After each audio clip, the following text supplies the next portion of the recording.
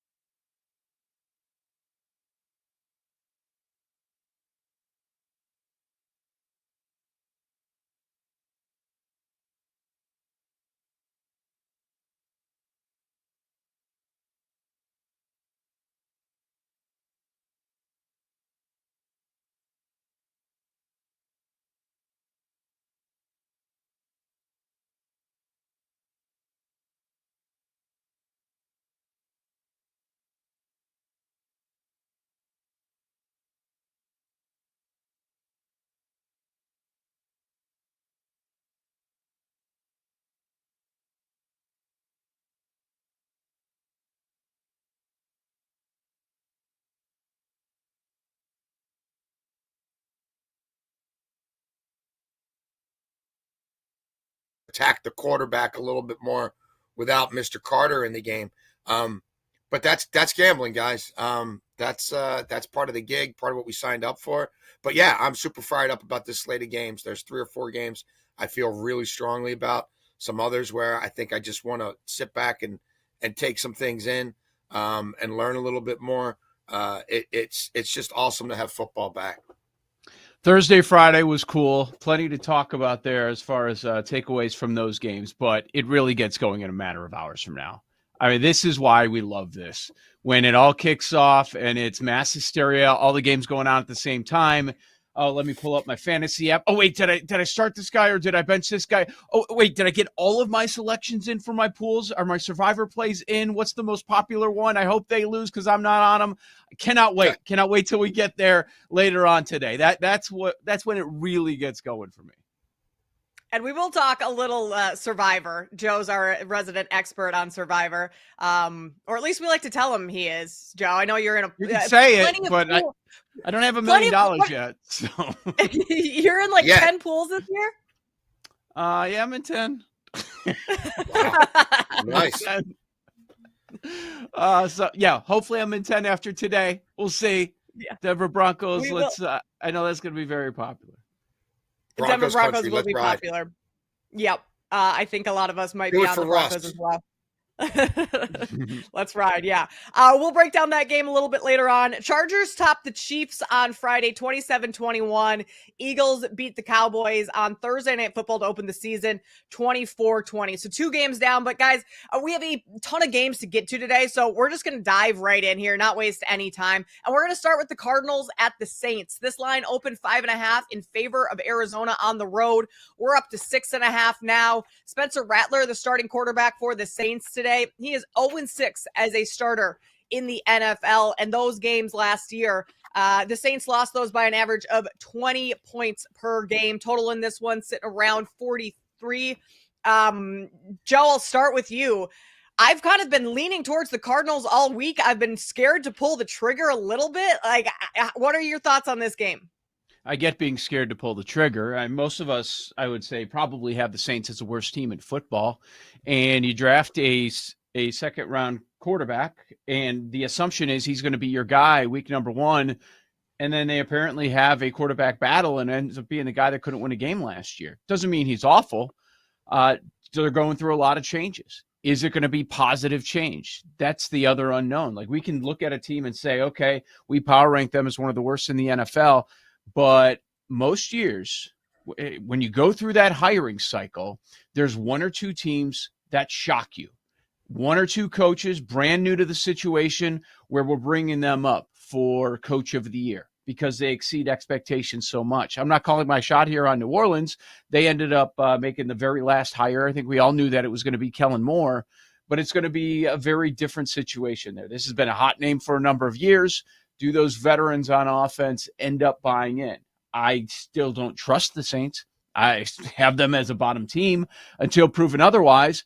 But on the other side, Jason, it's Kyler Murray. Kyler Murray straight up is below 500 when he's favored in these games. And they're going on the road and they're laying nearly a touchdown. That's the part that scares me.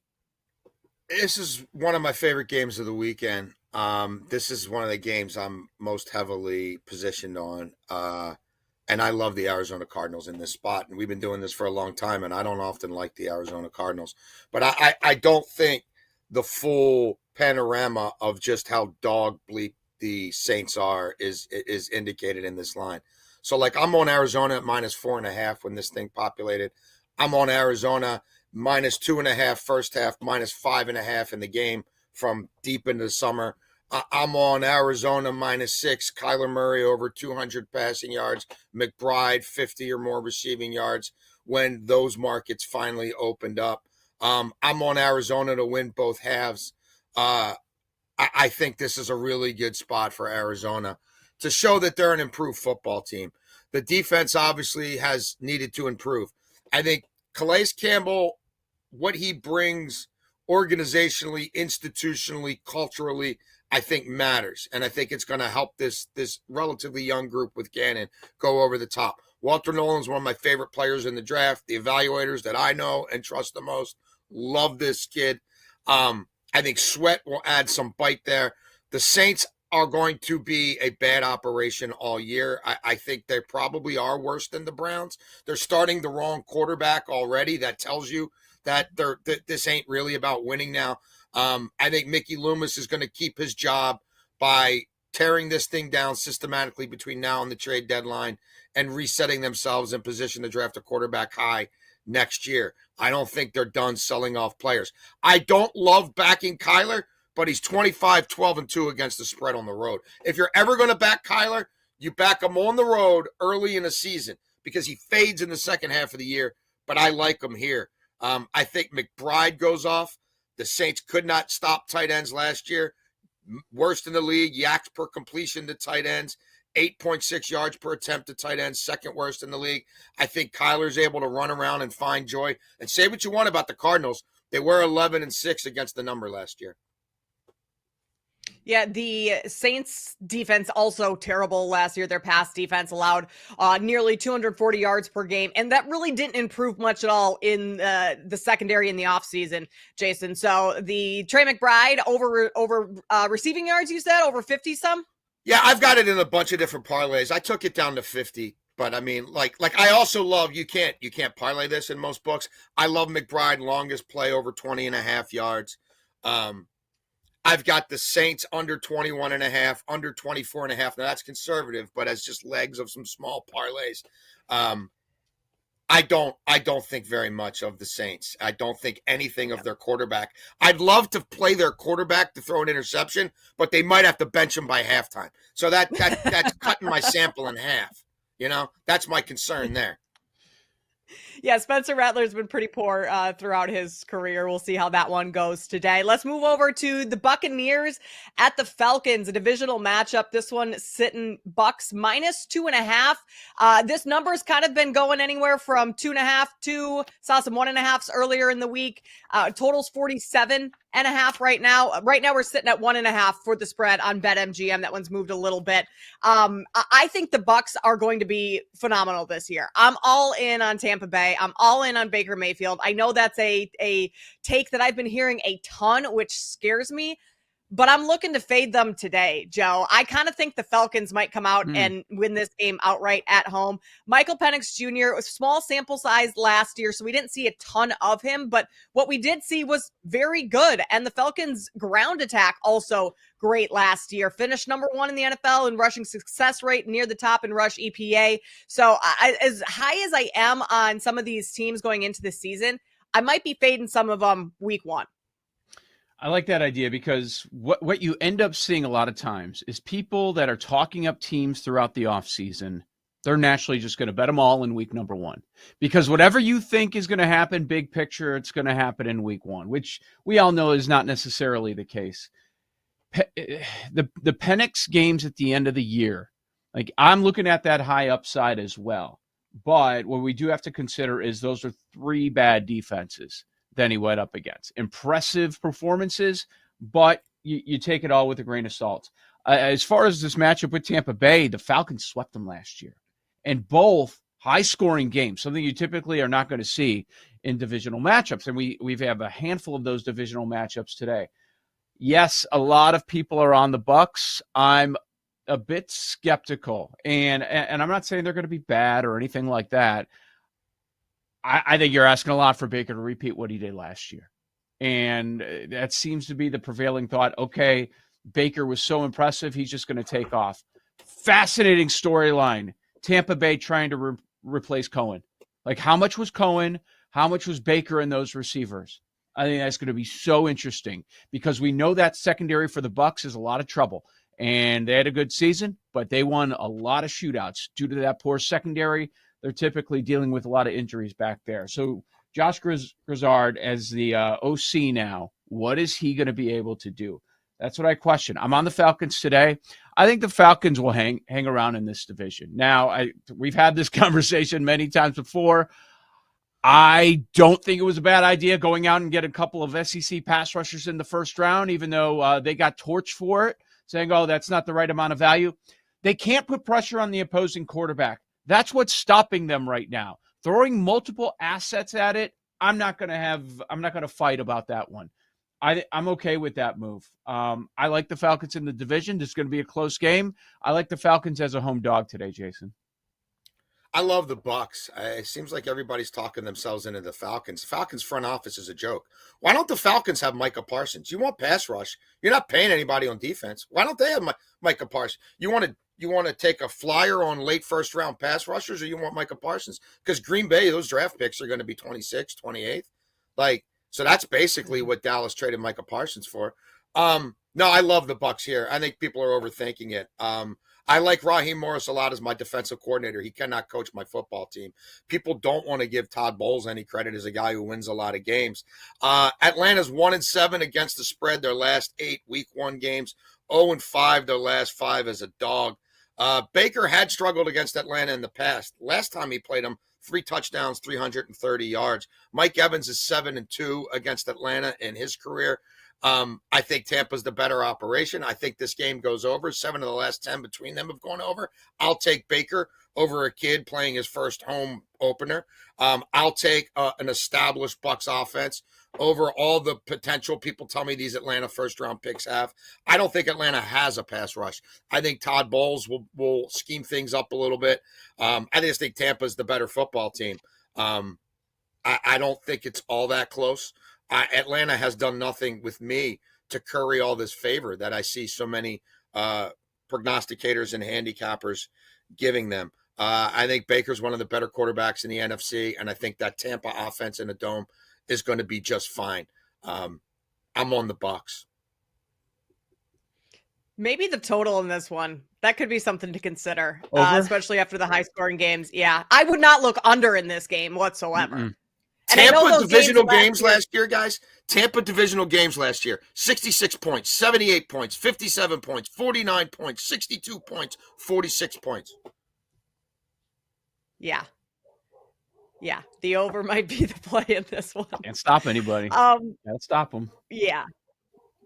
Panthers, Jags. Let's just touch on this one briefly, and then we'll carry it into the next segment here. Jags laying 3.5. Now that we've gotten over the 3 and we're having to lay the hook, Jason, interest in the Jags at all? 30 seconds. No, I am sort of positioned on the Panthers. We could discuss further after the break. I'm not buying the Jags, though. Oh, interesting. Ooh, Okay. buying the Jags on the season. See, I am buying the Jags on the season. They're one of my favorite teams this year. Liam Cohen going over here. We will debate that, Jason, for sure. Couple other notes that we've had pop up over the week. Someone popped up on the injury report for San Francisco. Christian McCaffrey with a calf. Yikes, that's a little deja vu from last season. The Browns also signed rookie Quinshon Judkins to a four-year deal on Saturday. That is, he's the last rookie to sign his deal. Cam Hayward got a deal done. Jameson Williams, couple other players. We'll break all that down, including the rest of the Week 1 NFL slate coming up here on BetMGM Game Day with Jason Lockenfora, Joe Ostrowski, and Kate Constable.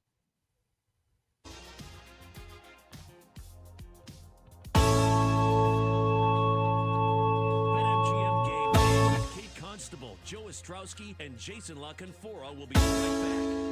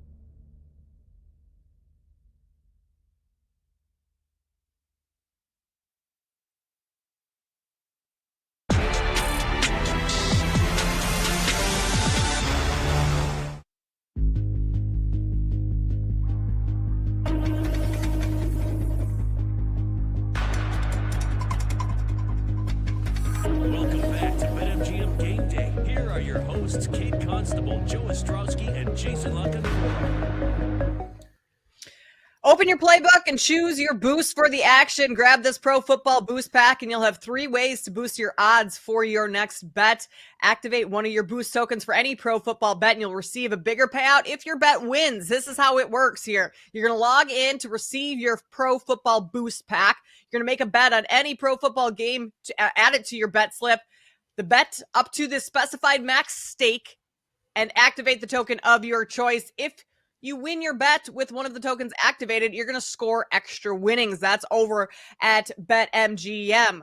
Joe, Jason, we're going to continue on where we left off. We'll pick up where we left off in that last segment, continuing just to cruise through these games. We've got a lot to get to today on the show. Only 3 hours to do so. So Panthers at Jags today. Jags laying 3.5. Jason, I'll let you continue your thoughts from the previous segment. I like the Jags at 3.5. I am out, and it sounds like you are out on them for basically the season. You're not buying into the Jags hype. I gotta say it to believe it. I mean, again, this is an owner who everybody loves. He's just the best guy. What a cute mustache. He can't win. He can't build a winning culture. He can't hire the right people. So I'm skeptical. The quarterback, I think, is borderline fraudulent. If you want to back him at home, he's 12-17-1 against the spread at home. His last 14 games, he's 5-8-1 against the spread. He's 2-4-1 against the spread his last 7. He don't do it for me.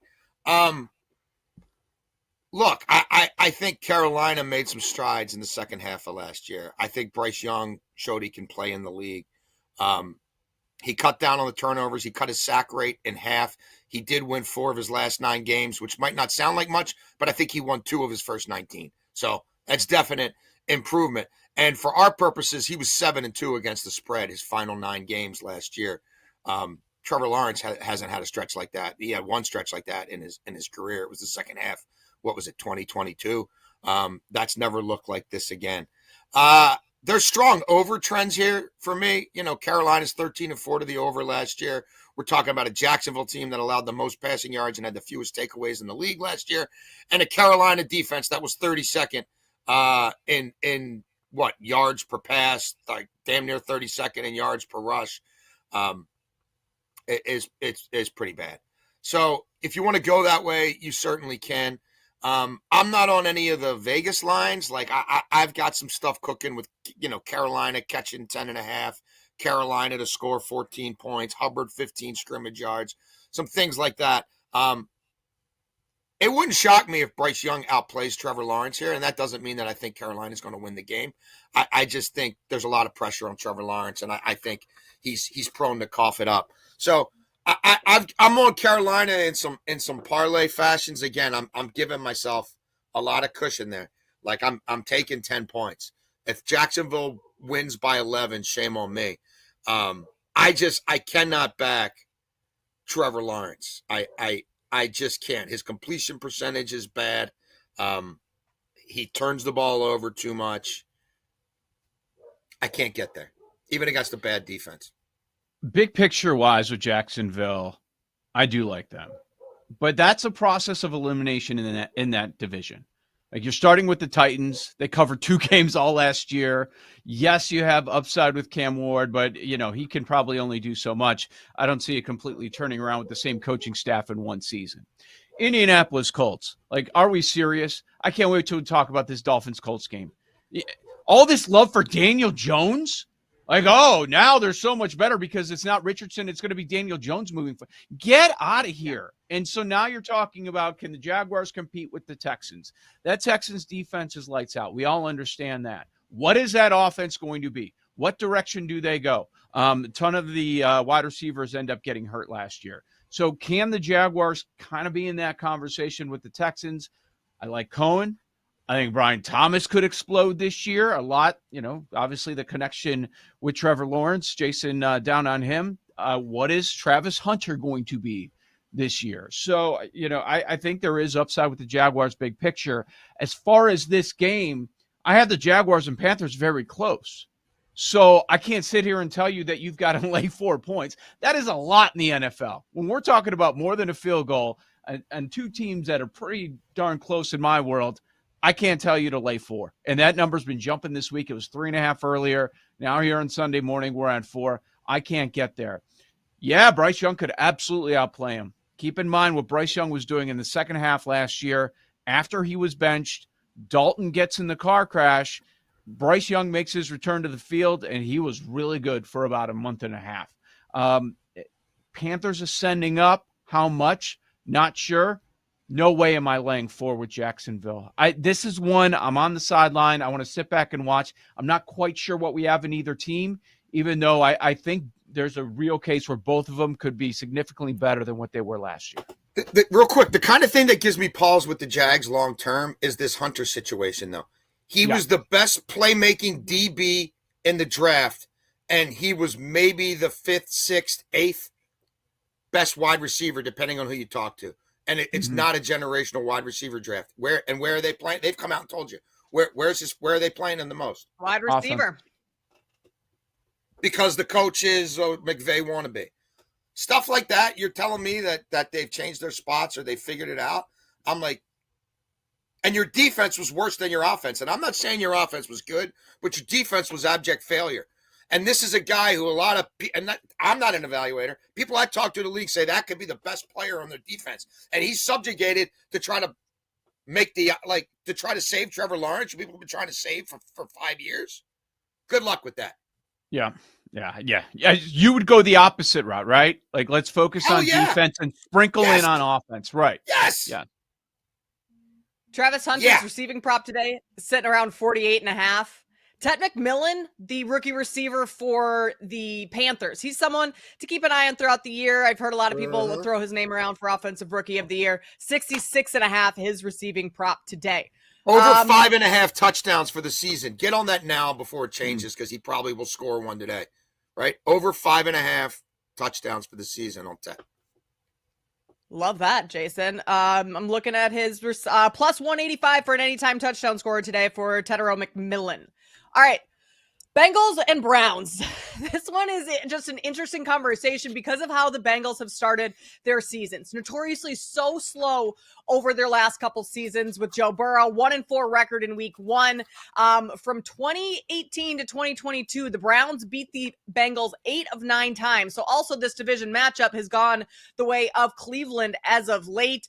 Bengals laying 5.5 though on the road. Total sitting here 47.5 Sunday morning. Jason, are you laying the points with the Bengals, who have made a point of emphasis in the preseason to play their starters more so than they have in recent years? That way they get off to said faster start. We'll see if that actually comes to fruition today. This is another one that I jumped on early in the summer, and the way I jumped on it was Cincinnati over 23.5 points.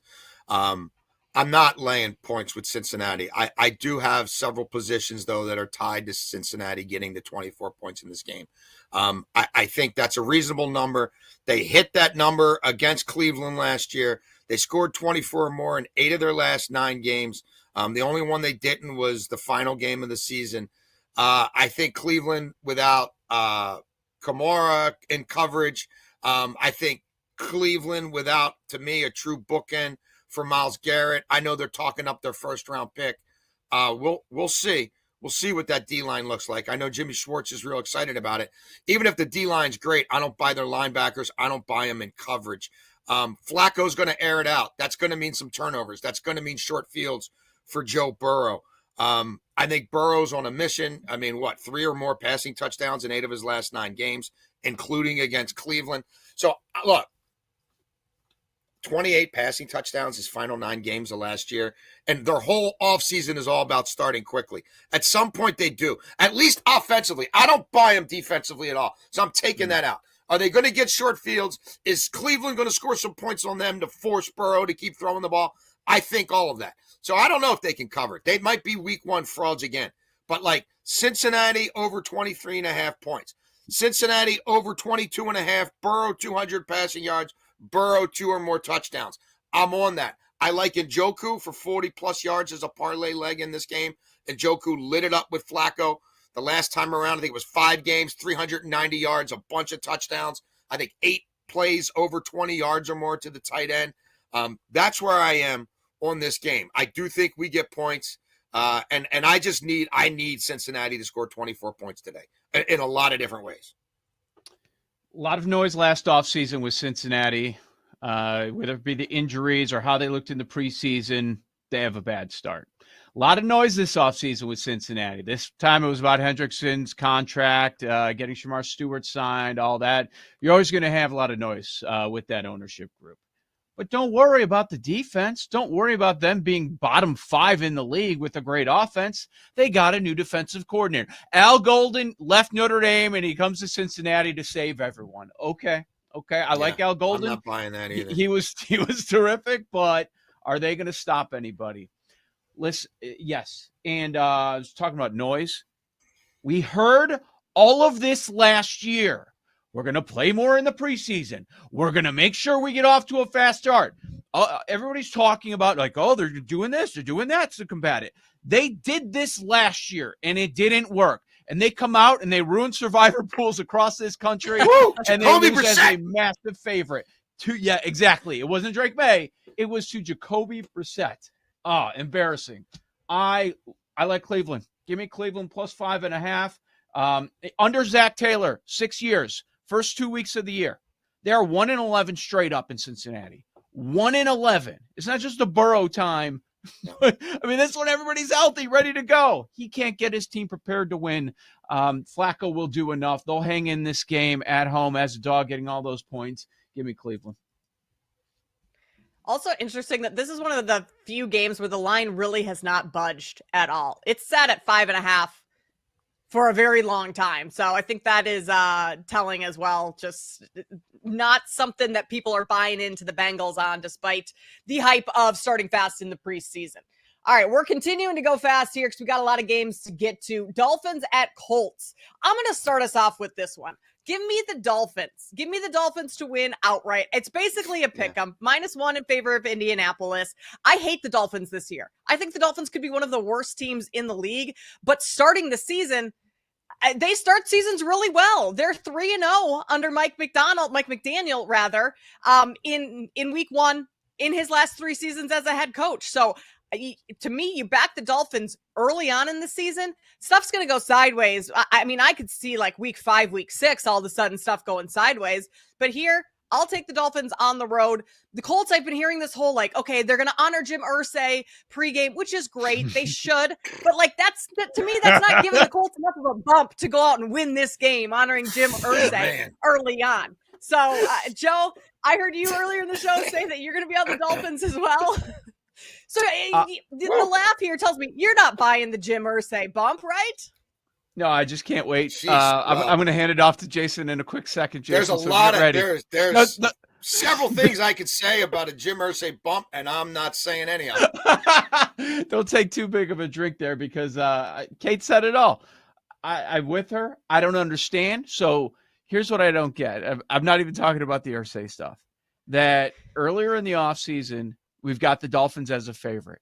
Oh, we're going to switch to Daniel Jones. Oh, they're switching to Daniel Jones. Jones and Steichen? Oh, this is going to be good. Then they make the Colts the favorite. This is another team in Indianapolis, like Cincinnati. They don't know how to start the year. They have no idea. If we go back to 2008, they are 2-14-1 against the spread. They can't win games.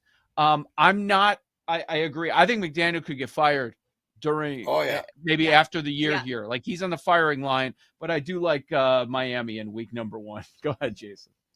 Yeah, look, I'm not on this one. I would play Miami on the money line. I almost took it at plus 110 at one point over the summer and then just said, no, I got other things I'd rather spend my money on than Mike McDaniel. I will say this, the Colts are 0-10-1 straight up their last 11 week 1s. That spans a bunch of coaches and now a bunch of owners too. That's the second longest week 1 losing streak in NFL history. If you recall, the Browns almost went 20 years without winning on week 1. 1-8-1 against the spread their last 10 week 1s. McDaniel usually has his team, pretty tuned up on offense for September. It's when they have to get through a whole season, when they have to play in the elements, when they have to go on the road that they falter. I do lean lean Miami's way. But McDaniel, 10 and 16 on the road. I don't love that. McDaniel's 1-5 against the spread versus this crappy AFC South, for whatever that's worth. He loses the cover margin -8. So they fail to cover on average by a touchdown in those games. I do think they're probably a point better than the Colts, I guess, but I don't love this game. Dolphins, one of my favorite plays today. We'll see if that makes best bets later on in the show. A double revenge spot, Steelers and Jets. We'll talk about that one. Plus, Ravens and Bills, a massive matchup coming up on the other side. You're listening to BetMGM Game Day with Jason Lockenfora, Joe Stowski, and Kate Constable. BetMGM Game Day with Kate Constable, Joe Stowski.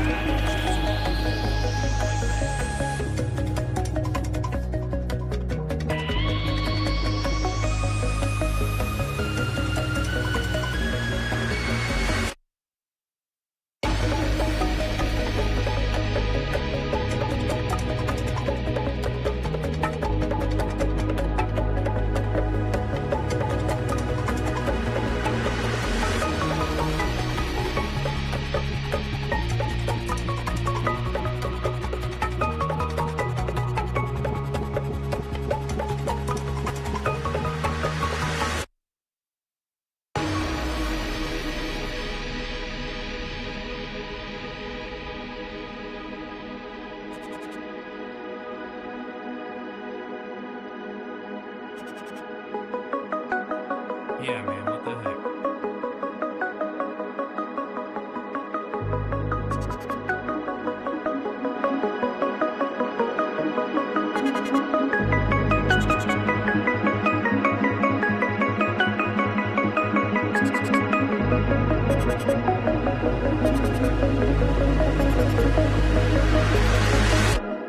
Four Nations.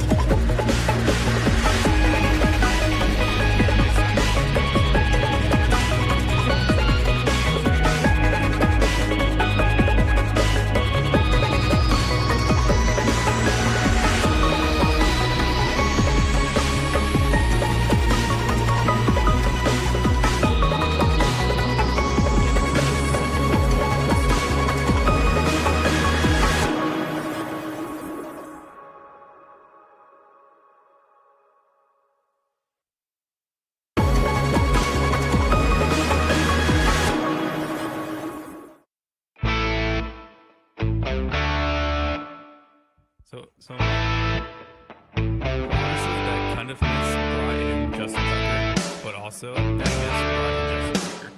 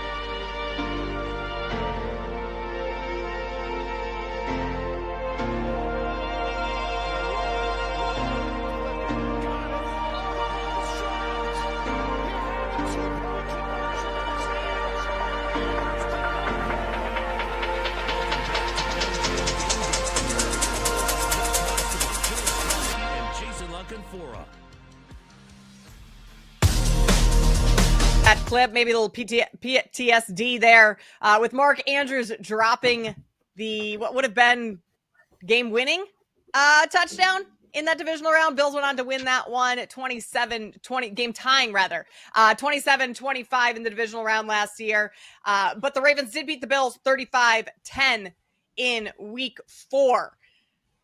They've split the last 10 meetings against one another dating back to 2007. This line sitting Ravens -1. Total opened at 51.5, down to 50.5. Jason, you're out in the Baltimore area. You're on Baltimore radio. I'm going to let you start this one off. What are we looking for in Ravens-Bills?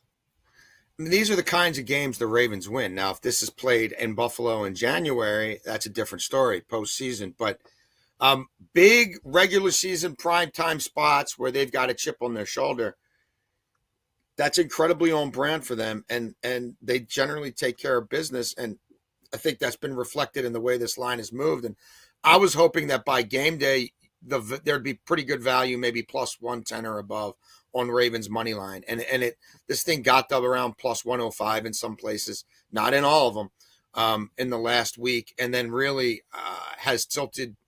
Clearly money's come in on the Ravens. A lot of people are on the Ravens, and I am on the Ravens here. And I did grab them on the money line, not for as much value as I hoped I could get.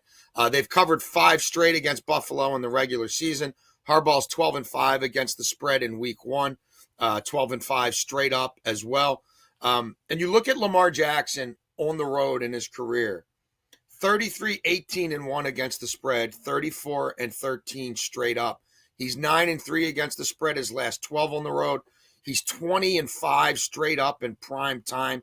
He's 12-1 in his last 13 primetime games, 25 touchdowns to 6 interceptions in those 13 games. He tends to run more in prime time. He tends to run more against teams that were in the playoffs the year before in prime time. So when he faces a quality opponent in prime time, it activates the legs to over 64 yards per game in prime time, over 60 per game against playoff teams in prime time.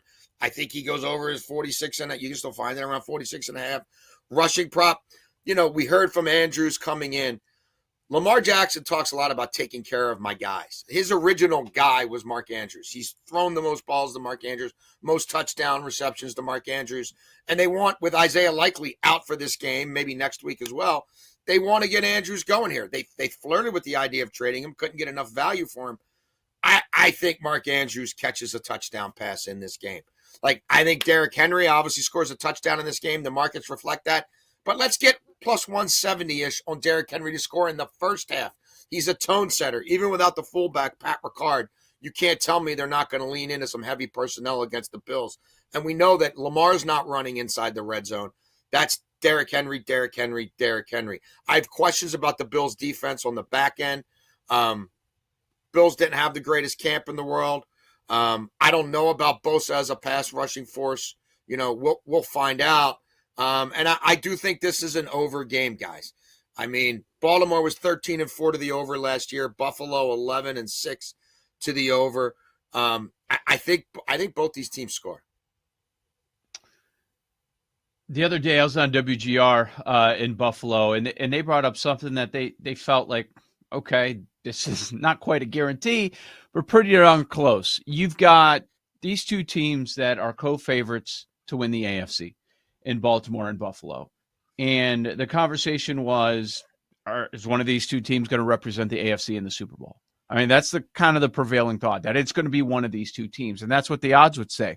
And the third team in the mix lost on Friday night. I don't want to go too far with a game in Brazil, especially week number 1, when you still have Patrick Mahomes on your side. But I get why that's the idea, that as far as, okay, it is time for one of these two teams to take over and to be the team in the AFC not named Kansas City. Now, a great Mahomes season could be in store. He was a little underwhelming just a year ago, but I think that is also part of this conversation.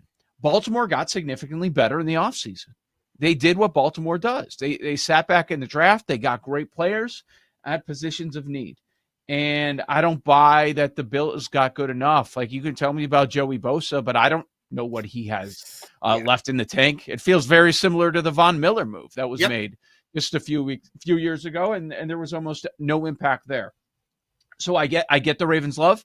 I understand why they're favored, even though it's on the road. And I think people are looking at that playoff matchup and saying, look, the Bills won because that was a turnover game. That's just what ended up happening there.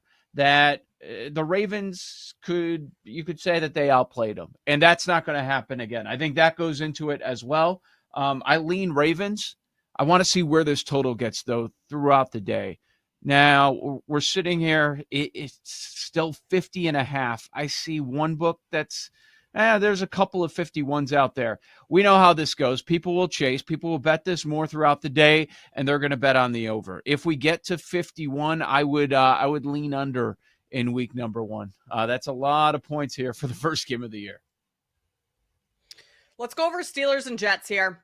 Continue on with all week 1 matchups. The revenge angles, Aaron Rodgers facing his old team, facing Aaron Glenn, who basically told him to get out of Pittsburgh or get out of New York. You have Justin Fields facing his old team with the Steelers. Steelers sitting at 3. This was 2.5 at some books throughout the summer. I mean, look, Steelers to me have the better quarterback. They have the better defense. They have the better head coach, at least Aaron Glenn hasn't really proven himself as the Jets head coach quite yet, coming over from the Lions.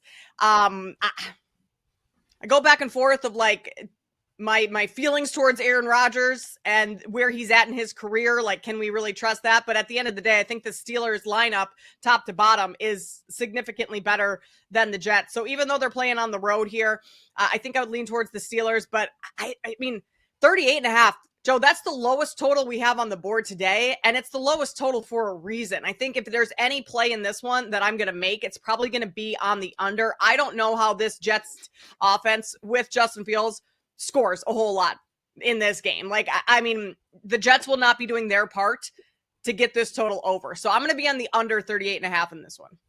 Yeah, not interested in the over at all. It should be this low, and you could make the argument that it should be lower. If we had a larger sample size, maybe it would be. And you have to give credit to both defenses, too. They're pretty strong. So you got weak offenses going against these strong defenses to start the season. Yeah, it's 2 defensive-minded coaches. I understand the play on the under.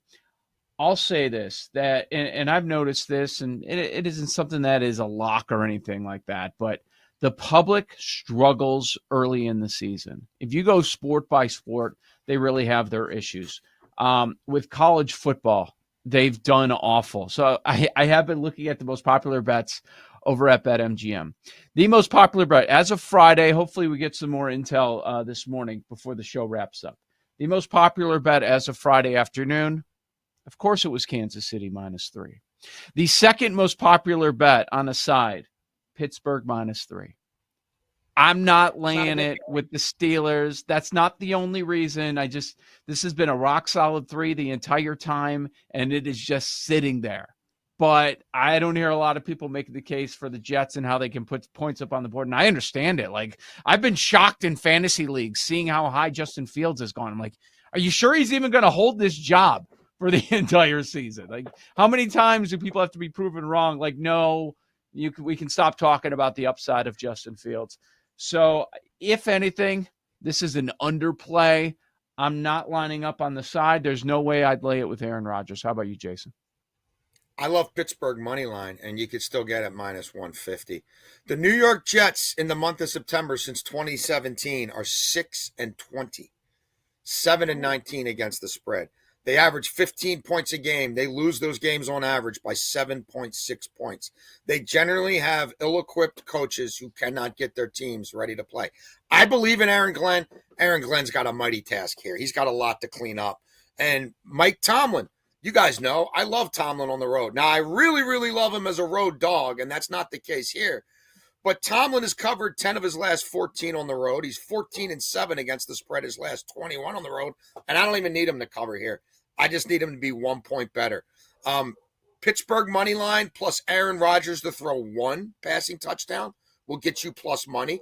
I love Aaron Rodgers over 1.5 passing touchdowns, which is around plus 150 in a lot of places. Like, they don't have Najee Harris any there to be the bulldog anymore and run inside in the red zone. They never feature Warren in the red zone as much as they should have. And if they do here, I think it will be a check down from a guy who doesn't want to get hit anymore. Aaron Rodgers is the offensive coordinator, not Arthur Smith. This is a revenge game for the most petty, right, most vindictive guy in the league. You're telling me he's not throwing at least one passing touchdown today.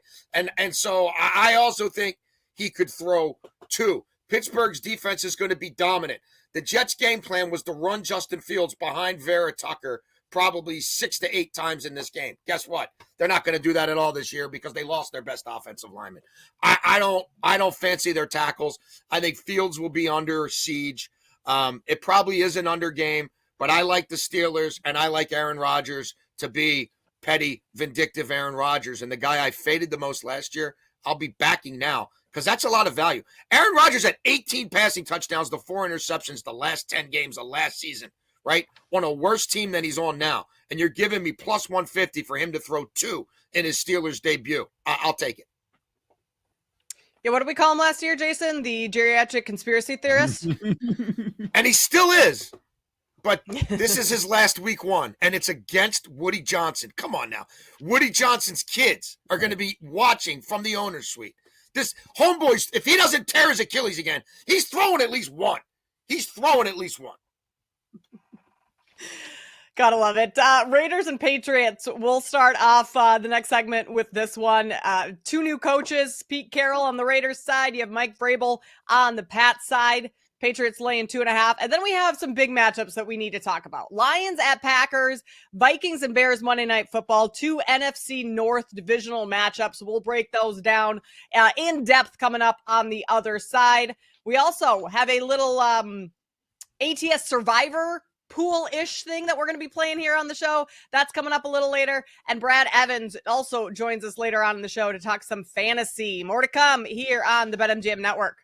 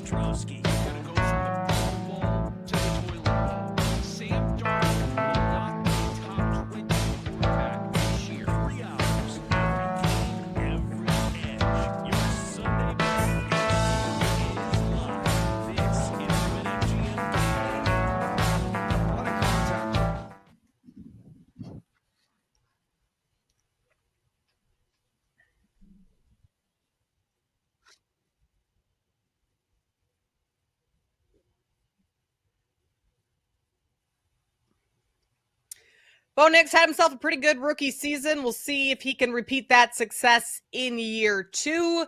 The Broncos hosting the Titans today. Broncos laying 8 at home, total 42.5. You have the number 1 overall pick, Cam Ward, making his first start of his NFL tenure with the Titans on the road against a Sean Payton team. Something tells me not a recipe for success for the Titans today, but 8, Joe, that's a big number. This line has continued to climb in favor of the Broncos. I can't look necessarily towards the Titans, but I think the Broncos at 8, that's a hefty number as well. I would play the under 42.5 because I don't think the Titans against this Broncos defense is going to be able to do a whole lot, but there has been quite a bit of line movement in this game as well. Yeah, this game and a number of games, the board is starting to light up this morning as we get closer and closer to kickoff. Now, in this game, Kate, I see an 8.5 just about everywhere. There are some 9s that are out there on Denver at this moment. And the other one that just lit up was a game we already discussed in Jacksonville, Carolina. So that was earlier in the last hour. I'm getting 4.5 now. Wow. It was 3.5 to 4 earlier, and now some of those 4s are out to 4.5. So they are hitting Jacksonville. They are hitting some Denver with some 9s popping there. Now, those are dead numbers. Once you get past that 8, 8.5, 9, 9.5, like how much higher is it going to get before you get pushback? That's going to be interesting to watch. As far as Denver, the story with this game is this is going to be the most popular survivor play, any pool that you're in with Denver. Them just winning the game. It is a rough spot for a rookie quarterback. That team has to change a whole lot. Now, Cam Ward could be great, but it doesn't mean today is going to be easy in any sense. You go to the elevation. You go to face one of the best defenses in the NFL. Oh, by the way, we're going against Sean Payton.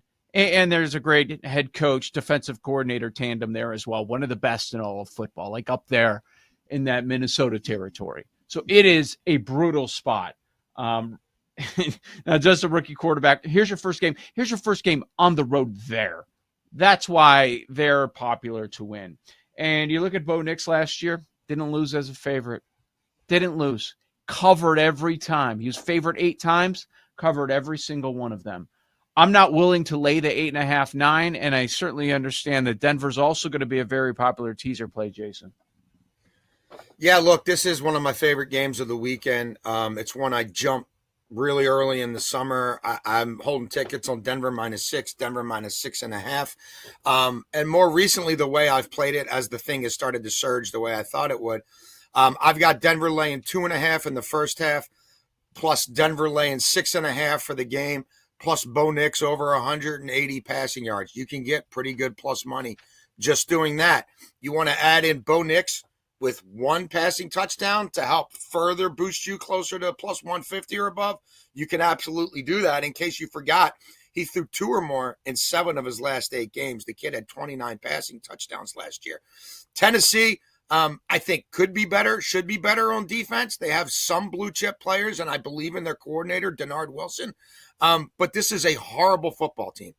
They were 2-15 against the spread last year. They were 4-13 against the spread on the road the last 2 years. That's worst in the NFL. They've won 9 of their last 41 games straight up. I think Cam Ward is walking into a hornet's nest here. You know, take that first half number, which is now ballooned up to 5 and 5.5, which is where you could have got the game, 2 months ago. Take that down under a field goal, or maybe don't take it down at all, because I think the first half is going to be indoctrination by fire for Ward. And he might get a little better in the second half. I also am fairly leveraged on Denver to win both halves, which I've played at plus 125. My only concern is that they are up 24-3 at the half, and that, Tennessee scores 10 kind of garbage time points, and Denver maybe only scores 7. I don't think that's going to happen, though, because I think Sean Payton's out to show the world I want to win a Super Bowl this year. And I don't think Sean Payton is one to take his foot off the gas too soon, and he wants to keep propping this quarterback up. Denver might have the best defense in the league. And the one thing Denver couldn't do last year to help the defense out was run the ball. I think they're going to run the ball this year. I'm bullish on Denver. I have tickets on Denver in the AFC Championship game, Denver's season ending in the AFC Championship game, Denver's season ending in the divisional round. Like, it wouldn't shock me if Denver is coming to Baltimore for the AFC Championship game. I think Denver is that good. And Denver covered last year. As Joe said, they always covered when they were a favorite. 11-5-1 against the number overall. This thing is getting a little crazy, but Denver did average 33 points a game from week 11 on. I think it's a smash spot. Cortland Sutton got paid in the offseason as their wide receiver one.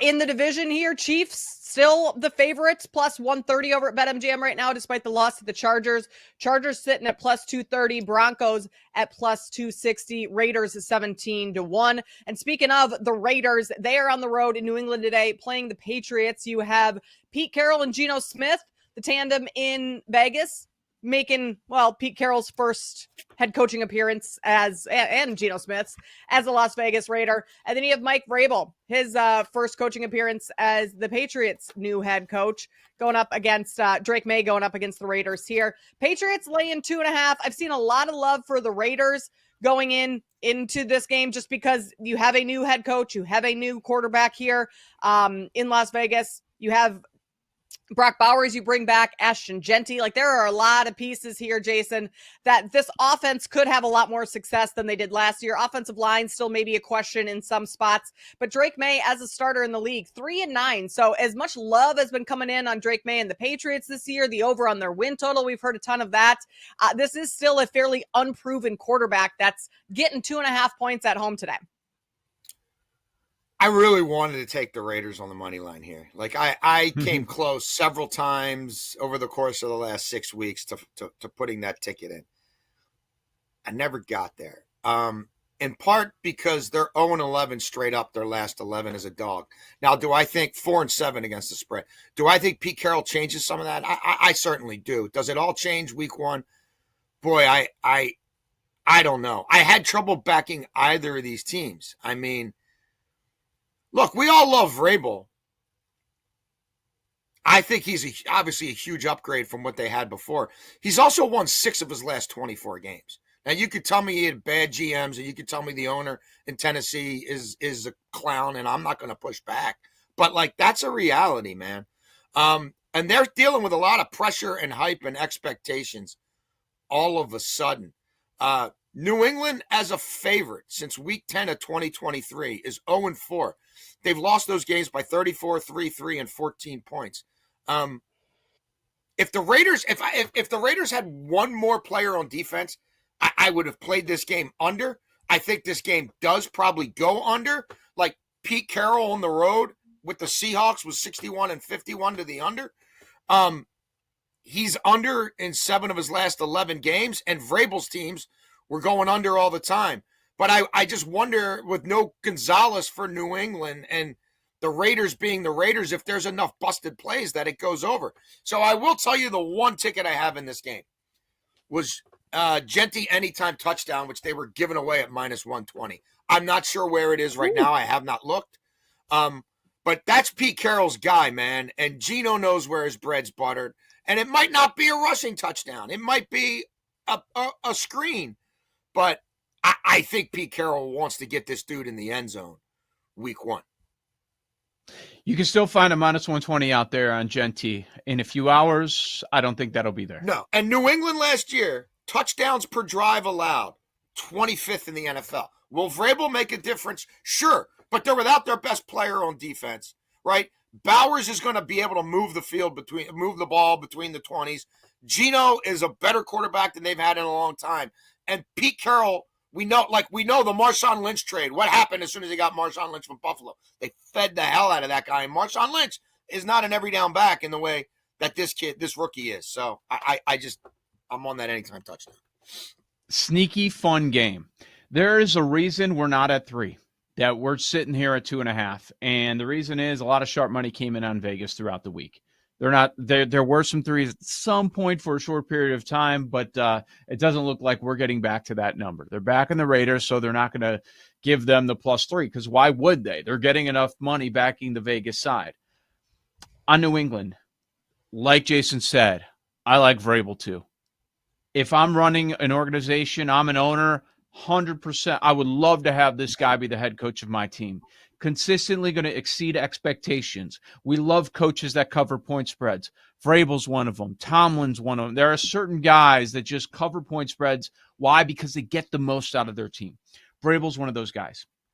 This team still won 4 games last year.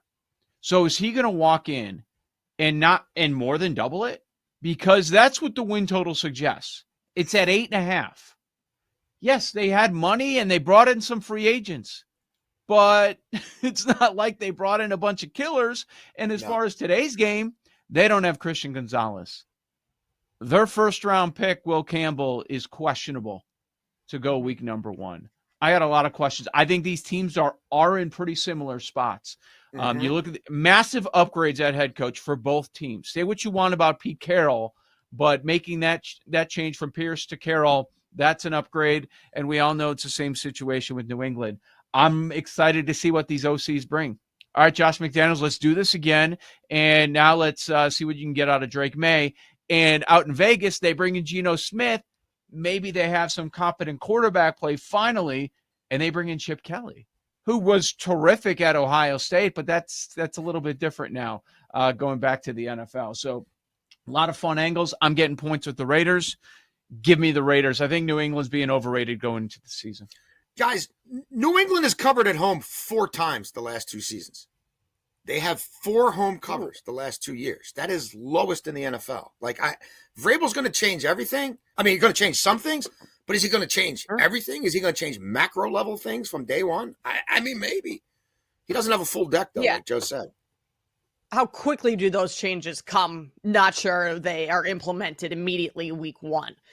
There are quite a few changes to the Lions coaching staff, most notably both offensive and defensive coordinators. Lions are on the road at the Packers. Packers laying 2. They just got Micah Parsons. They're going to win this game, right? Micah Parsons is going to be the difference maker. Packers to win the Super Bowl. Packers to win the division. Book it. Everything. Well, Micah Parsons, it looks like he's going to play today, but he's going to be on a snap count. Might even have to get an epidural prior to this one. Joe, I heard you and Sam talking on your show, Bet Sweats, earlier in the week. The ATS numbers in favor of the Lions are pretty heavy historically in terms of Dan Campbell as a head coach in week 1. Blanking on the quarterback, Jared Goff. His week 1 stats are very good. This is a spot where all the love in the world is on the Packers right now because of the Parsons trade. I will be taking the Lions today. It's a big boy move. It's impressive. I think a lot of people were looking at the top of the NFC and they weren't quite sure what to do. And then you have a good team and they add Parsons. Okay, you just made my decision. If you look at the NFC odds, these 2 teams are co-second favorites. So obviously the Super Bowl champ is the favorite. And then you've got now Detroit and Green Bay locked in together. That was not the case before Parsons. So we've seen that reaction in the market with a number of the win total, division, title odds, NFC odds, all that stuff, as you mentioned. It is fair to bring up Dan Campbell's record ATS. But if you're going to do that, you better bring up LaFleur's because his is terrific as well. A lot of people pick sides, and I'm only going to talk about Campbell's. What about his record? It's pretty darn good. The Lions have their number. In the last 7 matchups, the Lions have won 6 of them. And now I'm not huge on Detroit. I think they take a step back this season. Change with both coordinators. Ragnow's gone. We're going to be learning a lot about this team today. Getting points, though. This Lions team with all those players are healthier on defense than the end of the season. Hutchinson's back. I think we've gone too far, Jason. So I'm going to take Detroit in this game. I agree with a lot of what you said. I am willing and prepared to expound on it after we sell some more ads, or I guess the ads are already sold. We play some more ads. It's an interesting game. I'm big on the Packers overall this week. Stay tuned.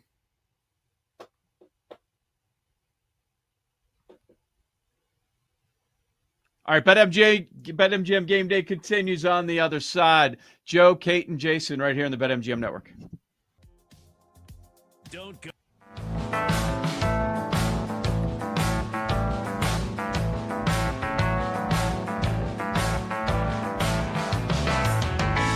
Thank you, Joe. I was muted. That's my bad.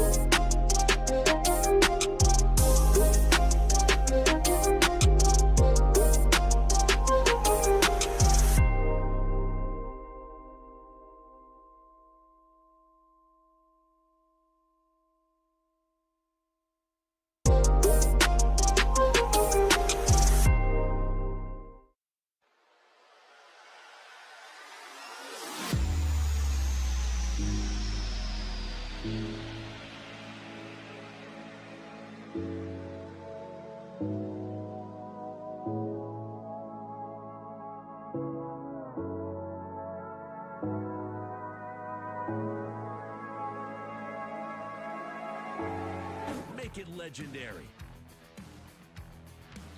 Jason Lockenfora, Joe Ostrowski, Kate Constable here with you on BetMGM Game Day on the BetMGM Network. Brad Evans of the network will join us at 9:40 Eastern time. He'll talk a little fantasy, help you set your lineups for today. We are live for the next hour and a half or so till 11 a.m. Eastern. If you missed anything throughout the show, you can go back and listen anytime on the free Odyssey app. If you want to watch us, you can do so on YouTube or Twitch. Just search BetMGM Network. Picking up where we left off here. Lions and Packers. Huge game this afternoon. Divisional matchup. Packers have Micah Parsons. Lions just re-signed Jamison Williams, their wide receiver, to a 3-year deal worth a max value of $83 million. So you got to believe he's going to be jacked up and ready to go this afternoon. Jason, we haven't gotten your thoughts on this game quite yet. Where are you leaning with the Packers laying 2 at home? Look, I love the Packers, loved them all summer. Thought they would address pass rush by the trade deadline. I didn't think it would be Micah Parsons. So it's not like I'm one of these Johnny-come-latelys. If you see my show at Wanna Bet with us, Wanna Bet, whatever the heck you want to call it. We're now part of the Odyssey family. You know I'm all over Green Bay a lot of different ways, but I don't love them against the Lions. And so I am not on this game at all. Like, LaFleur couldn't win in the division last year, but he was great in the division before that, except for against Detroit. Like, I think he bucks that trend, but I don't know that he does it tonight. Dan Campbell's 11-3 against the spread in September. LaFleur's 15-6, but again, at home against Detroit has not been a good spot for him. Detroit's won 3 straight games at Lambeau. They went over 50 against them at Lambeau last year. They're 6-1 are the Lions, their last 7 against Green Bay, but I do think the brain drain is real, and I want to see that. Plus, they lost their center. That's their whole central nervous system on offense. I kind of just want to see it. I believed in the Packers defense even before Parsons, but the Parsons back thing is now starting to give me a little bit more pause than it did when he passed the physical to make the to complete the trade 10 days ago or whatever. The more that there has been a real sense that his ability to play even in this game could be somewhat compromised scares me. Jordan Love is too good of a quarterback not to start a season well.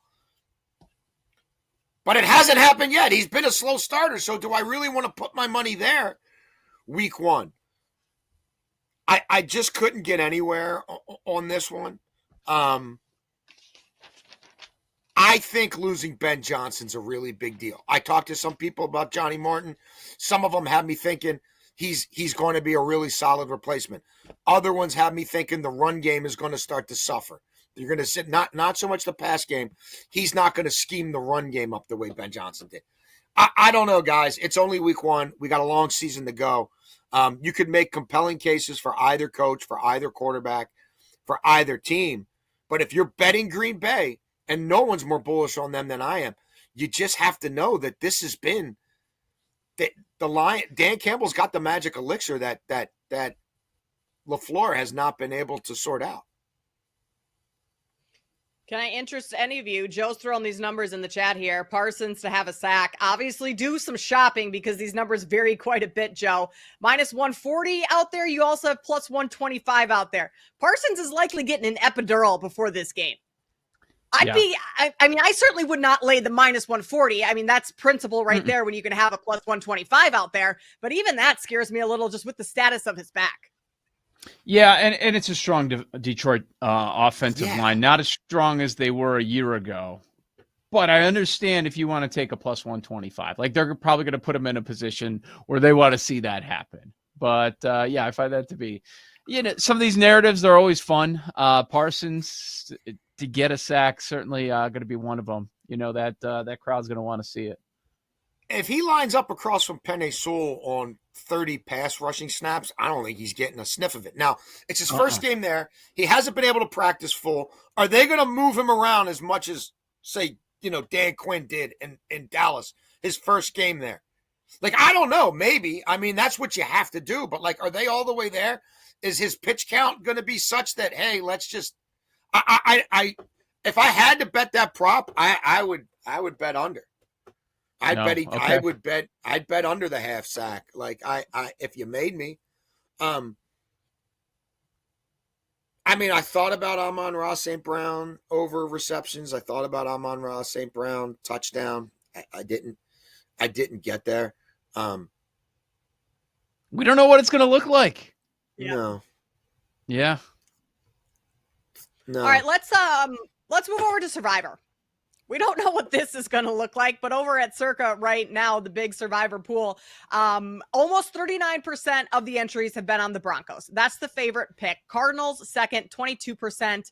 Eagles, that one cashed if anyone had that earlier on in the week. The Jags getting some love, and the Bengals getting a little love as well. Joe, I know this blows your mind every year. 24 people didn't enter a pick. You pay all that money to enter, and 24 people just lost money by just being lazy and not picking. That's always insane. 2 people had the Cowboys, they're out. 36 people had the Chiefs, they're out already. So Survivor, it was crazy last year. It's going to be crazy again this year. Yeah, there's no doubt about that. How do you spend $1,000 and not getting your picket on time? I'm not trying to be a commercial for Circa, but it's amazing how big Survivor is now. They got 18,718 entries in Survivor. $18.7 million are up for grabs. Sure, there will be multiple people winning, but it's amazing. They also have a $100,000 pool. If you want to get in on that one, they got 69 entries. Broncos also the most popular there, over 50% in that one. I that's what I think is interesting. So if you're doing a Survivor pool, these smaller pools probably want to go a little bit safer. Like I was running a smaller pool that had a couple hundred entries last year. It only went to week 10. It was it. It was done. And then, the bigger one I ran, it went all the way throughout the entire season. So that certainly plays a factor. But week 1, so much variance, so much concern. We think we know these teams. We don't know anything. Some of the stuff we're saying this morning, we're probably going to think that we're stupid by mid-afternoon. But it doesn't mean that's the case. It just means it's the case for week number 1. I get why everyone's on Denver. I totally understand it. I'm with Denver. I don't know how you don't have something on Denver in this game. Just that matchup of Cam Ward in his first game, and he's on the road against a phenomenal defense. Sometimes defenses are fickle. They look good one year, not so much the next. I have a hard time believing that's going to be the case with Denver. You could say that they actually improved with some of the talent on that side of the ball. So I'm going chalky. I don't like going chalky, but I look at some of these higher point spreads, guys, like could something funky happen there in a divisional matchup and they win against Washington? Yeah, we talked about the Bengals, how awful they are early in the season. Okay, Arizona, they're laying almost a touchdown on the road. I feel better about Denver. There's a reason it's the biggest point spread, and we're now touching 9 this morning. I feel like we should have Eye of the Tiger playing like in a bed behind us. Survivor. But I don't. We might not have. I don't know. That might be Beyonce. We might not have the rights to that. Let's go. Oh yeah, Beyonce sampling the baseline from Survivor, Eye of the Tiger, whatever. All the above. I'm on the Cardinals here. Okay. My partner on WannaBet, Ben Hall, and I are both on the Cardinals. We're doing this as a duo. If we both don't sign off on it, we're not going to go there. I think the Saints are that bad. Like, I think the Saints or the Browns, obviously, are probably the last 2 teams to win a game. Like, we might just go against the Saints the first 6 weeks of the season. There's some teams there that if I'm going to use them, I'm probably going to use them early. If you look at the Saints' first half schedule, like, I don't see a lot of wins there. Like, I don't believe they have a quarterback on the roster. I'm not sure the head coach is a head coach. The defense has fallen into disrepair from a personnel standpoint. And I don't think Mickey Loomis, the guy pulling the strings, who's the de facto owner, I don't think he's really into wins or losses this year. So I could Arizona be a little fugazi again? They might be, but I think they'd have to go a long way to undermine themselves to lose this game this week. I think they're better offensively, defensively, special teams. Saints' home field advantage has been chipped away and mitigated in recent years. Arizona, Kyler Murray, run the numbers for him in a controlled environment, in a non-open stadium. They're pretty good. Kyler Murray, first 8 weeks of the season, plays at a near MVP level. It falls apart when he gets beat up, or when people start thinking maybe this is the year Arizona is good, and all of a sudden expectations rise. But in this spot, in this window against that team, they can run the ball, they can throw the ball. Look, I think Marvin Harrison's going to be a thing this year. Like, I do. And they've got a legitimate move tight end, and they got a couple guys who can run the ball, and the quarterback can run the ball. And I think it's an at least slightly below average offensive line at worst. So, Jason, like, if they're up 24-0 at the half, I would not, like, it wouldn't shock me. 17-3 at the half, it would not shock me.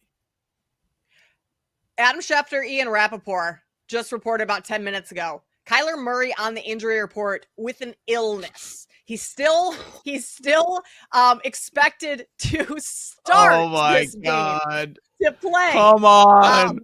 But he is on the report with an illness. The line has not moved over at BetMGM.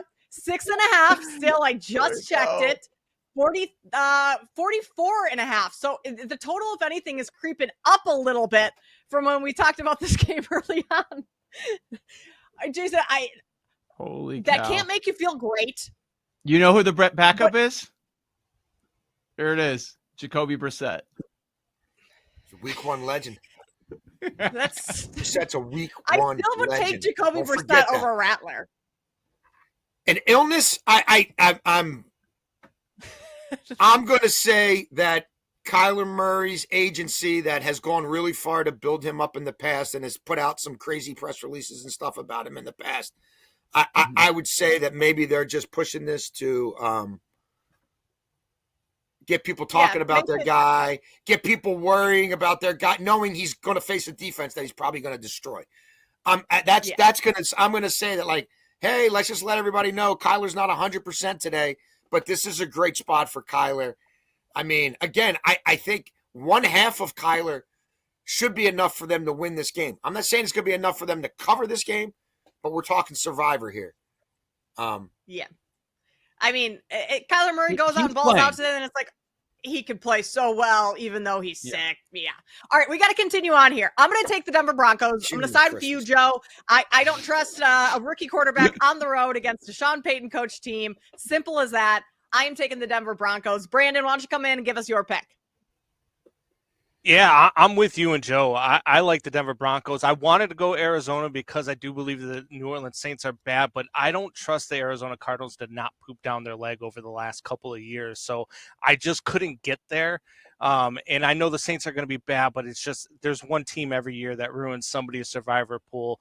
And this year I have this feeling that it's the Saints.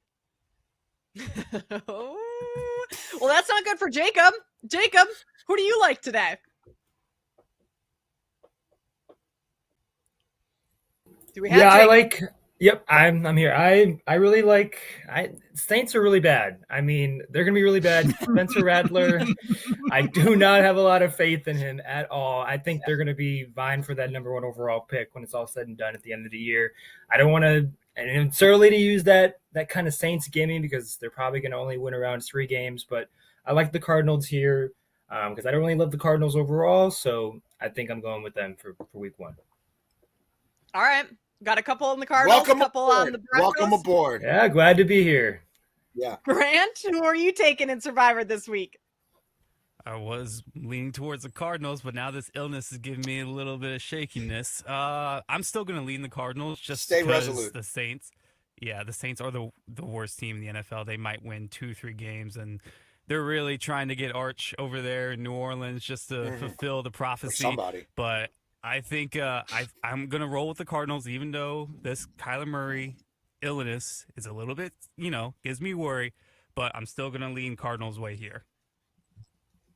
The Arizona Cardinals just tweeted out QB1 clocking in, Kyler Murray, tunnel walk. He's got the pink sweater on, the fit. There we go. It's all malarkey. Honestly, It's all malarkey. he's not walking like he's feeling that well, to be honest. But hey, he'll get those we saw Lamar Jack. We saw Lamar beat the Browns on primetime 4 or 5 years ago when they caught him running to the bathroom, right? His insides were blowing up. He still came back on the road and won that game. Remember that? That's true. He was These waddling players, into the locker room. Flu game incoming for Kyler Murray. Incoming here on BetMGM Game Day. Brad Evans joins us for some fantasy advice. He'll help you set your lineups, pick your teams for today. That's next here on BetMGM Game Day with Joe Ostrowski, Jason Lockenfor, and Kate Constable.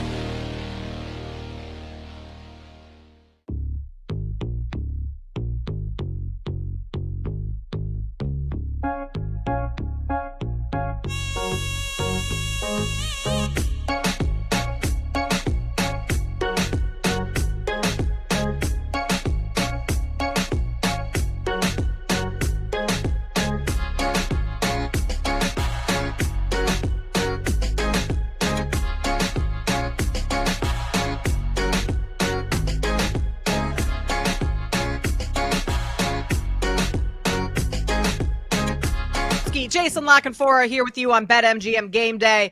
We spent the first half of the show breaking down tons of games for today. We still have a couple coming up here on the other side. Vikings, Bears, Monday Night Football. That's going to be a massive one here in Chicago with Ben Johnson taking over as the head coach. We will break down that one coming up here shortly. But for the time being, we have to bring in our good friend, Brad Evans, host of BetMGM Tonight, Monday through Friday, 7 to 10 p.m. Eastern. And you can follow his fantasy content on his site, The Gaming Juice. Brad, fantasy advice, give it to us. Hola, amigos! Happy Week 1 main slate to you.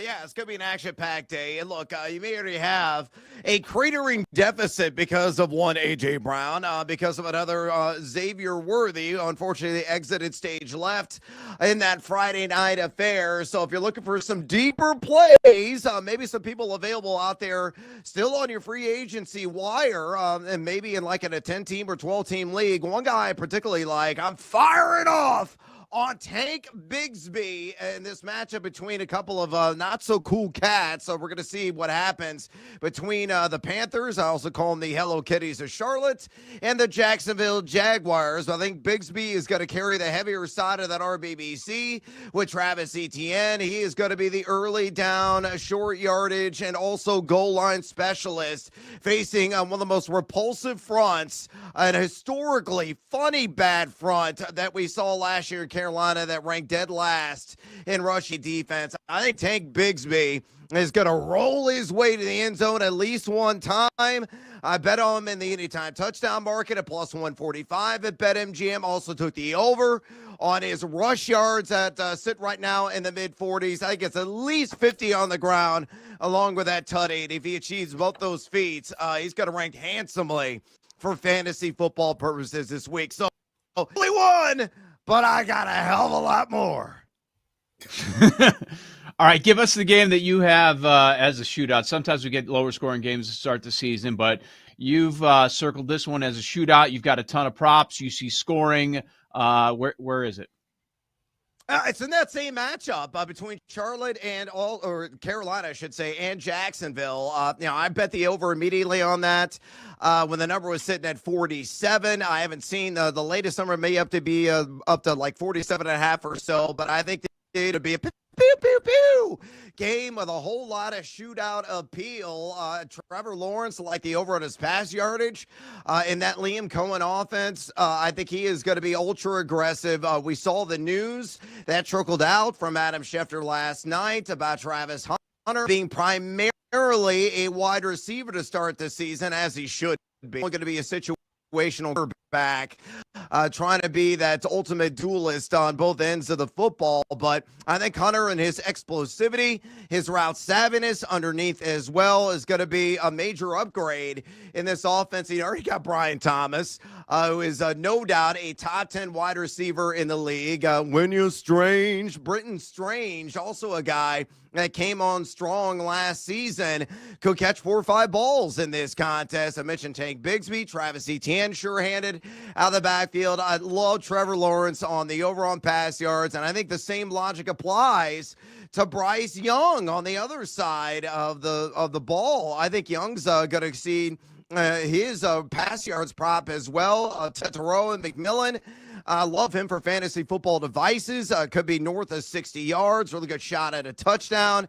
And don't sleep too hard on Jatavian Sanders. I bet the over immediately on 18.5 receiving yards. I think that number is in the low 20s now. He could be a waiver wire priority after week 1. I got him down for 35 and a touchdown. A guy who I think is going to be a sending flaming arrow after the game today. Excuse me. Historically, these Seahawks 49ers games have been a little batty. Now, I know both teams think their defenses will be improved this year. And then we've got the specter of this McCaffrey thing on top of it. How concerned are you, if at all, about that? I mean, it certainly sounds like he's going to play. They didn't elevate a running back from the practice squad, but we all know the caveats with him. And do you think that game could get a little, fertile for fantasy purposes?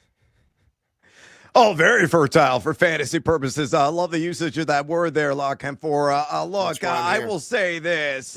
The Football Factory, he's not going to be cranking out a dud. He's going to be cranking out the platinum hits in this one. I ain't remotely scared about CMC and the supposed tender calf. For the horse's mouth, he said, hey, I'm going to be A-okay. He's going to go out there, give it his all. I already bet the over, and I grabbed it at a better number yesterday on 4.5 receptions at plus 120. He's a guy who I think is going to operate freely in the short to intermediate field as a pass catcher.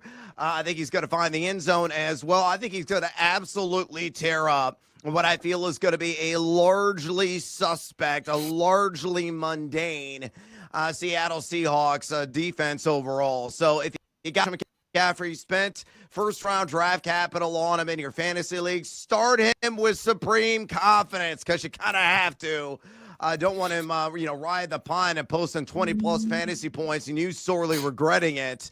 And also in this game, I think JSN is going to go absolutely ham. That, of course, being Jackson Smith and Jigba. Took the over on his receptions. He is going to be the main man, whether working in the slot or working outside in this offense with Sam Darnold now at the helm. I think this game could be maybe a little bit cuckoo for Cocoa Puffs in the end in terms of the overall scoring. But more scoring is more fantasy production, which means movers and the player props. Brad Evans here from BetMGM tonight. Brad, real quick, Justin Fields has been an extremely popular fantasy quarterback. Why is that? And what do you think about his matchup today with the Steelers, his former team from last season? A revenge game? Does that narrative really apply to Justin Fields in this one? Not so much, in my opinion, because you're facing arguably the best defensive line in the NFL. So I think he's a middling quarterback option, maybe a guy that you could, rightfully justify trotting out there in like a 14-team league. But like in a 10 or 12-team league, you might have better options that are like a Trevor Lawrence, like a Drake May, another guy very much on the radar in those scenarios there. The New England matchup taking on Viva Las Vegas. But Fields, of course, a guy, it's one of the ultimate scoring duelists in the NFL. He's highly questionable when it comes to the release of the ball out of his hands. But when they call his own number, that's where he really accumulates and racks the fantasy production. So against an assertive, aggressive pass rush that Pittsburgh has, I think there's going to be some opportunistic running opportunities for Justin Fields. So I took the over on rush attempts, took the over on rush yards as well. Again, temper expectations vertically, but on the ground, he will raise the floor. However, I think it's going to be more like QB 14, QB 15 level performance here in week one. Brad, another way to play some of these props, if you're hunting for some value, is you can find, okay, who's the passing leader of the day, rushing leader, receiving leader. Is there anyone that's not going to be like a top 3, top 5 favorite? You think maybe they're in the middle where they could explode? Love the matchup today. Maybe they lead the league in a category. Yeah, it's my guy getting down with Chase Brown. I always have the maple syrup here, the product of old Canada. I think he's going to taste sweet. I really do. I think he's got a really good shot of leading the entire NFL in rushing yards here in week one. Yes, the Cleveland Browns, you could argue, are going to have a borderline top 12 defensive line. Thank you, Myles Garrett. But I think Cincinnati, they're not going to come out rusty. They're not going to, come out dusty by any, extreme example. They were a team that was firing on all cylinders, really starting in their first preseason game. I know they were going on the schemes and those scenarios, but hopefully getting some snaps, getting some experience there, and meaningless football is going to carry over into meaningful football. And I think it will. The battle for Ohio. Brown last game, he faced the Browns, 18 carries for 91 yards. I think he's going to reach at least a hundo on the ground, so you might want to look at that in the alt market. I took him at 70-plus rush yards during the week at plus money, which was just and thank you, Sportsbooks, for that line. I think Cincinnati is going to be absolutely outstanding offensively. Also took the over on Joe Burrow. 2.5 passing touchdowns, also significant plus I think that game is going to deliver on the hype if you're back in the Bengals and a lot of their offensive assets. Brad, about a minute left. Your very best bet for today. What is it? Oh, let's saddle up the workhorse, the Clydesdale of the Circle City. Jonathan Taylor took the over on rush attempts. I cannot believe, guys, this number has come down and opened at 18.5. There at BetMGM, and then I popped open the feed yesterday, and I was like, oh my goodness, it's even better now. It's 17.5. Yeah, it's a little bit heavier juice at a -125, but I'm willing to slap it and pay it. He led the league in opportunity share at 88.4% last. Average 21.5 rush attempts per game. I think the Colts, who actually picked in Survivor this week, good luck to me. I think are going to make a statement against the Fighting Flippers, who are going to be just terrible. I think McDaniel is a dead man walking already. The Colts are going to establish a run, and they're going to ride their stud in Jonathan Taylor. I think it's at least 20 rush, and all I need is 18 in cash. The Clydesdale of Circle City, the Fighting Flippers. He is Brad Evans. Mi amigo, Bumps. we appreciate the time. Enjoy week 1. We will talk to you again soon, my friend.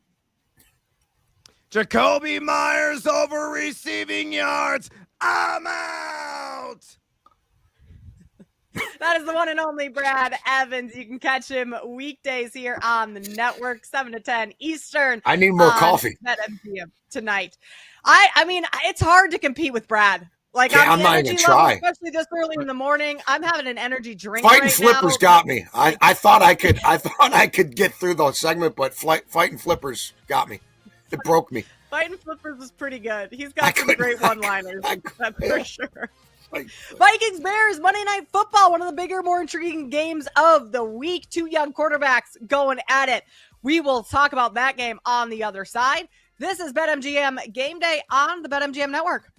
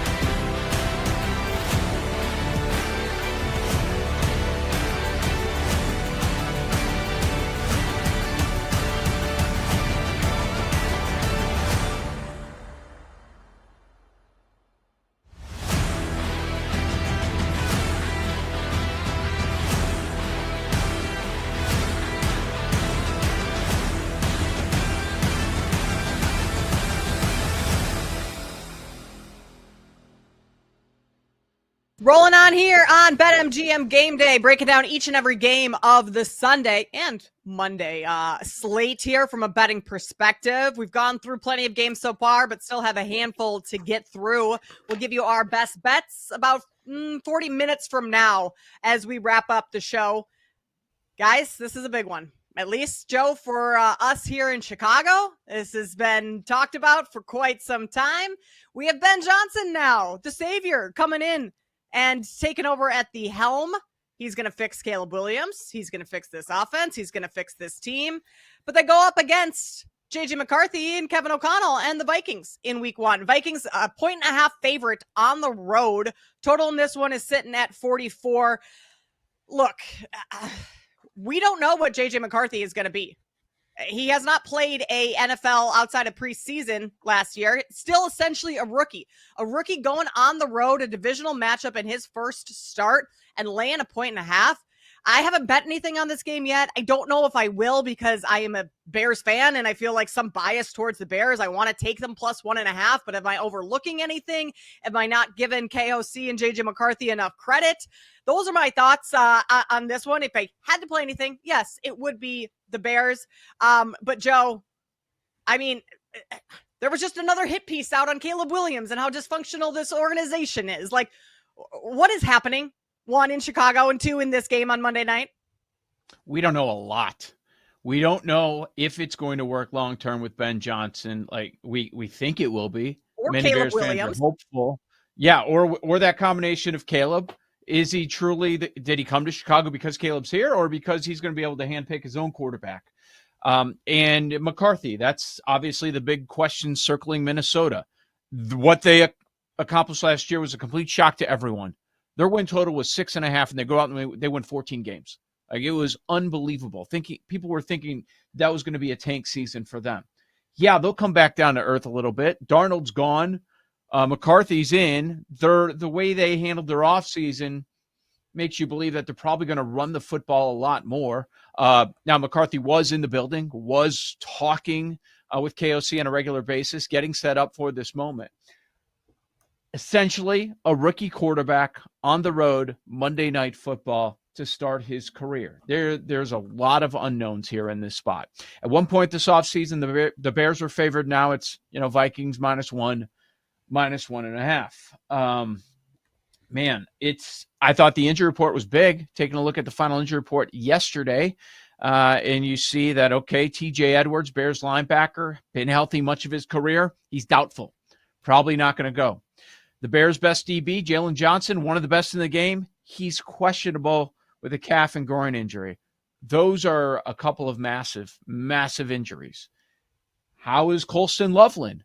Ben Johnson handpicked him. He's the first-round pick. He's our first pick, and I want him on my offense. So what's he going to do? What about the other tight end? How much of a role is he going to have?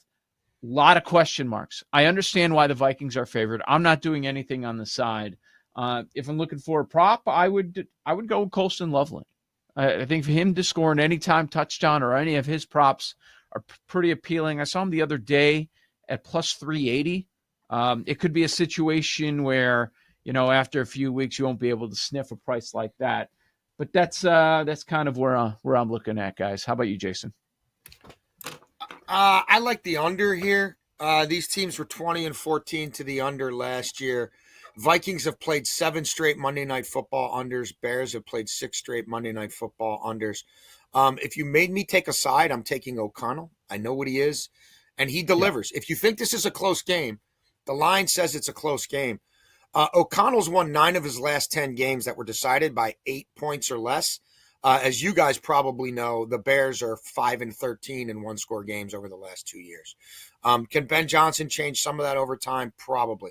This is also a Bears team that their last 8 times in prime time against division opponents, 1-7 straight up and against the spread. But I can't back the Vikings because I got to see this McCarthy thing to believe this McCarthy thing. I do like giving this number out, though, and I do it every time the Vikings play outside because it blows my mind.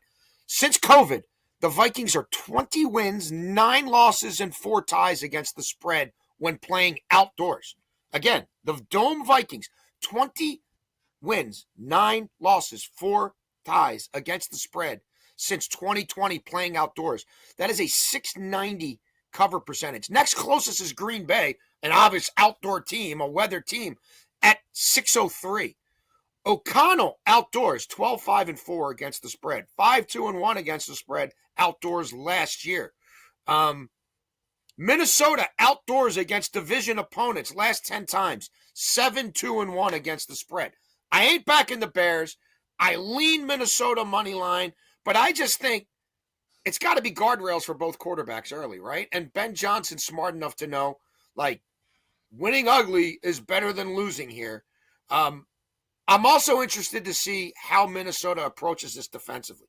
When Flores, who we know lives to blitz for the Vikings defensive coordinator, when he blitzed Caleb last year, Caleb had a 130.4 rating, completing over 65% of his passes for over 8.5 yards per attempt, 3 touchdowns, no interceptions.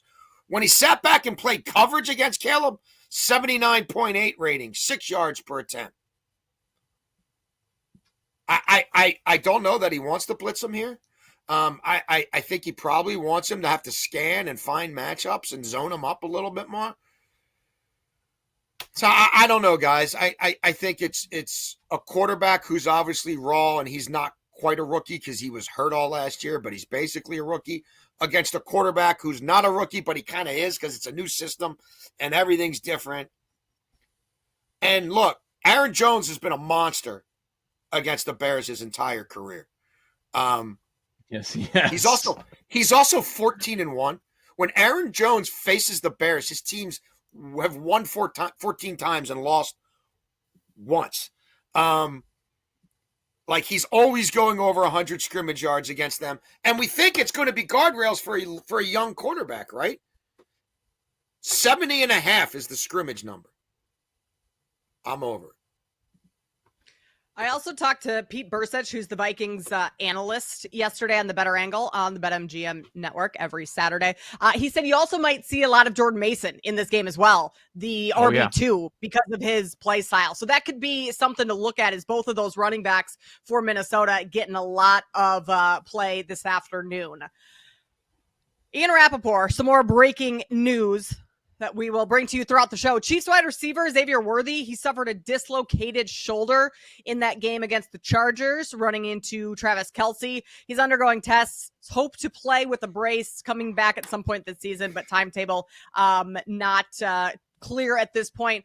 Also from Rappaport, Christian McCaffrey, who popped up on the injury report for the 49ers a couple days ago with that calf, he is trending in the direction of playing. He was a big part of Saturday's walkthrough. So guys, let's go over to a little 49ers Seahawks today.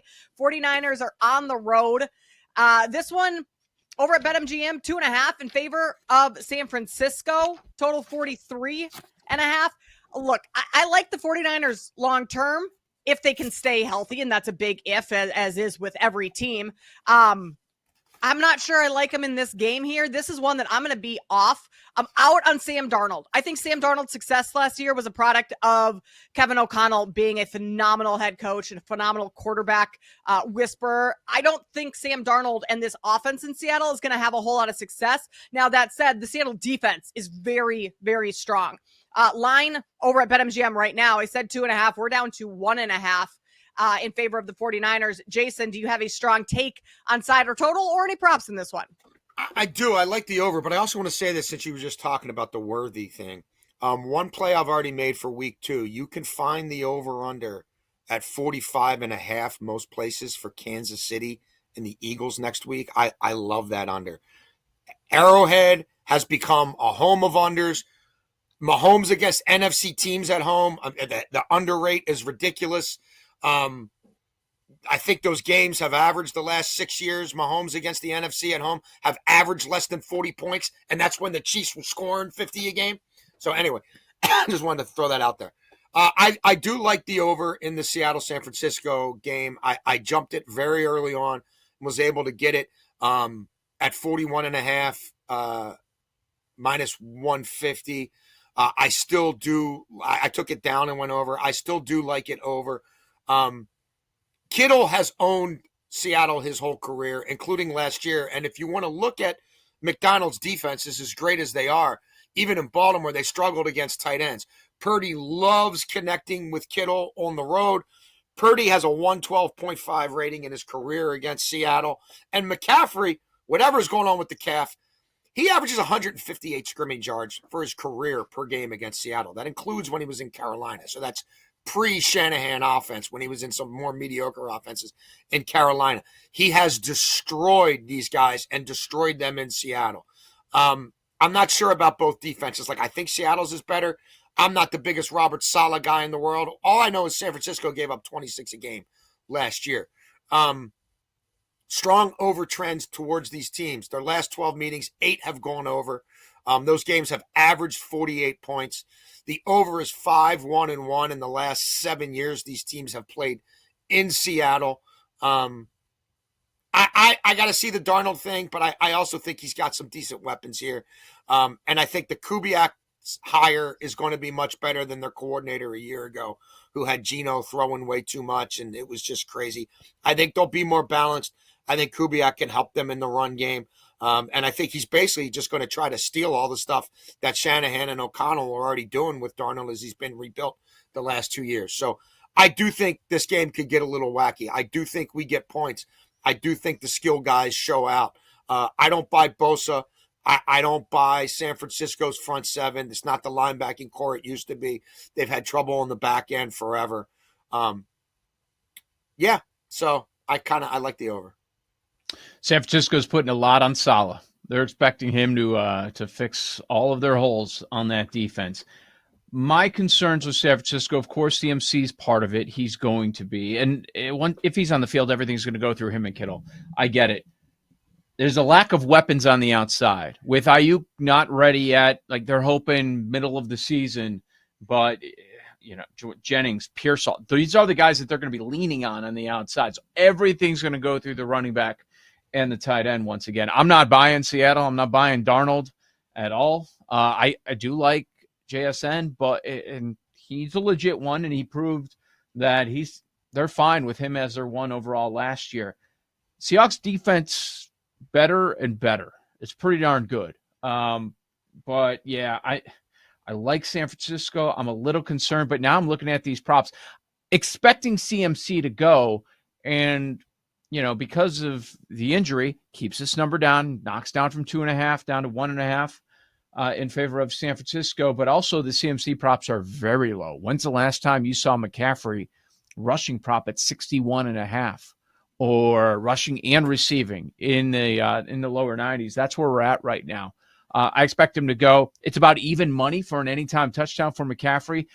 I do like San Francisco. It is scary when you have a divisional home dog in week number 1. Those have cashed at a very high rate, but I am on the Niners side in this one. Christian McCaffrey did say the other day that he is fine, but unfortunately with his injury history, a day off of practice kind of gets overblown. So taking advantage of those lower prop numbers right now in week 1 might be a smart play here. Keeping going here, Giants Commanders. I've heard a lot of love for people on the Giants, and I may be buying into that love. The Giants have historically played the Commanders very close, especially early on in the season when they've met. Commanders have some questions on the front seven, some questions in the secondary. Their offensive line isn't great. Bottom 3 on PFF right now. Not saying the Giants are necessarily going to come in and blow out the Commanders in Washington, but I think sticking within 6 right now, where the line's sitting right now, Jason, I can get on board for a Giants +6 today. How about you? Yeah, I do kind of like that. I liked it more before the Andrew Thomas thing went down. So I kind of think if you think the Giants can make this a game, and I do, then let's just go under, because what I love about the Giants, and I've talked to a lot of people in the league about this, wrote about this in the Washington Post, I think the D-line is not just awesome. I think it's multiple, it's diverse. I think they go 6-7 deep on the D-line so they can rotate, and I think that's going to be a problem for Washington's offensive line today, and I think Kingsbury might need to adopt a keep it simple, stupid mentality here. So, yeah, I mean, we can talk a little bit more about it on the other side, but I think the Giants could turn this into a little bit more of a backyard brawl than a lot of the Washington games were last year. We'll continue this conversation. We also have Texans and Rams we have to get to. Plus, we'll build a little same game parlay for Bills and Ravens. Coming up here, more BetMGM Game Day on the BetMGM Network.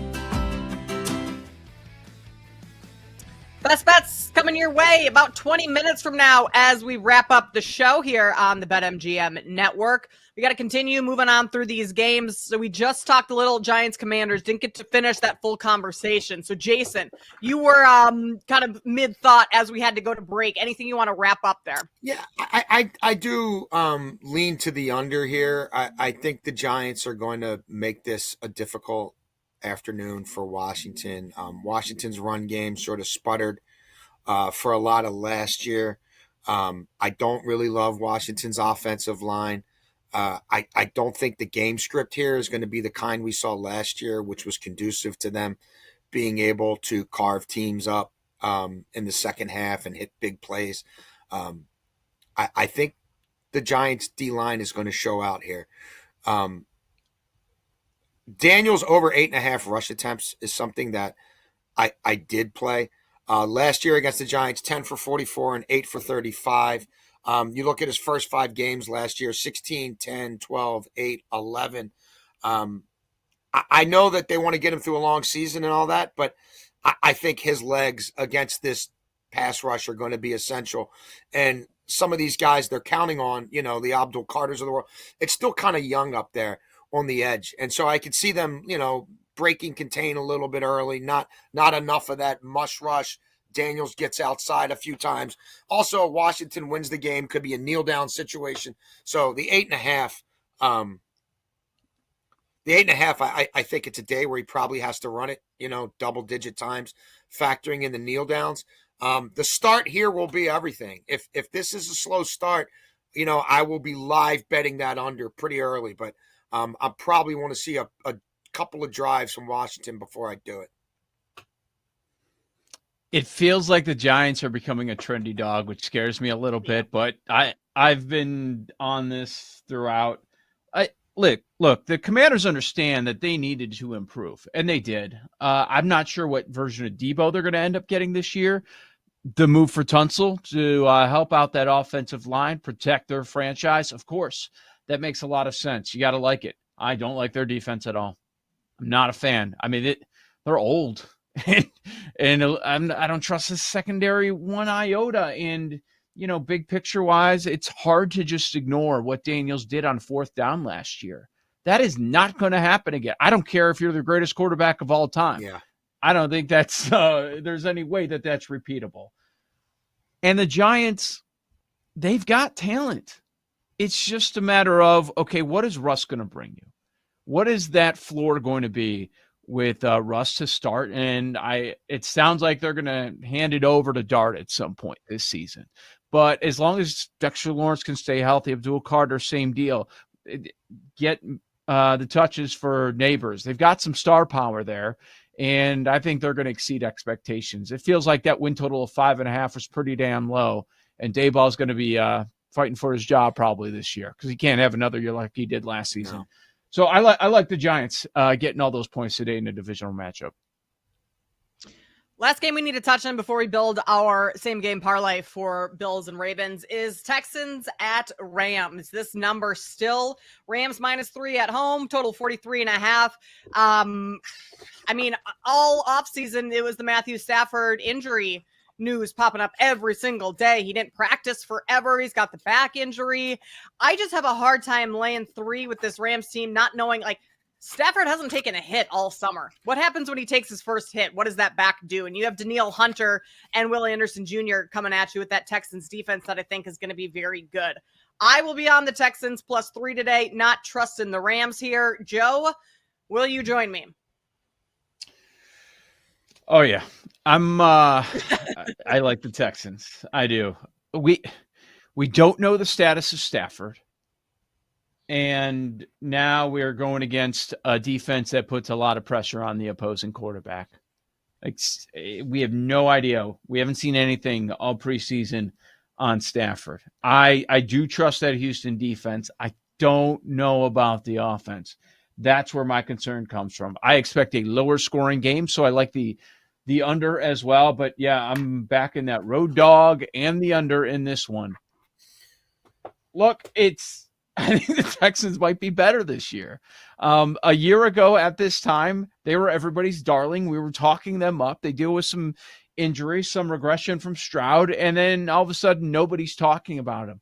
I don't think we should be selling him that hard. And with the status of Stafford, I get it with Devontae. Maybe he looks like he did a few years ago, but I like the Texans in this spot, guys. Yeah, I haven't played this game. The only way I would play it is under. These are two top five-ish defenses for me. I mean, we're talking about a Houston team that allowed a 59% completion percentage last year with 19 interceptions. It's an elite secondary. It's a robust pass rush. It's a defensive-minded head coach. Now, I'm not sure about Houston's rebuild offensive line. I have some questions about it. I know that front seven for the Rams wreaks havoc, especially on a fast track at home. And I know that C.J. Stroud is one guy at home and another guy on the road. And you guys know Bobby Slowick I thought was fraudulent. He had to go, but I don't think he's the only problem there. And we're talking about Stroud in his career on the road. First of all, he's just 8-8. 87.6 rating. Just 16 passing touchdowns in his career on the road in 16 games. Also 7 interceptions. And we don't know about Stafford. And I think, obviously, McVay's got to play the long game with him and be smart about this. So I think both defenses can tee off. I think both quarterbacks could be under duress. And I think this could be sort of an ugly early season field position game.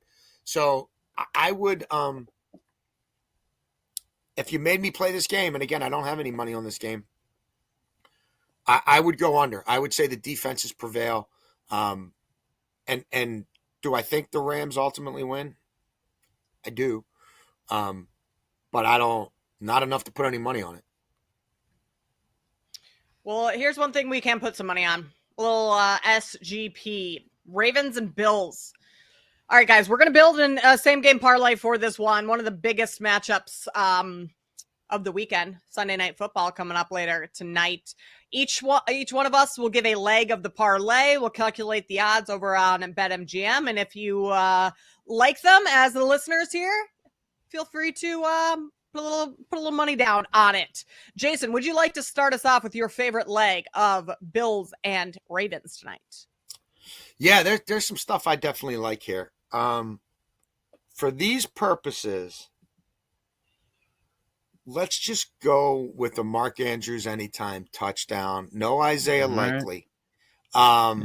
Andrews was obviously the primary reason the Ravens lost that game. He knows it. Everybody knows it in the playoff game. But Andrews also, when he came back from injury in the second half of last year, was back to being almost good for a touchdown a game in the regular season. In the regular season meeting, the Ravens were able to really target the intermediate area, that secondary, and do a lot of damage against it. And Lamar wants to take care of Mark Andrews. And for his career, he's connected with Mark Andrews more than anybody else. So I like a Derrick Henry first half touchdown, which you can get a good plus money. You can't get much for a Derrick Henry touchdown, period. But let's go with the Andrews anytime touchdown for this parlay. All right. That makes a lot of sense. I like that narrative a ton. I was thinking about James Cook, but look, I think his touchdowns are going to come back down to earth a little bit. Mm-hmm. For the record, he's plus money. Man, the running back for the Bills, I know, tough matchup. You could find plus 112 out there for an anytime touchdown. Maybe that's trying to tell us a little bit of something. Guys, I like the under. There's some 51s out there. BetMGM's at 50 in the hook. A 27-24 score scares me a little bit if you're going to go at the 50.5 and the under. I would try to wait a little bit because I think we are going to get back to 51 across the board, but I'm going to play the under in this game. All right, I'm going with a tried and true, one of my favorite plays last year. Derrick Henry, longest rush, over 18.5 yards. It took him a little while early on in the season last year to get going because it was his first season with the Ravens. Derrick Henry last year against the Bills in the regular season game, 199 yards. I'm not saying he's doing anything like that again, but he had a run of 87 yards. He had 2 + 20 yards and a 35-yard run against this Bills defense last year. Their run defense kind of middle of the road here. This prop, as we get later in the season, is going to be up to 20. 20.5, 21. So getting 18.5 at the start of the year, something I really like for today. Brandon will cook all this up in the BetMGM app. He has done that already. Thank you, Brandon. Wow. Plus 670 over on BetMGM. Not a bad number here for a little SGP. Jeez, yeah. I mean, let's go. That would be wonderful. I feel like we have to do it now, especially since we're 6-7. Your kids do that all the time too. Okay. Oh God, 6-7. I get it all the time. Oh yeah, what is the 6-7? What is that? It must be some meme or thing. It's something. Yes. I know, but do we know what it means, or do kids just laugh at us because we don't know what it means, and that's the whole joke? I don't even think they know what it means. New rule: we're only 3 games into fall ball.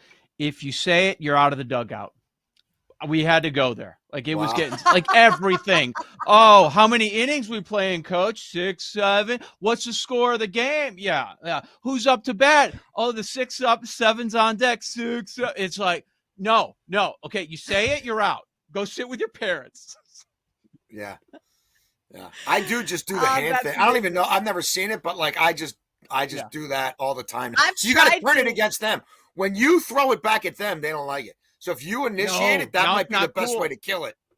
Yes, when we do it, it's not cool. That means it's they don't like it. They don't like it when we initiate it. So that's how I'm trying to kill the enemy from within. Yeah. I've gone down the TikTok watering hole of trying to figure out what that means, and I got nothing. It's obnoxious though. But this SGP on BetMGM is plus 670 here. Jason, remind us your leg. Mark Andrews anytime touchdown. And look, if you're looking at if you're putting something together on this game, you want to take Lamar's rushing total down to 40, I think he's going to go over 60, but that's something else I would look at. And then again, Derrick Henry, first half touchdown. He usually is the tone setter. You don't have to worry about Lamar rushing a whole lot inside the 10, inside the 15. That becomes Derrick Henry country. And I do think that's how the Ravens like to set a physical toll, although no Pat Ricard today, they're fullback. So that could be a factor. All right. So Mark Andrews, anytime touchdown. Joe has the under as his leg. Derrick Henry, longest rush, over 18.5 for mine. In terms of the side in this game, I mean, these two teams last year split. The Bills won in the divisional round last season. Beat up on didn't really beat up on the Bills. The Ravens were a 2-point conversion away from winning that game, or tying that game rather. Joe, side, you playing anything in here? I'd lean to the Ravens, but I'm not sitting here trying to recommend that to people. It's probably going to come down to the last possession of the game. That's where I'm at on that. I maybe a bit of a slower start than some would expect, than the total would suggest. But yeah, I lean to the Ravens to win this game. I do. Yeah, I like the Ravens as well. We do need to note though, this is the final game, final week 1, final kickoff game they're going to play in that stadium. They're going to be bringing back all the history, the whole City of Losers thing that my buddy Jerry Coleman, who used to be at our radio station, started, that they put him on the scoreboard before the playoff game calling Buffalo's City of Loser. McDermott talked about the City of Losers thing again. So they do have the Bills, and the Bills fans take this personally. And the Bills have won 11 straight home games. So I'm just saying. But I do like the Ravens. I like Lamar in the regular season, on the road in prime time. And I like the Ravens defense more than I like the Bills defense. And it looks like this new kicker for the Ravens, it looks like they found a good one in this rookie. So if he didn't show as well, maybe I'd have some other feelings about this. But I think the Ravens, with this rookie kicker, could still win a tight game on the road. Don't forget, you can use your Parlay Boost Pack on BetMGM. If you play the SGP that we just put together, once again, Mark Andrews, anytime touchdown, Derrick Henry over longest rush, 18.5 yards, and the under in this one, that's plus 670 over on BetMGM. So open your playbook and choose your boost for the action. Grab this Pro Football Boost Pack, and you'll have 3 ways to boost your odds if you play along with our same game parlay. All right, wrapping things up on the other side, we'll bring you our very best bets for today. Week 1 in the NFL underway in just a couple hours, and we will tell you where we're putting our money coming up next. Here.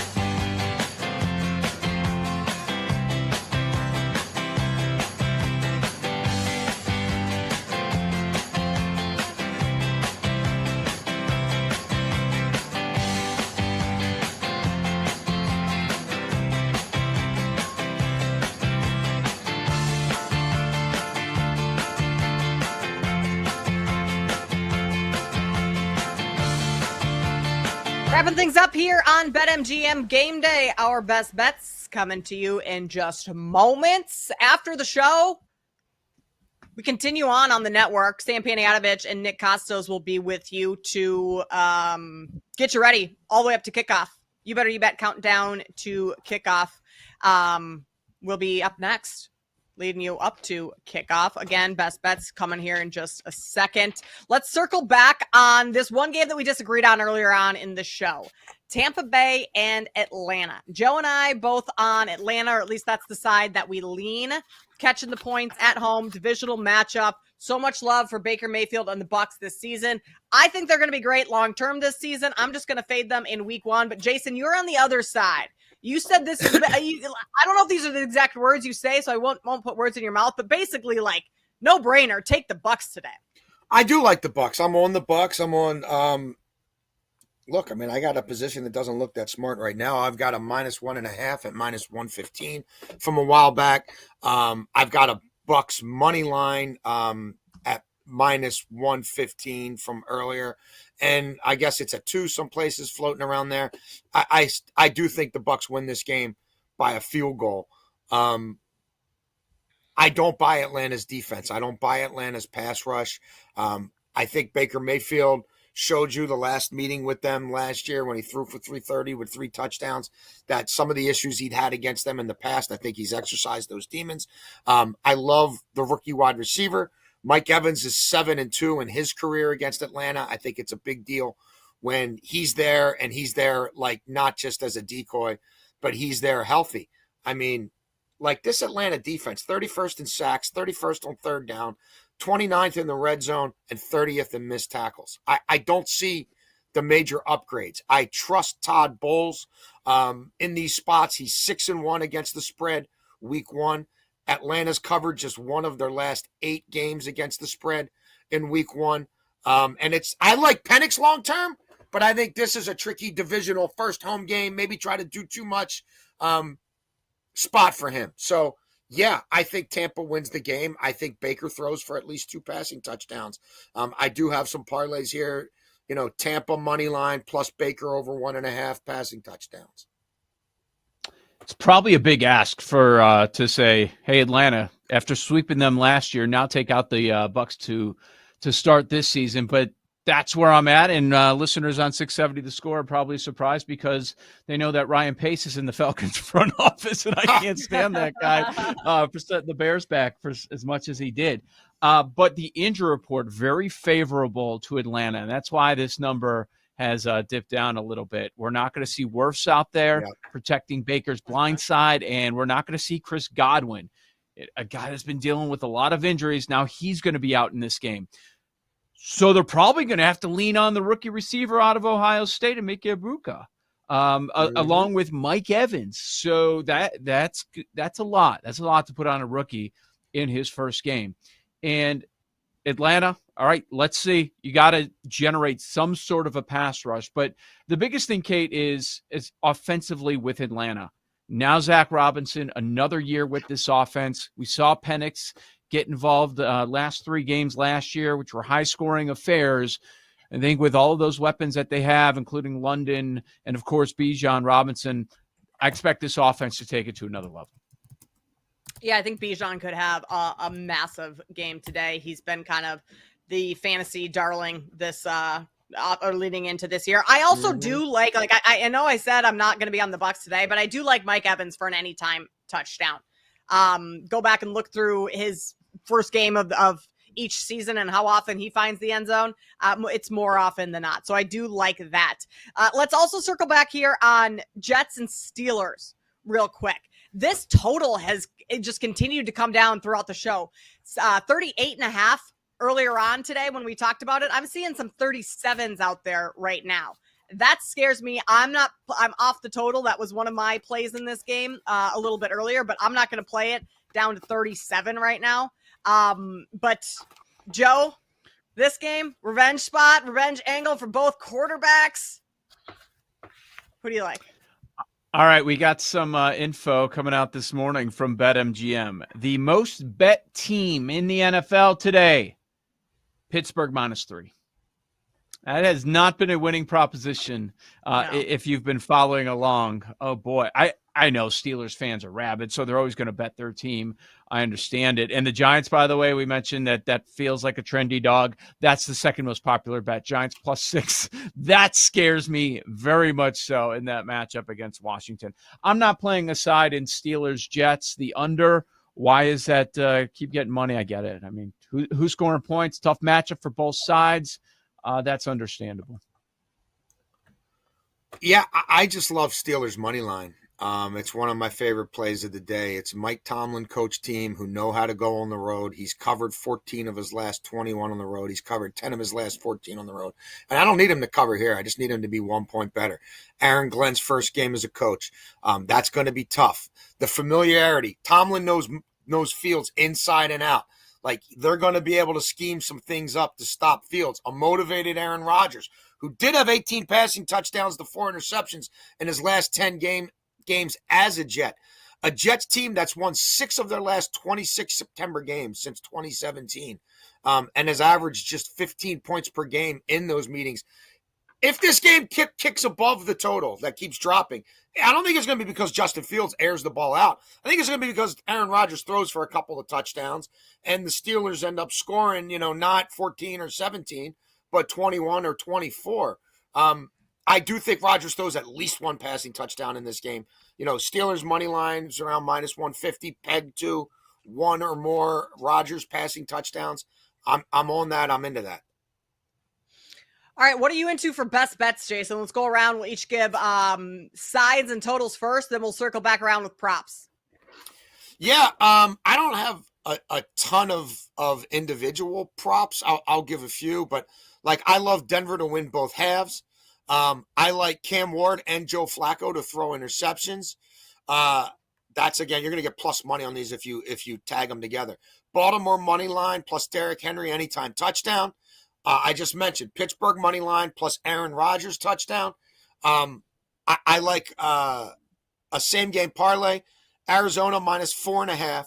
McBride 50 or more receiving yards. New Orleans under 24.5 points. And a couple of games for next week. I love the under in the Kansas City game, Kansas City, Philadelphia. And you can get over 44.5 on Ravens Browns. Those are 2 plays for week 2 that I like. Joe? He's ready to go. Here's the scary thing. You talk about these games for months and months. You end up on a lot. I'm on a lot of sides, which makes me a little uncomfortable today, but that's where I'm at. We were just talking about Atlanta. Cleveland getting 5.5 against Cincinnati. We know how awful Cincinnati is early in the year. Give me Cleveland. They're not as bad as the market is saying. I lean Dolphins. I end up, because I like so many other games, I'm kind of like, okay, they're not going to make the list, but I lean that way. Raiders. Give me the Raiders. Patriots are being overrated. Raiders improved just as much, if not more. Detroit +2. Detroit a dog after that Parsons move. San Francisco against Seattle. Just need them to win. This number's down to 1 because of the CMC news. Giants +6. Popular. Scares me a little bit. Texans +3. I think they end up taking out the Rams. And total-wise, couple unders that I like. That Texans-Rams game and Steelers-Jets, as we were just discussing.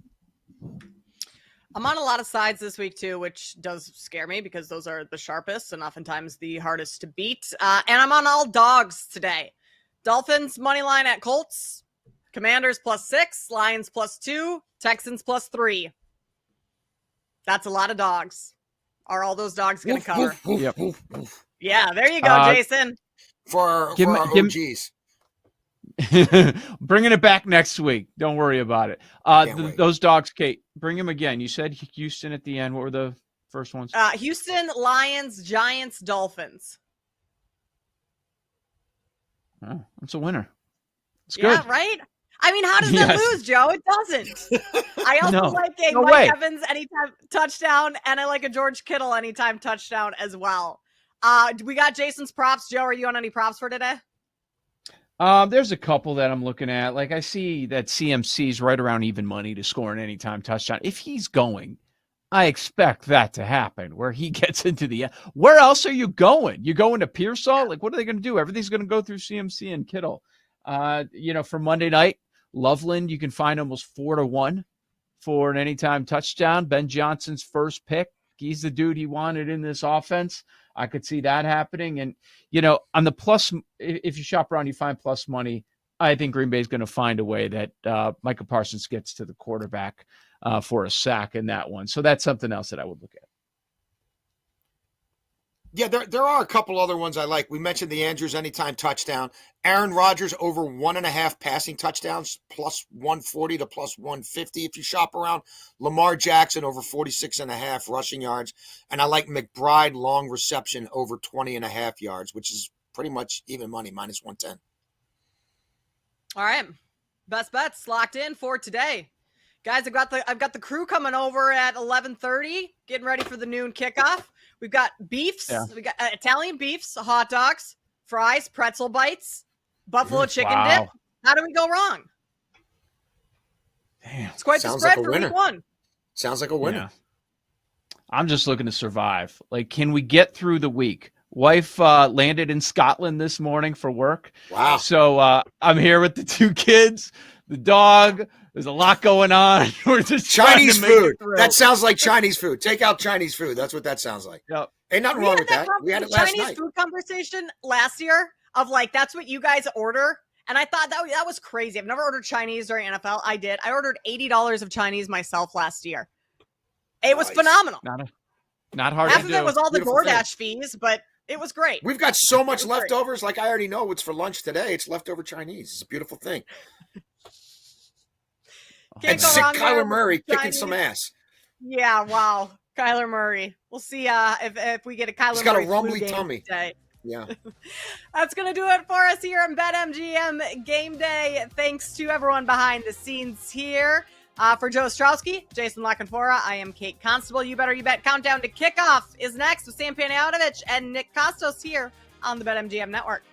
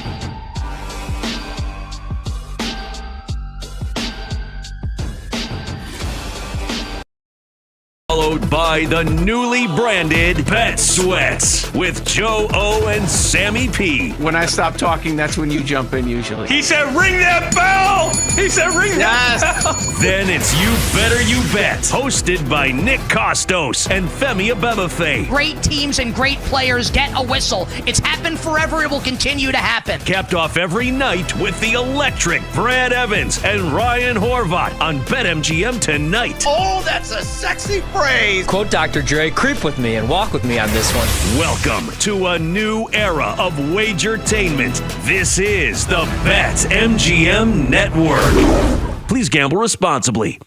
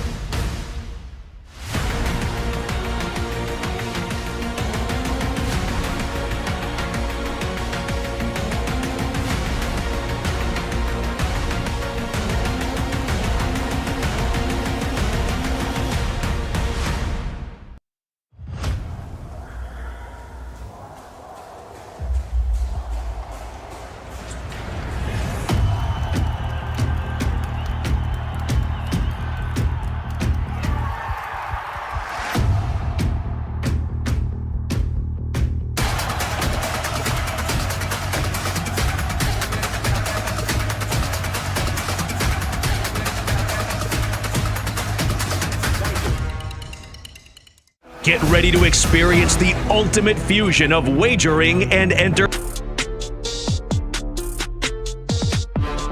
Here to get you ready for an action-packed day of football. Oh, hell yeah. For the first time in my life, I have made a bet on the Buffalo Bills to win the Super Bowl. Buffalo over San Francisco. Write it down. I'm an NFL junkie. Like, it's my favorite thing. I think I like the NFL more than my wife. Don't tell her. Don't tell anybody. From sides to totals to props, we've got you covered. It's You Better You Bet Countdown to Kickoff with your hosts, Nick Costos and Sam Paniatovich. Presented What's by up? BetMGM. Make it legendary. We'll get this open straight at some point. What's up, everybody? Happy and merry Week 1 NFL Sunday to you and yours. It is You Better You Bet's Countdown to Kickoff. Nick Costos, Sam Paniatovich, and you here on the BetMGM Network, getting you set to bet and win Week number 1 in the National Football League. The show presented today and always by BetMGM. Make it legendary by downloading the BetMGM app and visiting BetMGM.com. So much coming up on the show, as per usual, with Nikki K and Sammy P. It moved, coming up in moments. All the side and total movement for all the games today. Week 1 NFL Sunday. Actives and inactives for the early slate coming out later this hour. Prop King next hour. Underdog Moneyline Parlay next hour. And as always, we close the show with our best bets an hour and 40 minutes from now. But right now, I get to say, happy NFL season number 2 to my friend Sam Paniatovich here with me on You Better You Bet's Countdown to Kickoff. My friend, it is great to see your face, and it's even better to hear your voice. Good morning. Good morning. We made it. We finally made it through the summer. We don't have to bet baseball all day Sunday. We've got NFL. The board is lighting up like a Christmas tree. The group threads are on fire. Everybody wants action, and luckily, they're tuned into the right place. Oh, they absolutely are tuned into the right place. All our bets are coming up as we move along. Line movement coming up in moments. Sammy, we usually start the show with just a little college football. And if you're here for the NFL, we will give you everything you need to bet the NFL today. But betting-wise, coming out of week 2, college football Saturday, whether it's Heisman, national championship, playoff, anything that you find interesting, Sammy, college football betting-wise off of last night, and then we will get to the NFL. I find this Heisman market fascinating. Depending on the book you look at, you have a different favorite. At BetMGM, it's Garrett Nussmeier. At other books, it's John Mateer, who had a pretty decent game, 3 touchdowns yesterday, 2 on the ground against Michigan.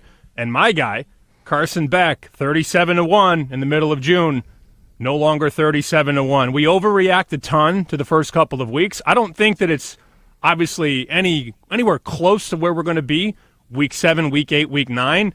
But you're already starting to see some of those guys near the top that were in the top of the picture in August start to drop. And some of those risers, how about Devin Dampier? Look at his price. He's 10-1 at BetMGM. So it's fun to watch that market kind of shape itself early in the season. And I will tell you this, man, that Ohio State defense, I know they played Grambling yesterday.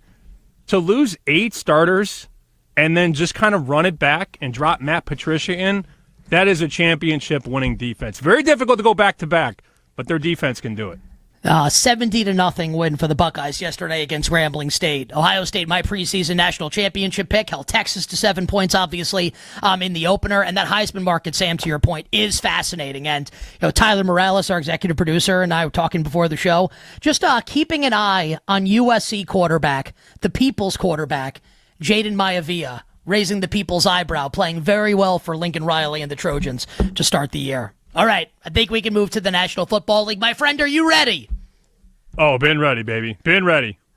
For the first time this NFL season on Countdown to Kickoff, we bring you the updated info on the sides and the totals, board lighting up like a Christmas tree because it is Christmas morning in this edition of It Moved.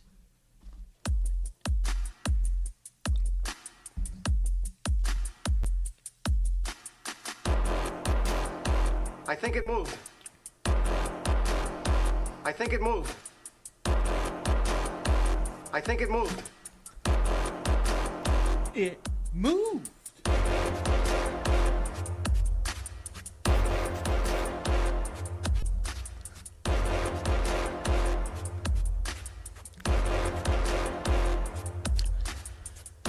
It hits different. Week 1 NFL Sunday morning. Sam Panayotovich, let us begin, my friend, our Week 1 NFL betting sojourn in the Big Easy. With the Cardinals and the Saints in New Orleans, what can you tell us, side and total, as we get set for kickoff?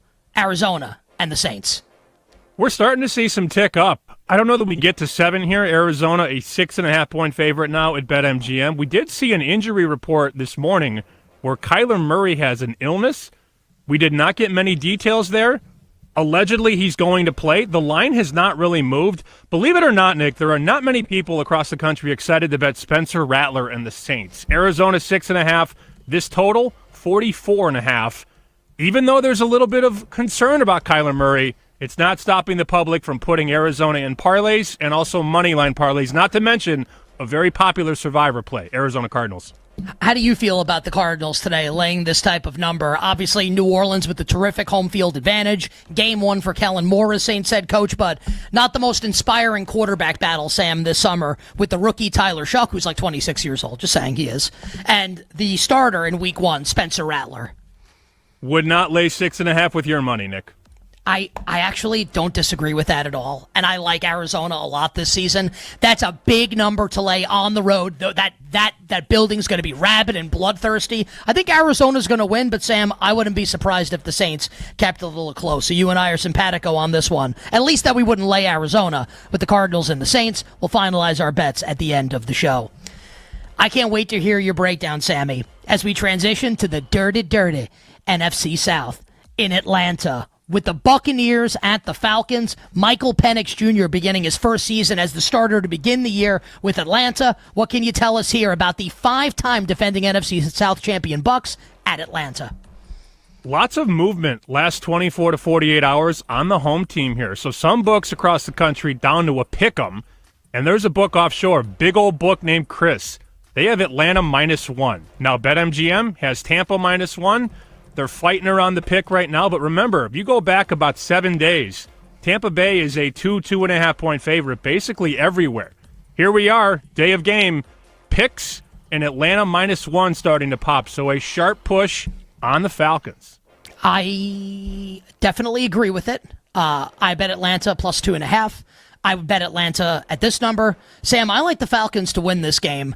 I'm a bigger Michael Penix Jr. fan than most, and that's part of my bet, is that I just subjectively, I love Michael Penix Jr. I think he's awesome. Where do you stand right now on this game with all the action coming in on the Atlanta Falcons?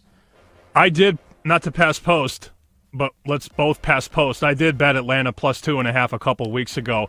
And to be fair, see it Sam's from on Tampa's Bet Sweats offense. every day, and Sam talks about this stuff all the time on his show. People are like, oh, like, it's great to give that out now. Like, Sam's on for 3 hours every day and gives out his bets. Bet Sweats, 9 a.m. to noon Eastern with Sam and Joe Ostrowski.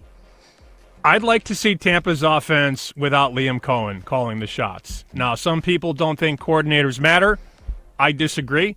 Baker Mayfield, Nick, threw for 4,500 yards last year and over 40 touchdowns. That's impressive. But now you have to replace a coordinator again, right? 2 years ago, Dave Canales. Last year, Liam Cohen. Can they keep finding magic? I don't know. I tend to agree with the market here. Let Michael Penix throw, though. I know they got Robinson. I want to see this lefty air it out, so I hope the Falcons win it. In my best, Sam, Darrell Hammond doing Sean Connery on Celebrity Jeopardy on SNL voice. The Penix Mightier. I love Michael Penix. Even with Caleb McGarry out for Atlanta, I kind of feel like underreported nationally. A lot's been made of Tristan Wirfs, the left tackle for Tampa, like maybe the best left tackle in the league. He'll be out at least the first 3 games for the Bucs, so Baker Mayfield doesn't have his blindside protector.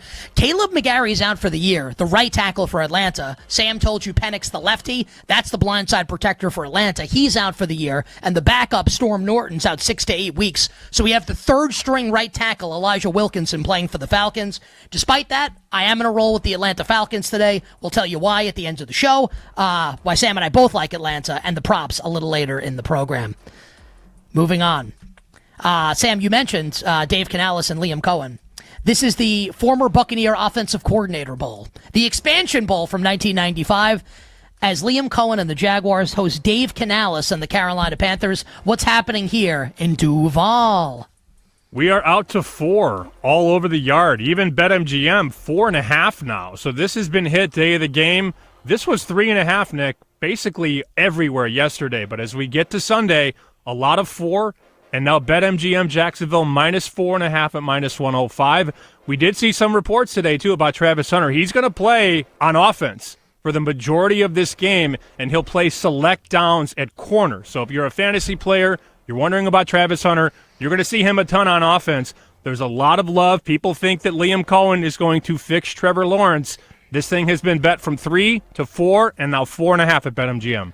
Yeah, it's a little rich for my blood now, but if you've been listening to You Better You Bet, myself and Femi You Bet Buffet weekdays 3 to 7 p.m. Eastern, you know I love the Jaguars this year, so I would not bet Carolina. We do have a piece of news here, Sam, and we can touch on this next segment, but per ESPN's Adam Schefter, Christian McCaffrey will play today for the 49ers. He had been listed as questionable on the injury report, didn't practice Friday with a calf injury. McCaffrey going to play today for San Francisco per ESPN's Adam Schefter. We'll get to the Niners and the Seahawks next segment. But for now, battle for Ohio, and I'm seeing some movement on my screen here, Sam, as Joe Burrow and the Bengals visit Joe Flacco and the Cleveland Browns. Zach Taylor has not been great, to be kind about it, in the openers and in week 2. Last 6 years, weeks 1 and 2, the Bengals are 1-11 straight up. Some would say they're due. The market is betting on the dog against Burrow, against Taylor. Cleveland taking money today. I see a 4 offshore. This was hanging 6 for most of the summer. As we got through September, 5.5 and 5. Now we're 4.5 and 4. People are biting the apple on the Browns today. What could go wrong? I can't believe. Far be it from me to want to go against sharp action on an NFL Sunday morning. If it closes 4, I may end up betting Cincinnati. And maybe I'm the idiot, and we will find out around 4 o'clock Eastern when the game ends, but I don't know. I get it. Bengals defense stinks, but I think they're way better than Cleveland's. Moving on. You've heard of the Super Bowl. I call this one the toilet bowl with the Indianapolis Colts and the Miami Dolphins. Danny Dimes makes his starting debut, Sam, in Indianapolis. Make or break year for both coaches in this game. Total sitting here around, well, I'll let you tell us what's happening here with Indy and Miami. We're seeing movement on the over, and we're also seeing a shift toward the Colts being favored. As somebody who had to watch Daniel Jones for a long time, Nick, do you support the move on the Colts and the over today? I think you can make a case for the over because I hate the Miami secondary. I would not bet Indianapolis, to use your expression that you just used, with your money. I don't know that I want to bet Miami either, though, but I would definitely not bet the Colts. Pass. Big fat pass. There are some games I like today. This one I have no interest in. What does Rachel Phelps say in Major League? Cross him off then. Yes, cross this game off and move on. This game here is dead. Right. Cross it off the list. Sammy, I am hoping, because I'm a Giants fan, that we don't cross the Giants off the list of potential, even wild card contenders after this week, but we'll find out. Andrew Thomas, doubtful, and we'll find out for sure in 20 minutes that he's not going to play. The Giants star left tackle. Report coming overnight that the Giants are going to have a package of plays planned for Jackson Dart, the rookie first-rounder out of Ole Miss. Jaden Daniels and the Commanders, the home team in this game. Sam, what do you have for us? The Commies and the Giants in our nation's capital. One of the bigger sharp moves in Vegas over the last 7 days or so, they came in and cleaned the 7s and the 6.5s off the board. I like the Giants. I bet 6.5. At 6, yes, I'm still interested. BetMGM down to 6. Look, there's a lot of people that are just penciling in Washington as a lock for a playoff team. Jaden Daniels has the 5th shortest odds for MVP right now. We know the heavy hitters, right? Allen, Mahomes, Burrow, Jackson. Then it's Jaden Daniels. There's not many teams in the NFL that have more hype than the Washington Commanders, but the sharp bets in Vegas and at BetMGM coming in on the New York Football Giants. Oh, man, I'm going to be on the sideline, Sam, as far as betting this game. And we talked about 7 available this offseason on Big Blue. That was a number that we liked. I'll save it for the end. I'm concerned that no Andrew Thomas might destroy this game for Big Blue, but we'll talk about it more later in the show. Let's hit one more game in this segment, and it's the Dual Revenge Bowl. Aaron Rodgers for the Steelers going up against his former team last year, the Jets, and Justin Fields for the Jets going up against his former team, the Steelers. What about the Steelers and the Jets, Sam, at MetLife? Stop me if you've heard this before. The Iowa Hawkeyes of the NFL are taking under money as we get closer to kickoff. This total was 39.5. How about 37.5 right now? This happens every week with Steeler games. It happened all last season. It also happens in college with Iowa. The numbers open low. They get bet lower. BetMGM 38, other books 37.5. I still think the under is fair. I agree. And as far as the side goes, Sam, are we seeing 3s across the board here for the Steelers? This has kind of vacillated back and forth from 2.5 and 3 for a while. Has not moved off the 3. BetMGM reporting the Steelers -3, the number 1 bet of the day for the public. Oh, my God. Well, I have Steelers -2.5, and I don't know if I love to hear that. All right. On the other side, we will get to the rest of the games coming up week 1, NFL Sunday, Raiders and the Patriots in Foxborough, and the afternoon and night slate highlighted by the Ravens and the Bills in Buffalo. It's You Better You Bet's countdown to kickoff. Nick Kostos, Sam Panayotovich, week 1 NFL Sunday here on the BetMGM Network. You're listening to You Better You Bet Countdown to Kickoff presented by BetMGM.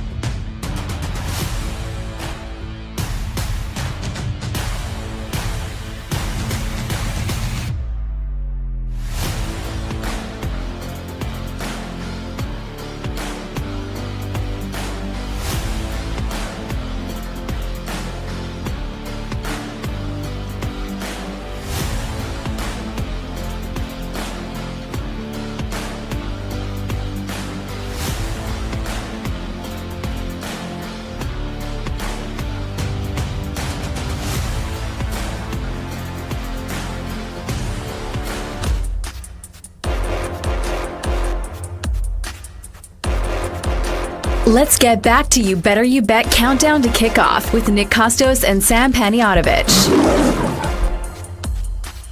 The actives and inactives will be coming out in about 10 minutes. We will bring you any breaking news as it comes in and full fantasy and betting breakdown of those actives and inactives coming up 20 minutes from now.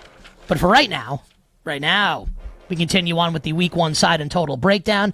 And Sammy, we both have bets on this game, and I'm excited to get your report on what's happening in the market, and then we can bandy it about a little bit. The Tuck Rule rematch over 20 years later in Foxborough as Drake May and the Patriots host Geno Smith, Pete Carroll, Ashton Genty, and the Las Vegas Raiders. Christian Gonzalez will not play in this game, the Patriots star corner. He hasn't practiced since the end of July with the hamstring injury. Sammy, what's happening with the Pats and the Raiders, two teams that some people think could both exceed expectations this season?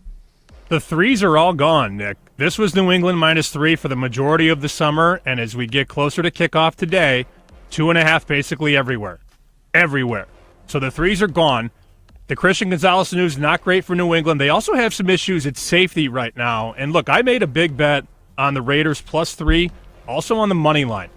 I think there are a lot of question marks around New England. They have a rookie starting at left tackle, a rookie at left guard. Oh, by the way, that's where Max Crosby lines up. And I don't know if Drake May's any good yet. So I'm willing to find out. I love the Raiders today. You're making a great point about the the left side of the offensive line. Will Campbell, the 4th overall pick out of LSU, and then Jared Wilson, a mid-round pick for the Patriots, both protecting the blind side of Drake May. A little worrisome. One thing I will disagree with you on, and I can be wrong. I think I'm going to be right. I think Drake May's awesome, and maybe like the rest of the team stinks. I almost don't think there's any question that he's going to be really good. Now, it may just be that like the weapons aren't great and the line stinks again. Can't be worse than it was last year, which doesn't mean it can't still be bad, just that I don't think it can be worse than it was last year. And maybe the defense isn't totally fixed year 1 of Vrabel. I do think they have a quarterback. Now, the Gonzalez news is horrible for their defense. I think, Sam, you were going to see Gonzalez probably shadow Brock Bowers in this game.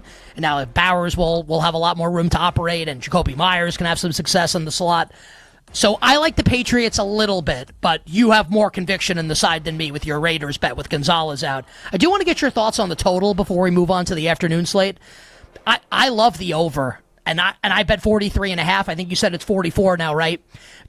I think the Raiders' defense stinks outside of Crosby, and I do think the Raiders can score as well. Do you have an opinion on the total for us, Sam?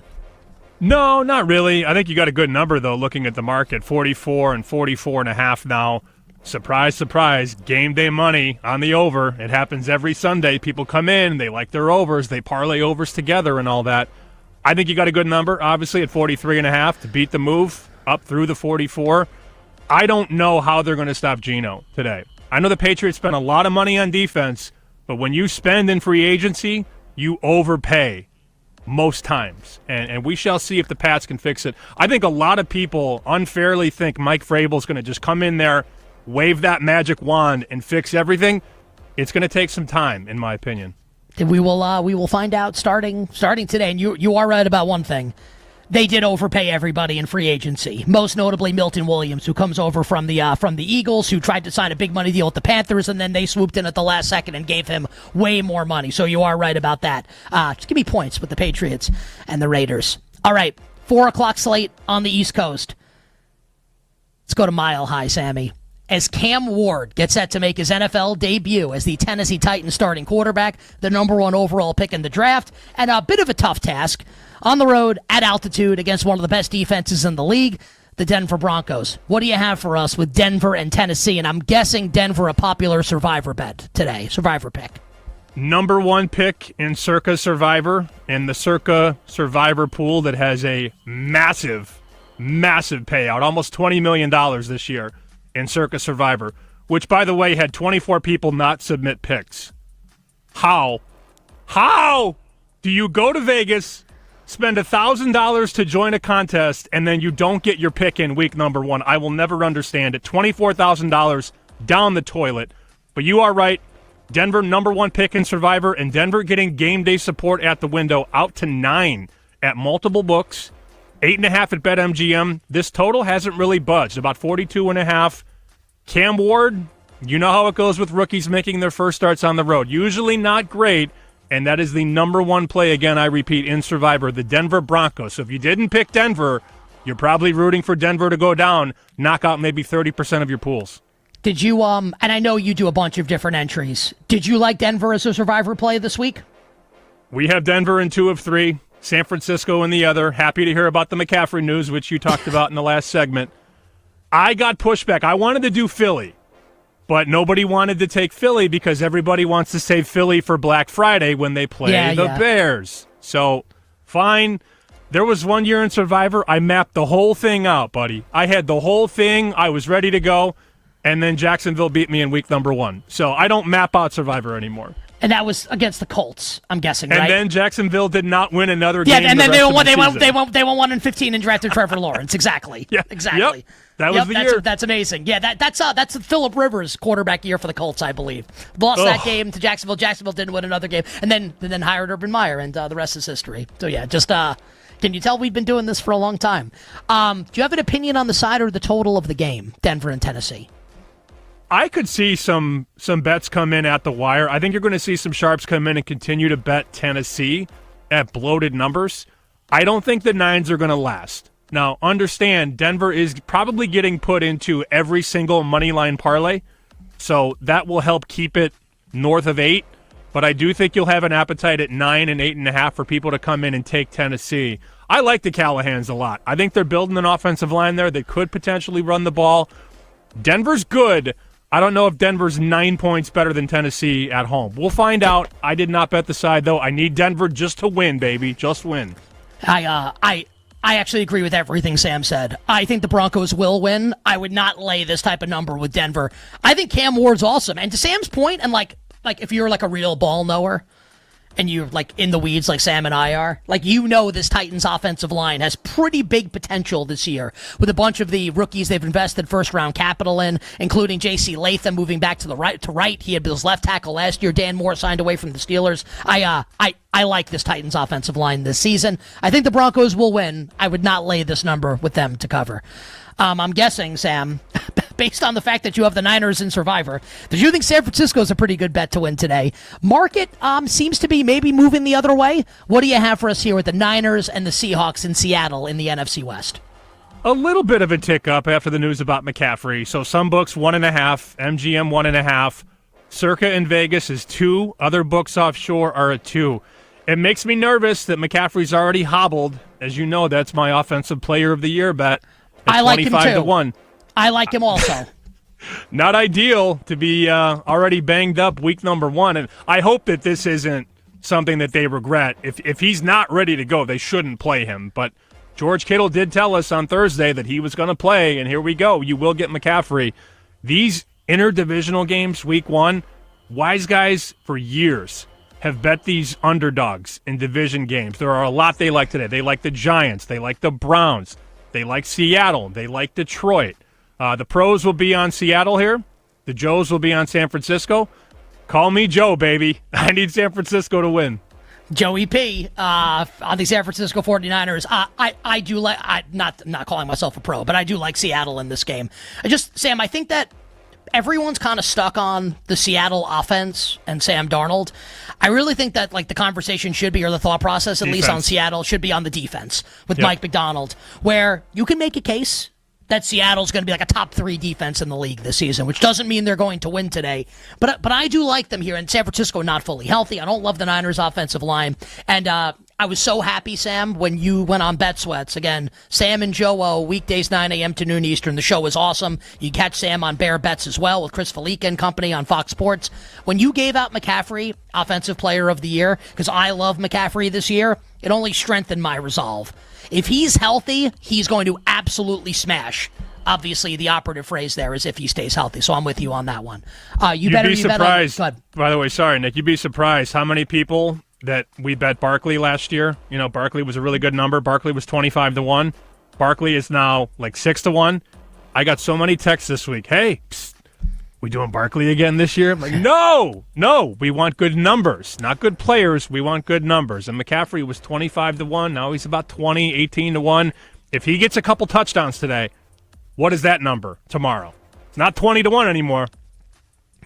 Here's what I would say to people also, because I've been doing, you talk about this from a fantasy lens also, and drafts are all over at this point now, but what I would say to people is, if I guaranteed you that he played 14 to 15 games this year, which we don't know that that's going to happen, he's the number one player in fantasy, which means he's probably going to win Offensive Player of the Year if that's the case. So I like that thought a lot, Sam, from you, even if I don't like the Niners in the game today against Seattle.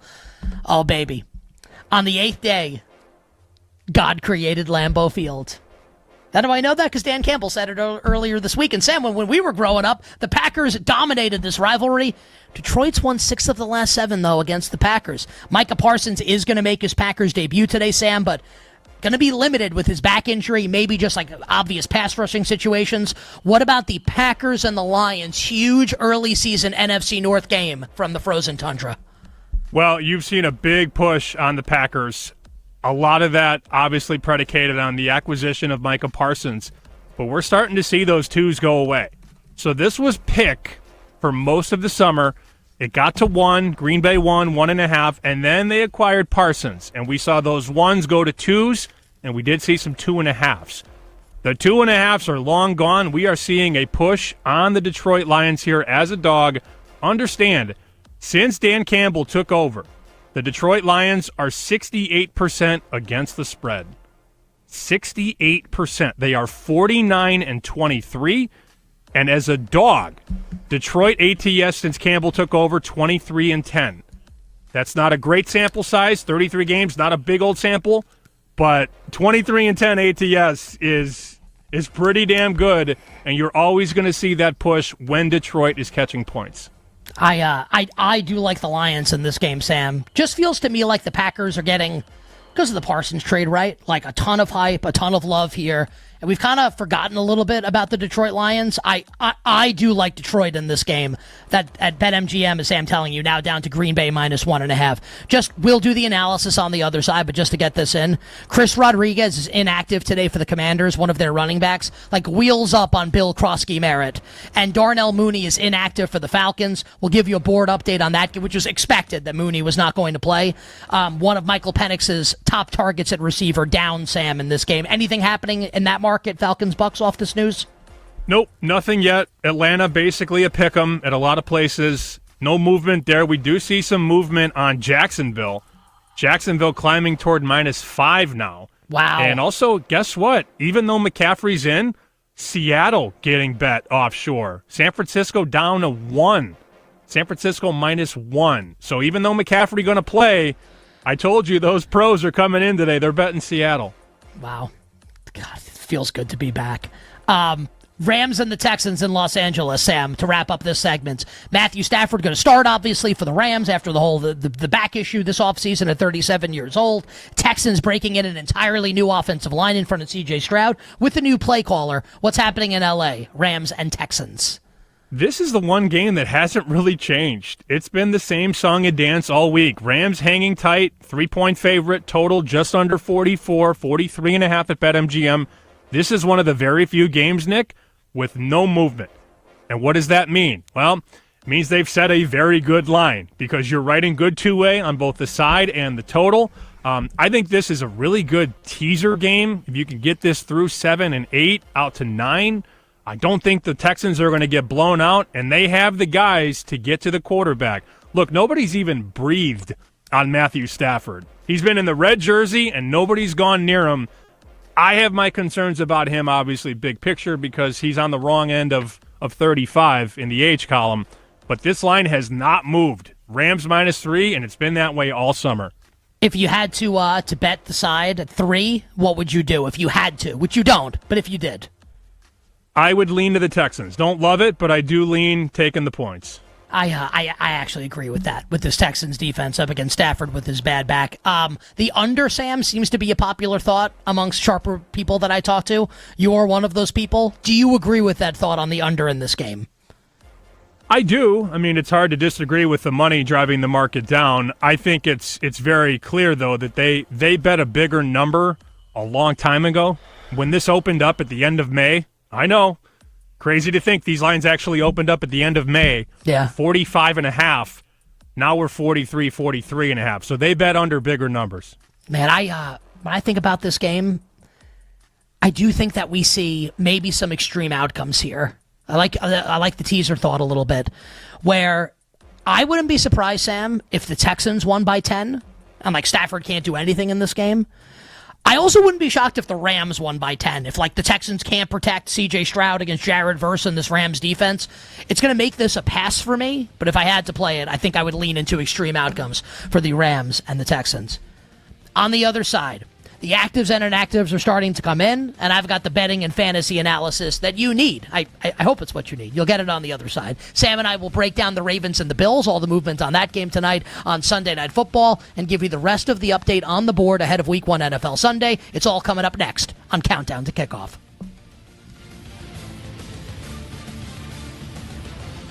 You're listening to You Better You Bet Countdown to Kickoff, presented by BetMGM.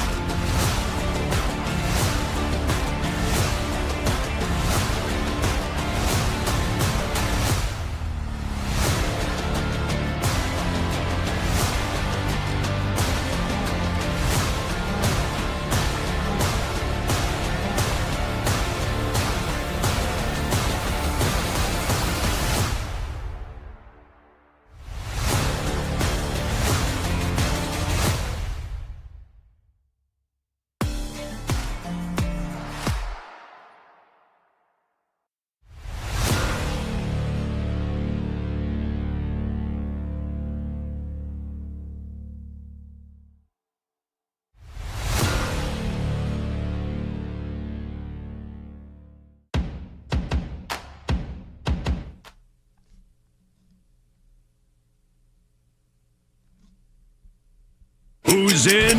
Who's out? Impact betting and fantasy for basically every single player. Actives, inactives on You Better You Bet Countdown to Kickoff. All right, so we have the actives and inactives. There's no quarterback that's a surprise inactive here. So we'll get to it in a second. I've got everything written down, all the fantasy, all the betting breakdown. But first, Sam's got some stuff that's happening in the betting market right now that we want to bring to you. Sammy, what's happening here that our listeners and viewers should know about? We'll go quickly. Atlanta is morphing into the favorite at multiple books right now. I had mentioned that there's been a lot of support for the Falcons all week long. Remember, they were a 2-point dog on Monday. Now we're seeing Atlanta swing to a 1-point favorite at multiple books. We'll pay attention to that. More money coming in on the New York Giants. They're starting to take some 6. So those 6s are getting a little pricey if you want to take the dog.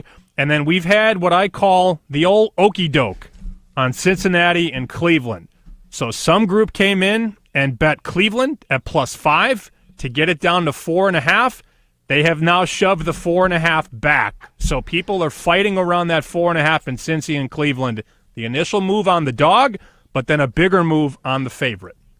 Love it. So that's what's happening with the Bengals and the Browns, the Falcons and the Bucks, the Giants and the Commanders. Sammy, just if anything else comes in, just feel free to interrupt me while I'm rolling through the actives and inactives, and then we'll get to the Ravens and the Bills afterwards. Cardinals and the Saints, nothing of huge consequence here, but just to get the news in. Trevor Penning, who is a first-round bust at tackle for the Saints, shifting into guard. He's out for this game, as is pass rusher Chase Young for New Orleans. I actually like the Saints offensive line a lot if it's fully healthy, especially the first-round tackle, Kelvin Banks.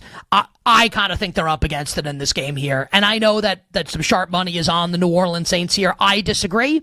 We'll see what happens when the game is played with Arizona and New Orleans. For Tampa and Atlanta, Darnell Mooney is inactive for the Falcons. If you had him in your fantasy lineups, get him out. He's not playing with the shoulder injury. My guess is he'll make his season debut next week. He hurt his shoulder about 3 weeks ago in training camp for Atlanta. For Tampa, Chris Godwin and Jalen McMillan are out as expected, as is Tristan Wirfs. So Tampa up against it a little bit here from an offensive line and a skill position perspective. Expect Emeka Egbuka, the first-round rookie from Ohio State, to start opposite Mike Evans at wide receiver.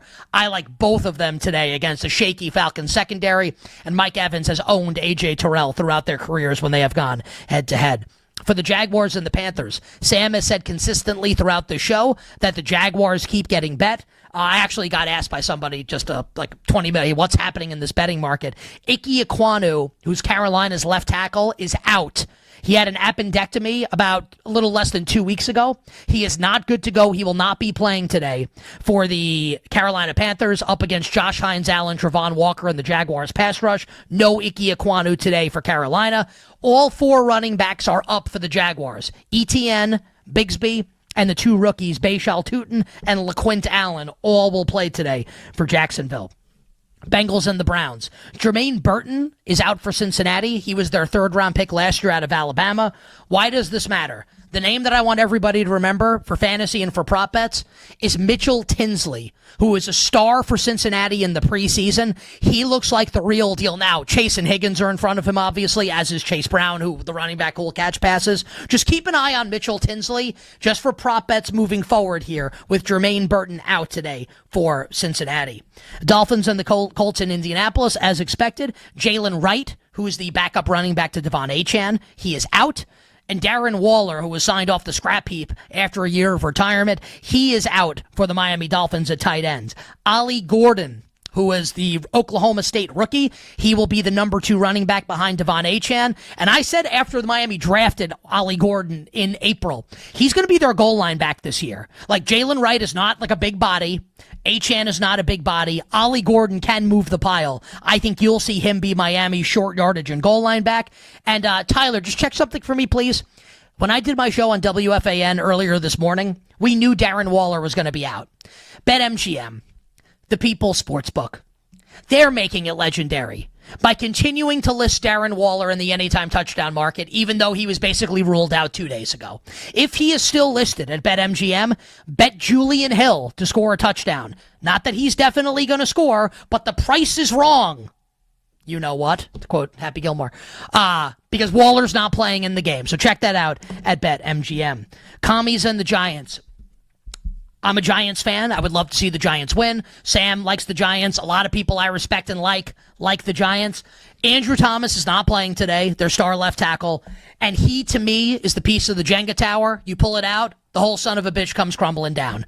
I want the Giants to win. I hope they cover for Sam and for everybody that bet them. That is worrisome that Andrew Thomas is out today for Big Blue.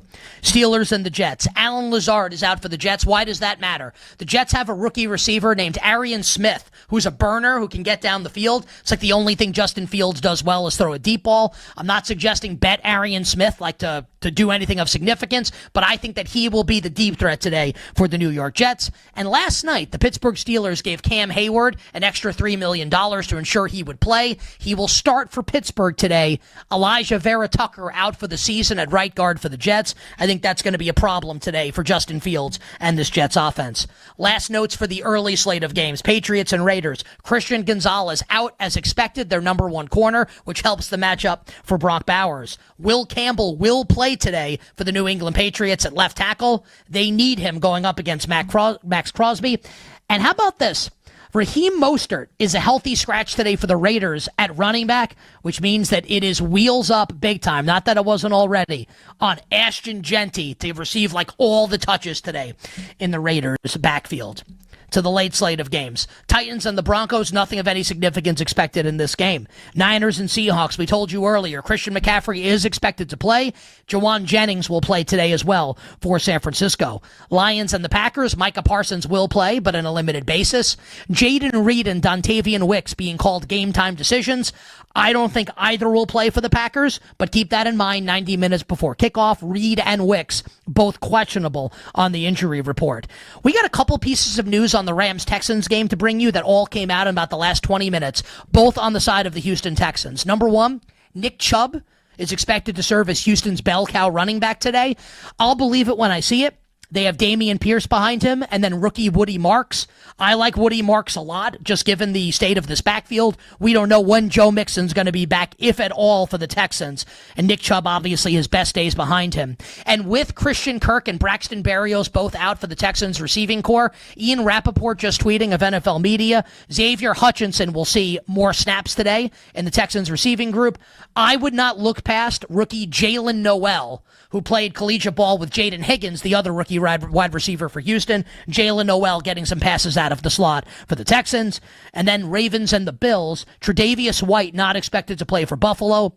I don't like this Bills secondary going up against Lamar and the Ravens offense. And Isaiah Likely should return to the lineup next week for Baltimore, but Baltimore's tight end will miss today's game. Mark Andrews obviously will draw the lion's share of targets at tight end. And those are the actives and inactives and everything you needed to know from a betting and a fantasy standpoint. Sammy, anything happening on the board in the 1s or the 4 o'clocks? And if not, let's talk Sunday Night Football, Bills and Ravens. So money on the under, Detroit and Green Bay. That is down to about 47.5. I think when we think of Detroit and Green Bay, we think offense, but the market so far trending down most of the day.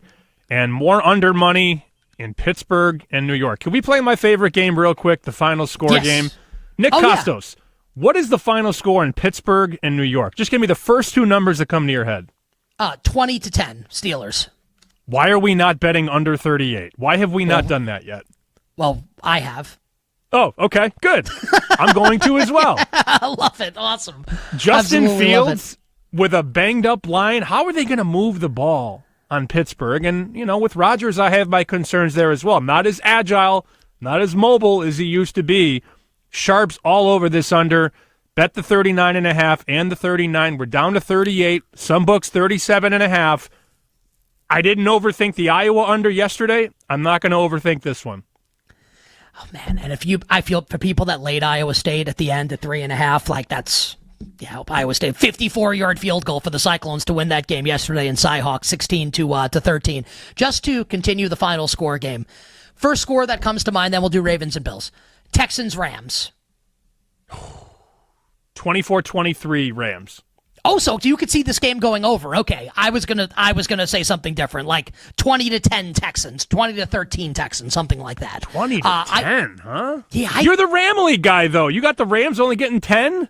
I was the Ramley guy last year. It's a new year. Last year's over. Last year's over, man. And Matthew Stafford's got a bad back, and he's 37, and now he's doing a podcast. And I don't think any of this is going to go well for the. It could. I just don't know if it will. All right. Last game, and it moved. Prop King and all our bets coming up next hour on the show. Sammy, what about the Ravens and Bills tonight? Matchup of the last two MVPs at quarterback with Lamar Jackson and Josh Allen. I've got big Ravens guy, Grant Leader, here to my left. He's running the show here, running the board. He's a Raven. Is he from Baltimore? He's not from Baltimore, but he's a Ravens guy, big Ravens guy. And Scumbag, he got me in the elevator today, and on the way up, I said, well, it's a regular season game, so you guys will win. And he did not like that comment. But we have seen a lot of money the last couple of days to push the Ravens to the favorite. So Buffalo was about a 1.5-point favorite on Tuesday into Wednesday. Now we see the Ravens favored basically everywhere by 1.5. And here's the other thing in that game that I think is more important than the move on the side. When we think Baltimore-Buffalo, we think offense and MVP quarterbacks. The sharpest group came in and bet under 51.5 in this game. That's 51 now. BetMGM is 50.5. We're going to hear a ton about the offense. But these realistically, Nick, could be two top 5 defenses in the NFL. You better, you bets countdown to kickoff. Nick Costo, Sam Panayotovich here with you. All our best bets coming up next hour on the show. Grant may not like it. Like Ravens fans may not want to hear it. But yeah, if this were January, there's no way I'm betting Baltimore in January. Lamar does it every single year. Like the deer in headlights, makes these brain dead plays. What's he thinking? But Sammy, I checked the calendar. It's September. I love the Ravens tonight. It's actually my favorite bet on the board today is Baltimore to win tonight in Buffalo. All right. I'll never forget listening to you the day that the Ravens were a 5-point favorite over Kansas City in the AFC Championship. Oh, yeah, yeah. And you were asking what planet you were on. You're like, I get Mahomes and 5 points? That was a pretty good one. And then I didn't take my own advice, and I bet Baltimore against Buffalo in the divisional round. We still haven't forgiven you, Mark Andrews, for that drop at the end of the game that could have sent the game to overtime. Hour 1 done, hour 2 for you coming up on the other side. Underdog Moneyline Parlay, teaser thoughts, best bets as well. But we will start the hour with the inaugural edition this NFL season of Thy Royal Prop King. All the props and touchdown bets for today.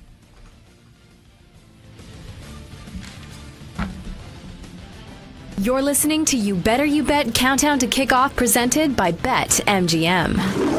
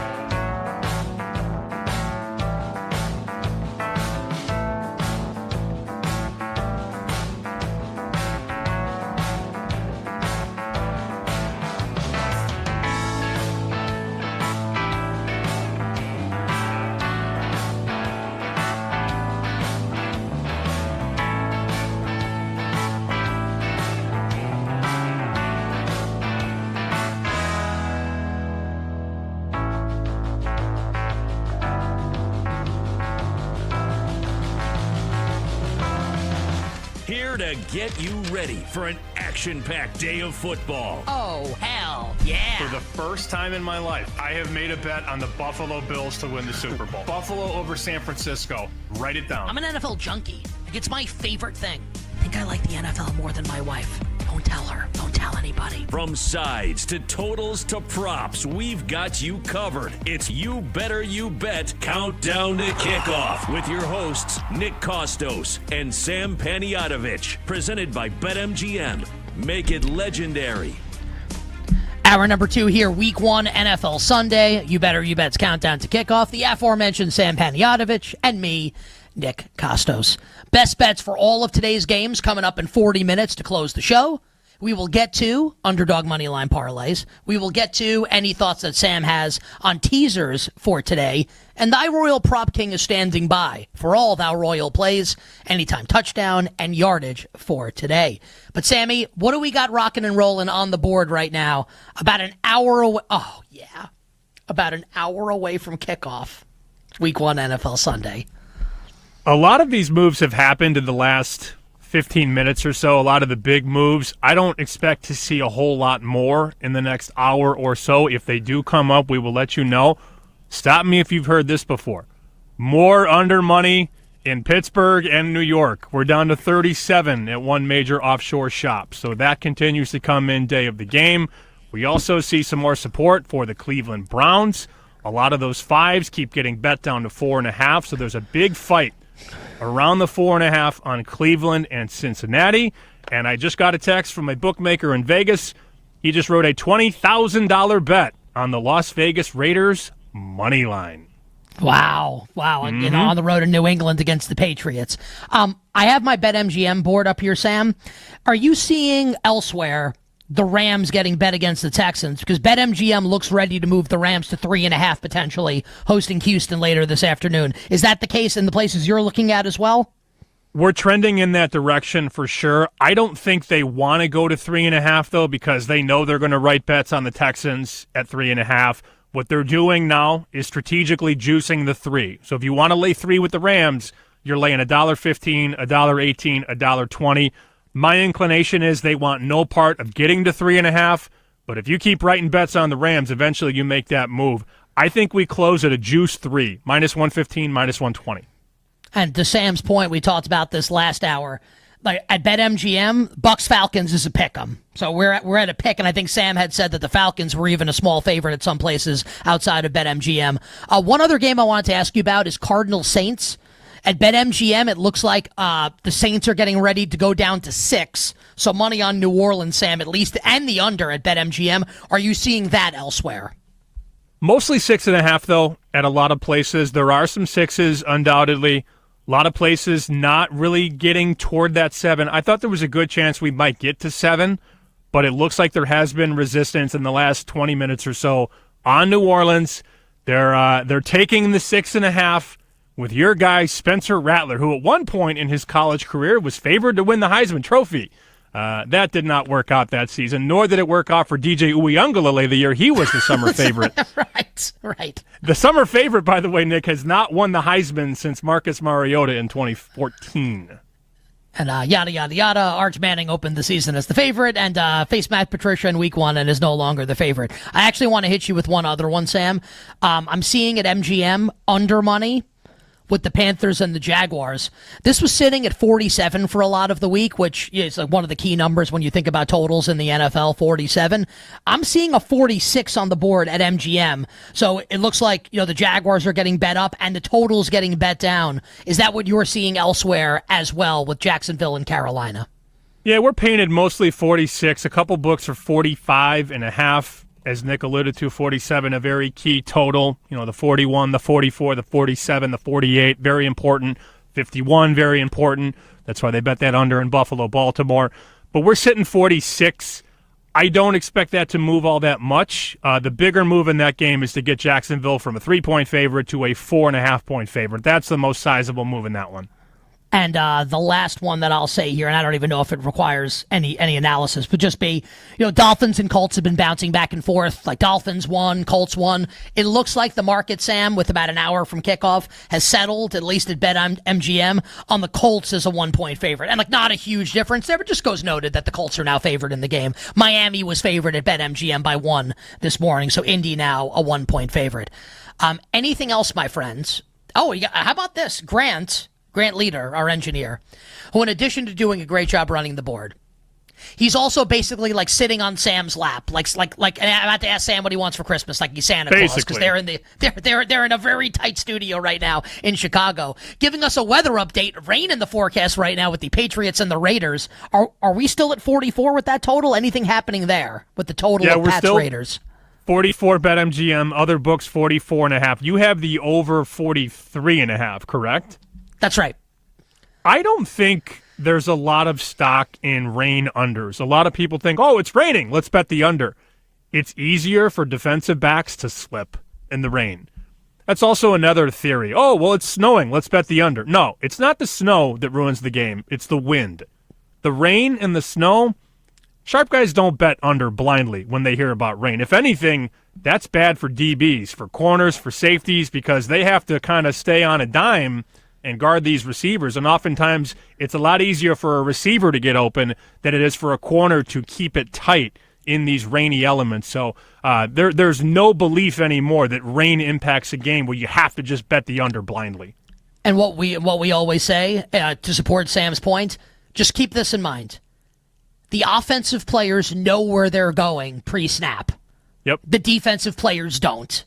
So if there's moisture on the ground, that does help the offensive players. And just to get this in, I'm literally 20 minutes away from MetLife Stadium, where I live in New York City. It's drizzling here. In New York. I was outside during the break. Mike Garafolo, friend of the show, sent me a nice note earlier this morning.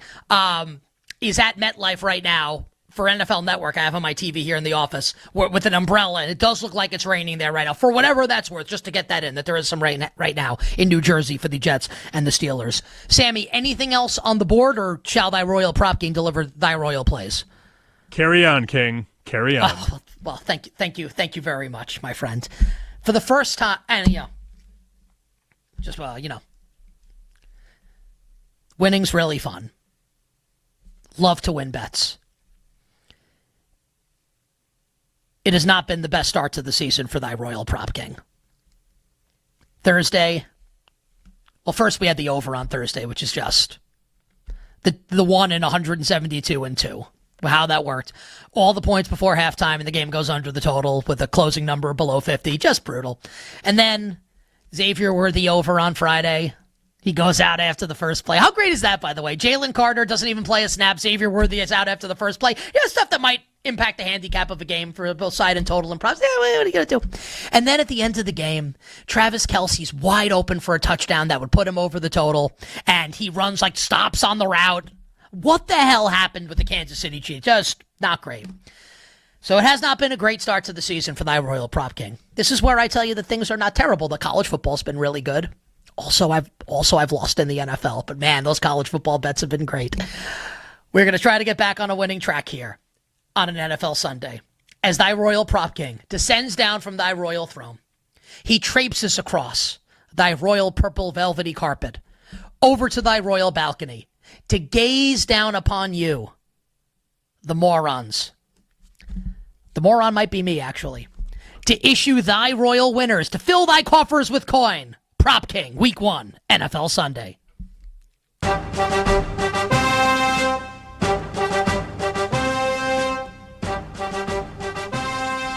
Now approaching the betting window, it is your Prop King, Nick Costos.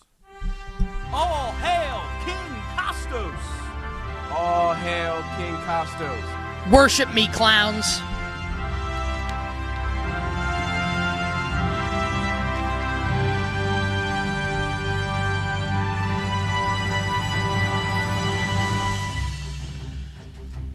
We begin thy Royal Prop Kingdom 2025 NFL season in New Orleans. Now, his father is like Voldemort. He who shall not be named.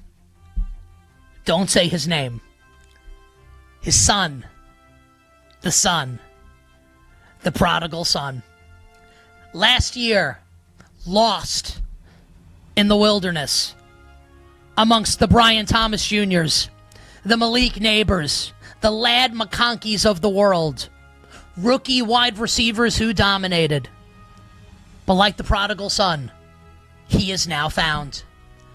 Marvin Harrison Jr. going to shred an awful Saints secondary led by Kool-Aid McKinstry. You might be asking yourself, is Nick making that name up? He was played at Alabama. You should probably know that. But no, I am not. Marvin Harrison Jr. over receiving yards. Anytime touchdowns. And as always, the anytime these are beer and pizza money bets. Like I was saying to Grant before the show, any curtain jerking jabroni here, you bet's countdown to kickoff. Nick Costos, Sam Panayotovich getting you set to bet and win today on the NFL. Any curtain jerking jabroni, any slappy can come out and say, you know who's going to score a touchdown today? Jalen Hurts. Wow, what a thought. You're probably right. The prop king's looking to hit long shots. So how about this one? Arizona Cardinals defense and special teams. Spencer Rattler dying to turn the football over. I'll oblige him. Beer and pizza money. Rattler to score, to turn it over, and the Cardinals to score a defensive or special teams touchdown. And James Conner, Arizona starting running back, saying a couple weeks ago that second-year running back out of Ohio State, Trey Benson, will be the 1B to his 1A. George's grandson, Trey Benson. Lots of music in the air and lots of touchdowns everywhere. Let's cash our bet. Trey Benson, anytime touchdown for the Redbirds. Tyler writes in our chat, that's a great song. It is a great song. Bum, bum. Buccaneers and the Falcons in Atlanta. Listen, I'm a huge Michael Penix Jr. fan. The Penix Mightier. This is a bet I am making because I think Michael Penix is awesome, and I want to bet on him. I'm betting Michael Penix over passing yards. The number this morning was 237.5. I know Darnell Mooney's not playing. I just want to see if this number's moved, because the expectation was Mooney was not going to play. Penix is 234.5. Great. I'm over on Michael Penix Jr. I think he's awesome. Michael Penix Jr. over passing yards. Anytime touchdowns, let's take a shot on Sean Tucker, who I think will emerge as the backup running back in Tampa behind Bucky Irving. And Cade Otton is banged up, Tampa's starting tight end. So I think if you wanted to take a shot on one of Tampa's backup tight ends, Devin Culp or Ko Kieft, they're both huge prices. Jaguars and the Panthers. I love Travis Hunter. Bet him to win Offensive Rookie of the Year. Took him in every fantasy league that I could. Travis Hunter Hurst Helmsley. What a pedigree he's got. It's time to play the game. Hunter over 47.5. He's so good, and I feel like people don't even know how good he is yet. We go and find out. Travis Hunter over receiving yards, and like Shawn Michaels at WrestleMania 10. We got the whole DX theme. I got 2 words for you. Bet Thomas. Like Shawn Michaels at WrestleMania 10, grabbing the ladder and climbing that son of a bitch to glory. We don't even need 76.5 for BTJ. I don't care that JC Horn's on him. We're going straight to 100 for Brian Thomas Jr. receiving yards. Anytime touchdowns for this game. All on the Jaguar side. Well, I got one Carolina. I think these are all interesting. So Jacksonville has all 4 running backs up today. Tank Bigsby, Travis Etienne, and 2 rookies, Bashal Tutin and LaQuint Allen. My guess is that Bashal Tutin will eventually emerge as Jacksonville's number 1 running back. I think Bigsby's the most likely to succeed today. But LaQuint Allen, who out of Syracuse, is apparently their best pass protector and could play on passing downs. I'd like to take a shot on both Tutin and LaQuint Allen at long prices to score a touchdown today. Also, Jacksonville traded for Tim Patrick from the Detroit Lions late in training camp because they wanted a bigger receiver. Sounds like a red zone target to me. Tim Patrick, anytime touchdown for Jacksonville. And with Jalen Coker on IR to start the year for Carolina, Hunter Renfrow. I could be really lazy here and just make a Triple H reference because his name is Hunter, but I'm better than that. Hunter Renfrow, anytime touchdown for the Carolina Panthers. Bengals and Browns. The Judge. Cincinnati's secondary is brutal. Cincinnati's defense is brutal. I think Judge Jerry Jeudy could see 8 to 12 targets in today's game, and I wouldn't be surprised.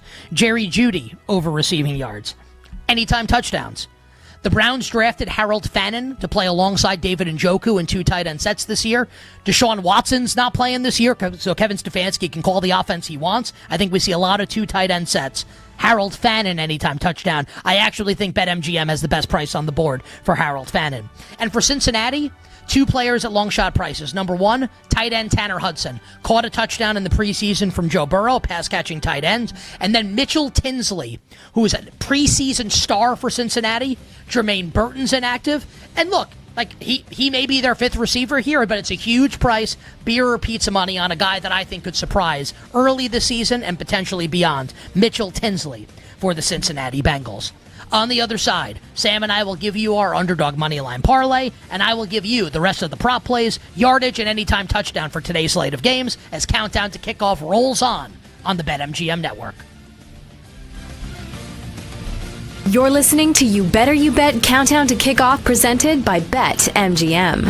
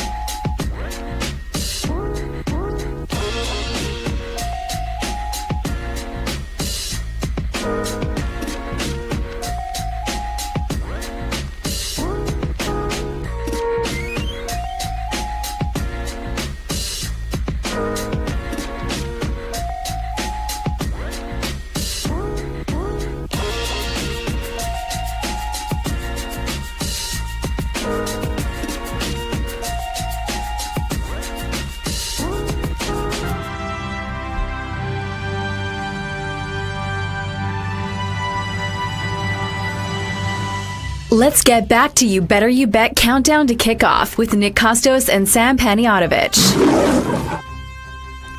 Sammy, before we get back to that Royal Prop King, anything worth discussing on the board right now? More under money in Pittsburgh. Have we talked about this enough? 37.5 at multiple prominent offshore sports books right now. BetMGM still hanging a 38, which Nick and I have already discussed. We think it's a good bet. We will finalize our bets coming up in 20 minutes. The Underdog Moneyline Parlay coming up in just a couple minutes this segment. But let's roll through the rest of thy royal props for this NFL Sunday. Colts and the Dolphins in Indianapolis. I think it's a fascinating handicap of the game, and I think what will decide this game, ultimately, who's going to win. Can the Colts protect Daniel Jones from what actually should be, if everyone's healthy, like a pretty good Dolphins pass rush? Like Phillips, Chubb, Robinson, Seiler, Grant are all healthy to start the year. I think that at the very least they'll pressure Jones, and that usually leads to bad things. But probably going to want to get the ball out quick. I love Josh Downs. System of a 46.5 over receiving yards for Josh Downs. Anytime touchdowns in this game. We already talked about Ollie Gordon, and it's not a long price, but I do think he'll score today for Miami as their backup running back. And if Darren Waller is priced on any sports book, bet Julian Hill to score a touchdown. And I'm going to buy the hype this year on A.D. Mitchell, last year's Colts second-round pick at receiver. Love me some A.D. Mitchell this year. A.D. Mitchell about plus 600 at BetMGM to score a touchdown. Commanders and the Giants. I'm just going to check here. I think the sports books are being cowards, but I will confirm in a moment. In the anytime touchdown market. Because, yes, Jackson Dart is not listed in the anytime touchdown market, despite the report that came out that says the Giants will have a package of plays designed for Jackson Dart. So unfortunately, you can't bet Dart to score a touchdown. I will bet Malik Neighbors over 70.5 receiving yards. I don't even really love the Giants in the game, but Neighbors is amazing. The Commanders' secondary is not great. And Russell Wilson, I don't think he's great, but he can get Neighbors the ball. Neighbors over receiving yards. Touchdowns here. JCM or BCM. Bill Krosky-Merritt for Washington. Cam Scatabo for the Giants. Are we sure Tyrone Tracy's the goal line back? Jalen Hyatt for the Giants is their deep threat. And just keep an eye. He's not listed in the anytime touchdown market, but I like this player a lot for the Giants. He made the team as an undrafted rookie out of Notre Dame. Bo Collins, B-A-U-X. I think that's how you spell his name. Jalen Hyatt can't catch the ball. I would not be shocked. B-E-A-U-X. Thank you, Tyler. It's like verbal dyslexia for me just now. I think Bo Collins could go past Jalen Hyatt on the depth chart for the Giants. Not listed today, so let's play Hyatt. Anytime touchdown. Steelers and the Jets. DK Metcalf over 55.5 receiving yards. I don't care if Sauce Gardner's on him. I love Metcalf in that matchup. There are some mispriced players in the anytime touchdown market in this game.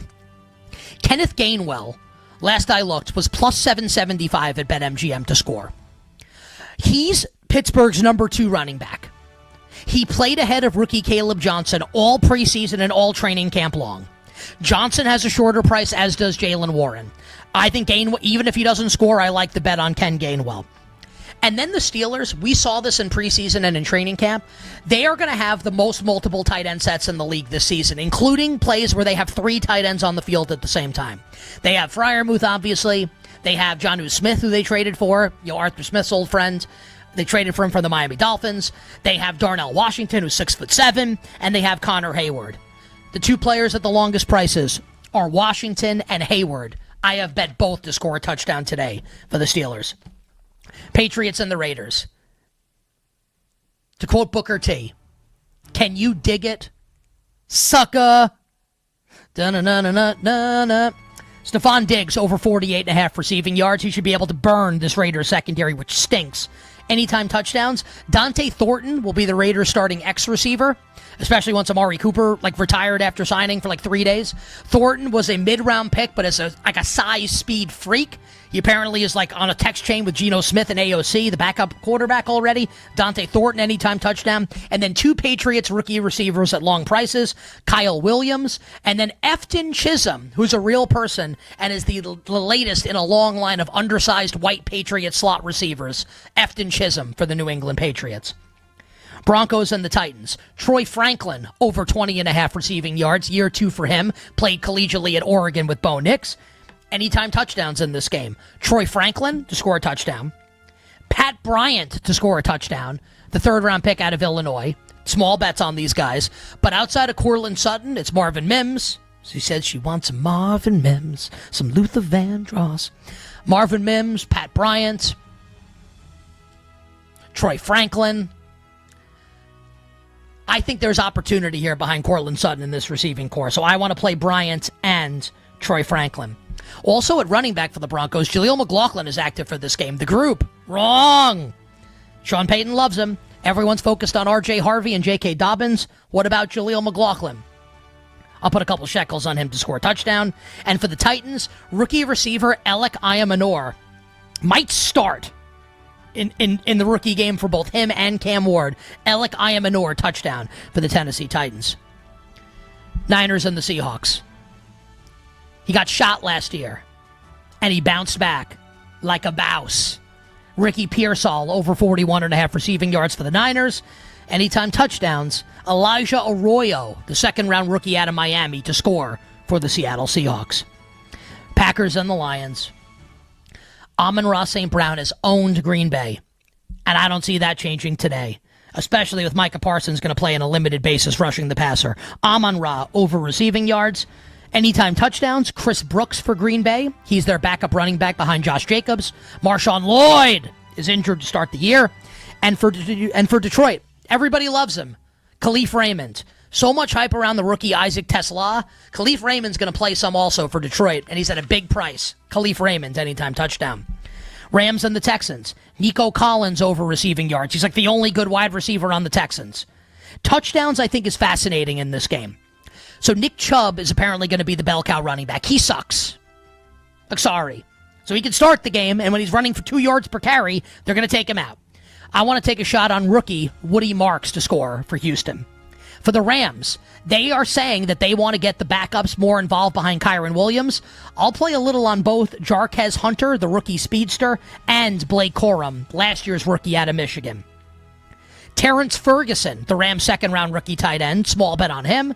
And I like an undrafted rookie receiver for the Rams named Konata Mumfeld, who might have a little Puka Nacua in him. Remember that name? Konata Mumfeld for the Los Angeles Rams. I'm not making this up. I got him in Dynasty Leagues. It sounds like you're making it up, honestly. I mean, that sounds like a made-up name. Konat. It might be Mumfield. I'm going to look this up. Konata Mumfield. Yeah, Mumfield. He went to college at Pitt. Oh, Akron and Pitt. 7th-round pick of the draft, not undrafted. Oh, yeah, I remember him. Yes. Mm-hmm. Do you? Yeah, of course. Do you or no? Yeah. You watch a lot of college football. Maybe you do. I don't know who any of these people are, for the record. You watch so much college football. I think you do know who these people are. Konata Mumfield, anytime touchdown. He may not even play in the game, or may got no routes. Small bet. Speculative bet. And then we close with the Ravens and the Bills. Derrick Henry over rushing yards against a soft Buffalo Bills defensive front. Anytime touchdowns here. Keaton Mitchell behind Derrick Henry, capable of breaking a long run whenever he's on the field. Isaiah Likely's not playing. Charlie Kolar will be the Ravens' backup tight end. You know Lamar likes to use multiple tight ends. Charlie Kolar, anytime touchdown. And you know how we did this last year. The Bills have 3 running backs. They're all good. They use all 3. Let's play the one at the longest odds to score.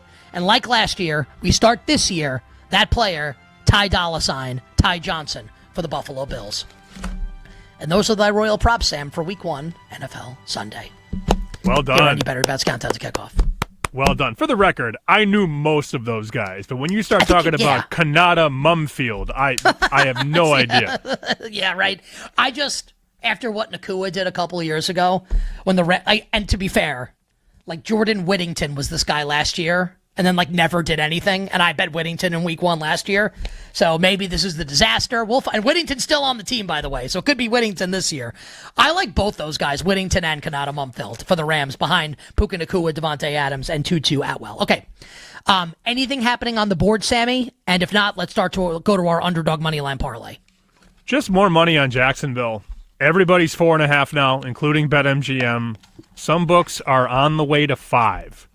So you have a steady diet of Jacksonville money today. It's hard to call it all sharp because we did see sharps move it from 3 to 4, and there seems to be a chase or a pile on happening from 4 to 4.5. I don't believe that's wise, guys, laying 4 when they could have laid 3.5. I did, before we get to our parlays, and I did build one at BetMGM. I have a fantasy question for you since you are a fantasy guy. Do I start Tet McMillan or Calvin Ridley in my flex role today? Tet. Okay, I have Tet in there right now. I just get antsy. I know a lot of people are like me. The lineup has been set for 2 weeks, and we get to game day, and you start to get antsy. Like, what should I do? Some people just want to change something. So you're saying don't change that. Well, Ridley, I think, like, in a static situation, like, I would probably pick Ridley, but Ridley's going to get Patrick Surtain today, like the reigning defensive player of the year. And I think the Jaguars are going to score, and Carolina's going to have to throw. And I think when they do throw, they're going to throw to Tet. So in this, like, maybe in a different matchup, I would take Ridley. In this matchup, I think it's Tet pretty easily over Ridley today, in that, given Ridley's matchup. Okay. Speaking of easy, here's my moneyline parlay. Oh, let's see. These are not big dogs, but I want to make it bigger with a player prop. So I put Falcons and Raiders. It. Falcons, Raiders, outright. BetMGM plus 340. If you want a bigger payout, why don't we just click that box and add a Malik Neighbors touchdown plus 999 at BetMGM. Falcons win, Raiders win, Malik Neighbors anytime touchdown. I love that. I feel like a coward now because I kind of want to put a touchdown into mine. I'll give you 3 teams. This is a really, really lame one because they're all about even money. Dolphins, Seahawks, Lions. Miami and Detroit at MGM, both even money, plus 100. Seattle, plus 105. That 3-teamer, plus 720, Sam, at BetMGM. Kind of cowardly, right? Not really, because over the course of an 18-week season, you are going to constantly one-up me. I remember last year I would build these parlays. I'd take a 4-point dog and a 6-point dog, and it would be 7-1. And then you'd be like, I got a 15-1 parlay. Yeah, right. Yeah. Not to mention the parlay that you sent the show. You sent Tyler and I a parlay. Should we read the parlay that you sent, where you have $1.84 to win $998,000? Yes, this is an anytime touchdown parlay. So the parlay is, and I've done a couple of these, but this is the one that I sent to Sam and Tyler this morning. So Hunter good. Renfrow. Again, like he's the starting slot receiver for the Panthers. Hunter Renfrow plus 700, or in this range. Trey Benson, Harold Fannin of the Cleveland Browns, A.D. Mitchell of the Colts, Kenny Gainwell of the Steelers, Troy Franklin of the Broncos, and then we roll into Sunday Night Football with Charlie Kohler. Now you're probably like, well, this bet's going to lose. Yeah, well, okay, it's $1.84 to win $999,000. So you're right. It probably is going to lose. You're right. Nice pick, bitch. When it loses, yeah, I mean, like I get sure. all the time. Yeah, I mean, what are you going to do? Like, I do lots of anytime touchdown parlays. That one happens to be doing almost $1 million. I got a text, Sam. I won't say who it is, but from someone that I consider to be sharp, and I think you consider to be sharp as well, who is asking me, like, what the hell's going on with this Jaguars-Panthers game? This person wants to bet Carolina because he or she doesn't understand why the Jaguars are getting bet out like this. Do you agree?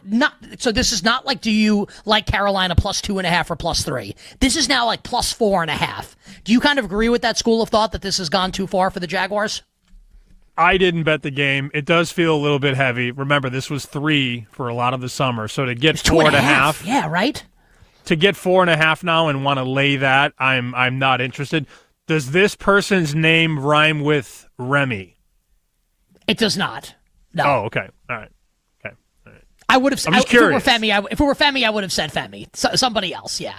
Okay. Well, you never want to air your sources out, so I just thought I would maybe try and bait you with the rhyme, but no, I think Femi I know likes the Jaguars because we took him in a Survivor. We took the Jaguars in a Survivor contest that we have an entry in. Oh, you went Jacksonville Survivor, huh, Trevor Lawrence? You trust Sunshine and Survivor? Well, I mean, I guess the hay's in the barn, right? So I almost went. I know they're going to love to hear this in Chicago because we are on the score right now. I went to war in one of my pools and tried to do Minnesota, and I got big pushback on that one. Big. So this is probably like a really bad thing to say out loud, but I'm going to say it anyway. So I've really liked the Bears for a lot of this offseason. And this is like the Parsons trade has to change how anyone feels about anything in the division, obviously. But I'm still in on Chicago. I'll tell you what, man, that did you read that Ty Dunn piece on Caleb Williams and last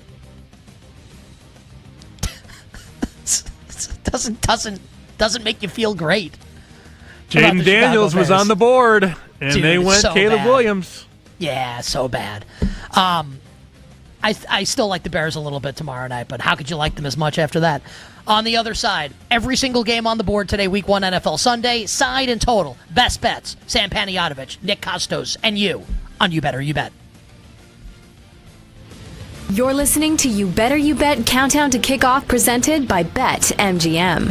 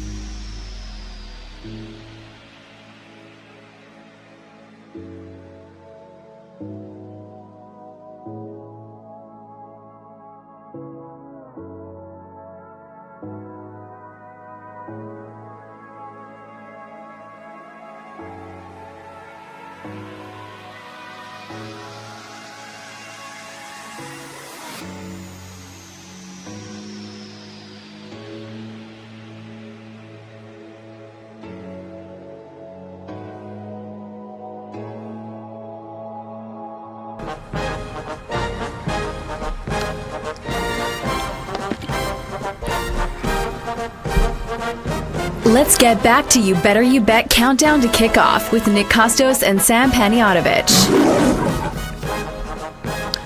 Oh, baby. Our best bets are coming up in moments. Side and total for every game. But first, Grant, we celebrate football. Bring the music up, please.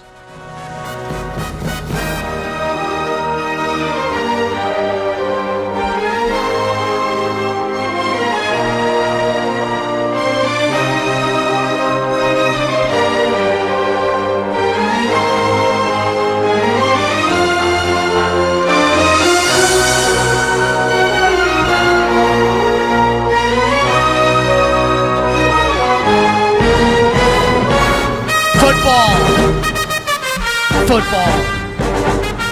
Week 1. Football. Thank you, Sadolab. Before we wrap the show up with our best bets, Tyler Morales, our executive producer, our technical director today, Sean, smile on his mouth, hand on his haw. I got it that time. Took a full season, but nailed it. Our guy, Grant Leader, on the board, and Max Sheedy, thank you very much to our video producer. Games are coming up in 20 minutes. Sammy will get to the best bets in a second, but you had something you wanted to bounce off me. I saw a tweet from Ben Rassa, who was very excited to celebrate his live bet yesterday. So Minnesota was up 59-0 at half against Northwestern State. 35 in the first, 24 in the second. 59-0. Ben came in and took 80.5 live with Northwestern State. Minnesota scored 7 in the third, did not score in the fourth. Final score 66-0. Ben covering his plus 80.5 bet on Northwestern State live. I just wanted does Ben know PJ Fleck? Did Minnesota was just gonna go because obviously I'm guessing I didn't watch the game. If Minnesota wanted to, Minnesota probably could have scored 100 points, right? They scored 59 in the first half or whatever, only 7 in the second half. They probably made a deal or something. Hey, we're just gonna run this clock out and get the hell out of here.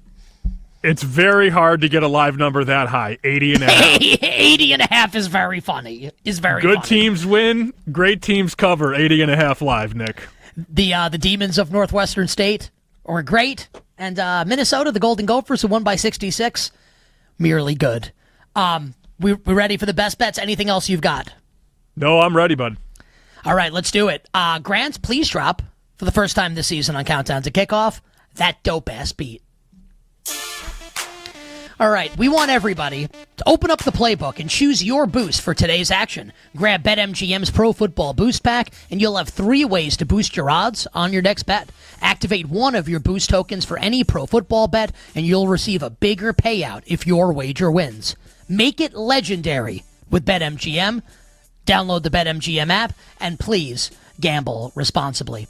Sammy, going to do a quick refresh of my board, make sure I have the right numbers here at MGM, and we will begin in New Orleans, where the Cardinals 6.5 on the road at the Saints at BetMGM. The 6.5 juice towards New Orleans. Total 4.5 juice towards the under. How are you betting Cardinals Saints, if at all? I would take the points. It won't be pretty. People don't want to hear it. BetMGM giving me 6.5 with New Orleans. If I had to play that one, I would take the points. It does feel like that's like a pro sharp side New Orleans. I'm going to pass the game. If I had to bet the game, I would actually, I think Arizona's way better than New Orleans. I would actually lay Arizona, but I'm not backing that up with my own money, so I guess it's a worthless opinion. So we will move on to Tampa and Atlanta, where, Sam, this game is moved to basically a pick the winner here. At MGM, Tampa's a 1-point favorite, but it's juiced towards Atlanta. The total 47.5. No Darnell Mooney for the Falcons.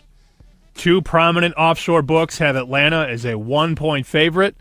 Nick and I were talking about this all summer on our shows. Bet Sweats for me, You Better You Bet for Nick. We liked Atlanta catching 2.5. That's why you listen to the shows during the week and not just the day of the game. I like Atlanta. It's hard to sit here, though, and say take Atlanta at a pick'em when you and I betted it 2.5 months ago. Yeah, I for what it's worth, I do think the Falcons are going to win. So if I had no position here, I like action also. I would bet. I love Michael Penix. I would bet the Falcons, but Sam's right. The time to bet the over has long since come and passed, and the time to bet Atlanta has long since come and passed. Jacksonville and Carolina in Duval. Sammy, the Jaguars at BetMGM are 4.5. It's juiced towards Carolina, but 4.5. The total has come down to 46. The Panthers without their starting left tackle, Ike Ekwonu. Huge move in the last 90 seconds on the under in the game. So our friends at Circa in Vegas down to 45. Other sharp books down to 45 as well. BetMGM still hanging 46. That is a big move. 13 minutes until kick. That is not Marge Simpson betting that game with blue hair. That's not a $50 bet, Nick. That's a big pop on the under in the game. I didn't play anything here, but that is a telling move very, very close to kickoff. They just came in and slammed the under 46. Yeah, so Jacksonville has been getting bet in concordance with the under. I think that's fascinating. I don't claim to know what's happening, so we're going to move on. I thought there'd be tons of points, at least by Jacksonville. We'll see. Cincy, minus 4.5, Sam, at Cleveland. The 4.5 is juiced towards the Bengals. The total is 48, so that total's come down a little bit in Bengals-Browns. What do you like here? I almost went Bengals in Survivor. Could not pull the trigger. We know how bad they are early in seasons. Now, they claim that they're going to fix it because they played their starters more in the preseason. We shall see. Remember, this number in the summer was 6, and now we're 4.5 all over, including BetMGM. I almost got there on Bengals Survivor, but could not pull the trigger. I think the Bengals are going to win this game also. I would actually lay Cincinnati if I had to do something, but again, I'm a little concerned about the Bengals defense like everybody is. I'm going to pass this game. If I had to bet it, I would lay the Cincinnati Bengals. Colts and the Dolphins in Indianapolis. Sammy, the market is settled at MGM at least with the Colts as a 1-point home favorite. The total looks like it's settled here at a full 47. Though we've seen it on both sides of this number, now at 47, 15 minutes before kickoff. I know people don't want to bet Daniel Jones, but I respect some guys that did play the Colts at a pick and at -1. I'm going to tail that Colts bet. It does feel like that is the sharp play, is Indianapolis. If I were to bet the game, I would bet Miami, which probably tells you all you need to know. So we'll move on. Commanders and the Giants, Sam, from our nation's capital. At BetMGM, this number hasn't moved, at least at MGM, all day. Commanders holding as a 6-point home favorite, -110. The under has gotten bet a little bit. We are at 45.5 at BetMGM. What do you like here, Giants and Commies? It's already done. Giants plus 6.5. Did not like to hear the news about Andrew Thomas, their left tackle, being inactive today. But what's done is done. Took 6.5 down to 6. Yes, still like it. I think the Commanders, I almost said a bad word there. I almost said the word you can't say anymore. What, Old Redskin? habits die hard. Football team. No, the term football before team. football team. Oh, yeah. The football team Can't known say as. that. How dare you? The football team formerly known as the football team. You are probably not paying a tax on any team's previous season than you are on Washington. So I'm going to fade that tax, and I find myself needing your Giants to cover 6.5. I will pass the game and will root very hard for you, everyone that bet the Giants, and my favorite football team. Steelers at the Jets, Sam. This is a full 3 now. It went between 2.5 and 3 all off season. At MGM, it's a full 3. Steelers on the road, total of 38. Under 38, BetMGM. I'm on under as well, and I bet Steelers, but I bet 2.5. I don't even know if there are any 2.5s available, but if you like Pittsburgh, try to find a 2.5, and if you like the Jets, please bet +3. Give yourself the best chance to win your bets. Patriots and the Raiders, Sammy at MGM, New England juiced 2.5-point favorite. The total is 44. This is my favorite bet of the day, Nick. Took the Raiders not only +3, but I took them on the money line +130. Yeah, this makes me a little nervous because I like New England this season. I'm on over 43.5. If I had to bet the game, I would lay the Patriots, but the over is my preferred play once Christian Gonzalez was basically ruled out earlier in the week. Move to the afternoon slate. Broncos, an 8.5-point favorite over Cam Ward and the Titans. The total here, Sam, is 42.5. Did nothing with it. I think you're going to see a huge faction of people, if this gets tight late, start pounding the table for a Titans outright win. Now, the books would love the Broncos to lose. Every moneyline parlay has the Broncos wedged in there. It's a big teaser play as well, and this is the #1 play in Circa Survivor with over 7,000 people on the Denver Broncos. No bets for me, but if you're in Survivor, you probably want Denver to go down. I have 2 of 3 Survivor entries on Denver, so wish me luck. 2.5 minutes, 4 games to go. Sammy, the Niners, 1.5-point road favorites in Seattle, 43.5 the total. Christian McCaffrey expected to be a full go for the Niners. I love this Seattle defense. It makes me nervous. As somebody on Seattle, or somebody on San Francisco, rather, I am a little nervous. I hope the Niners win, but I do think that move to the under was very true. 43.5 MGM, it still feels like a good bet under 43.5. Seahawks for me, money line plus the points against San Francisco. Green Bay, a 1.5-point home favorite against the Lions, total 47.5. I love this look, but the number has come away. I was teasing 2.5 up to 8.5 with Detroit. Green Bay's now only a 1.5-point favorite. Let me remind people, since taking over, Dan Campbell at Detroit, 49-23 ATS, 23-10 ATS as a dog. Those are remarkable numbers. I like the Lions to win. I like the Lions to cover. Rams, a juiced 3 at home against the Texans. Total, Sam, 43.5. Lean to the Texans, but did not bet the game. I want to see it from Stafford. We're hearing a lot of great things. I'd like to actually see him take contact. I think that's very fair. I agree with everything you said, and so I'm passing the game. And Sunday Night Football, Bills and the Ravens, basically a pick-em. Ravens a slight favorite. The total is 50.5. I would wait this out. If you like the under, I think you're going to get 51 everywhere later because people will come in, bet on offense, bet on Lamar Jackson, Josh Allen to do big things. I look at these defenses, though, Nick. I like the under. There are 51s out there, a lot of 50.5. Don't worry, that public over money is going to come in as Carrie Underwood gets ready to sing. You got to get the 51, but go under. Oh, we've been waiting all day, Sam. I guess we've been waiting for this also. I've been waiting all day for Sunday at 1 o'clock Eastern. Waiting all summer for summer at 1 o'clock Eastern. I like the Ravens. And I love your thought on the under also, but I like Baltimore. I think Buffalo's defense is going to be up against it, especially to start the season in the secondary. First-round corner Maxwell Hairston on IR. Trey White not expected to play. Christian Benford banged up. The secondary is not very good. I like the Baltimore Ravens. Sammy, good luck today. Have a great day. We'll hear from you tomorrow morning on Bet Sweats. Thanks, buddy. Good luck, everybody. Let's go make it happen today. For Sam Panayotovich, I'm Nick Kostos, wishing you, dear listener and dear viewer, minimal sweats, winning bets, the absolute very best of luck. Let's get it today, Week 1, NFL Sunday. You've been listening to You Better You Bet. If you missed any of the shows, listen back anytime on the new and improved Odyssey app.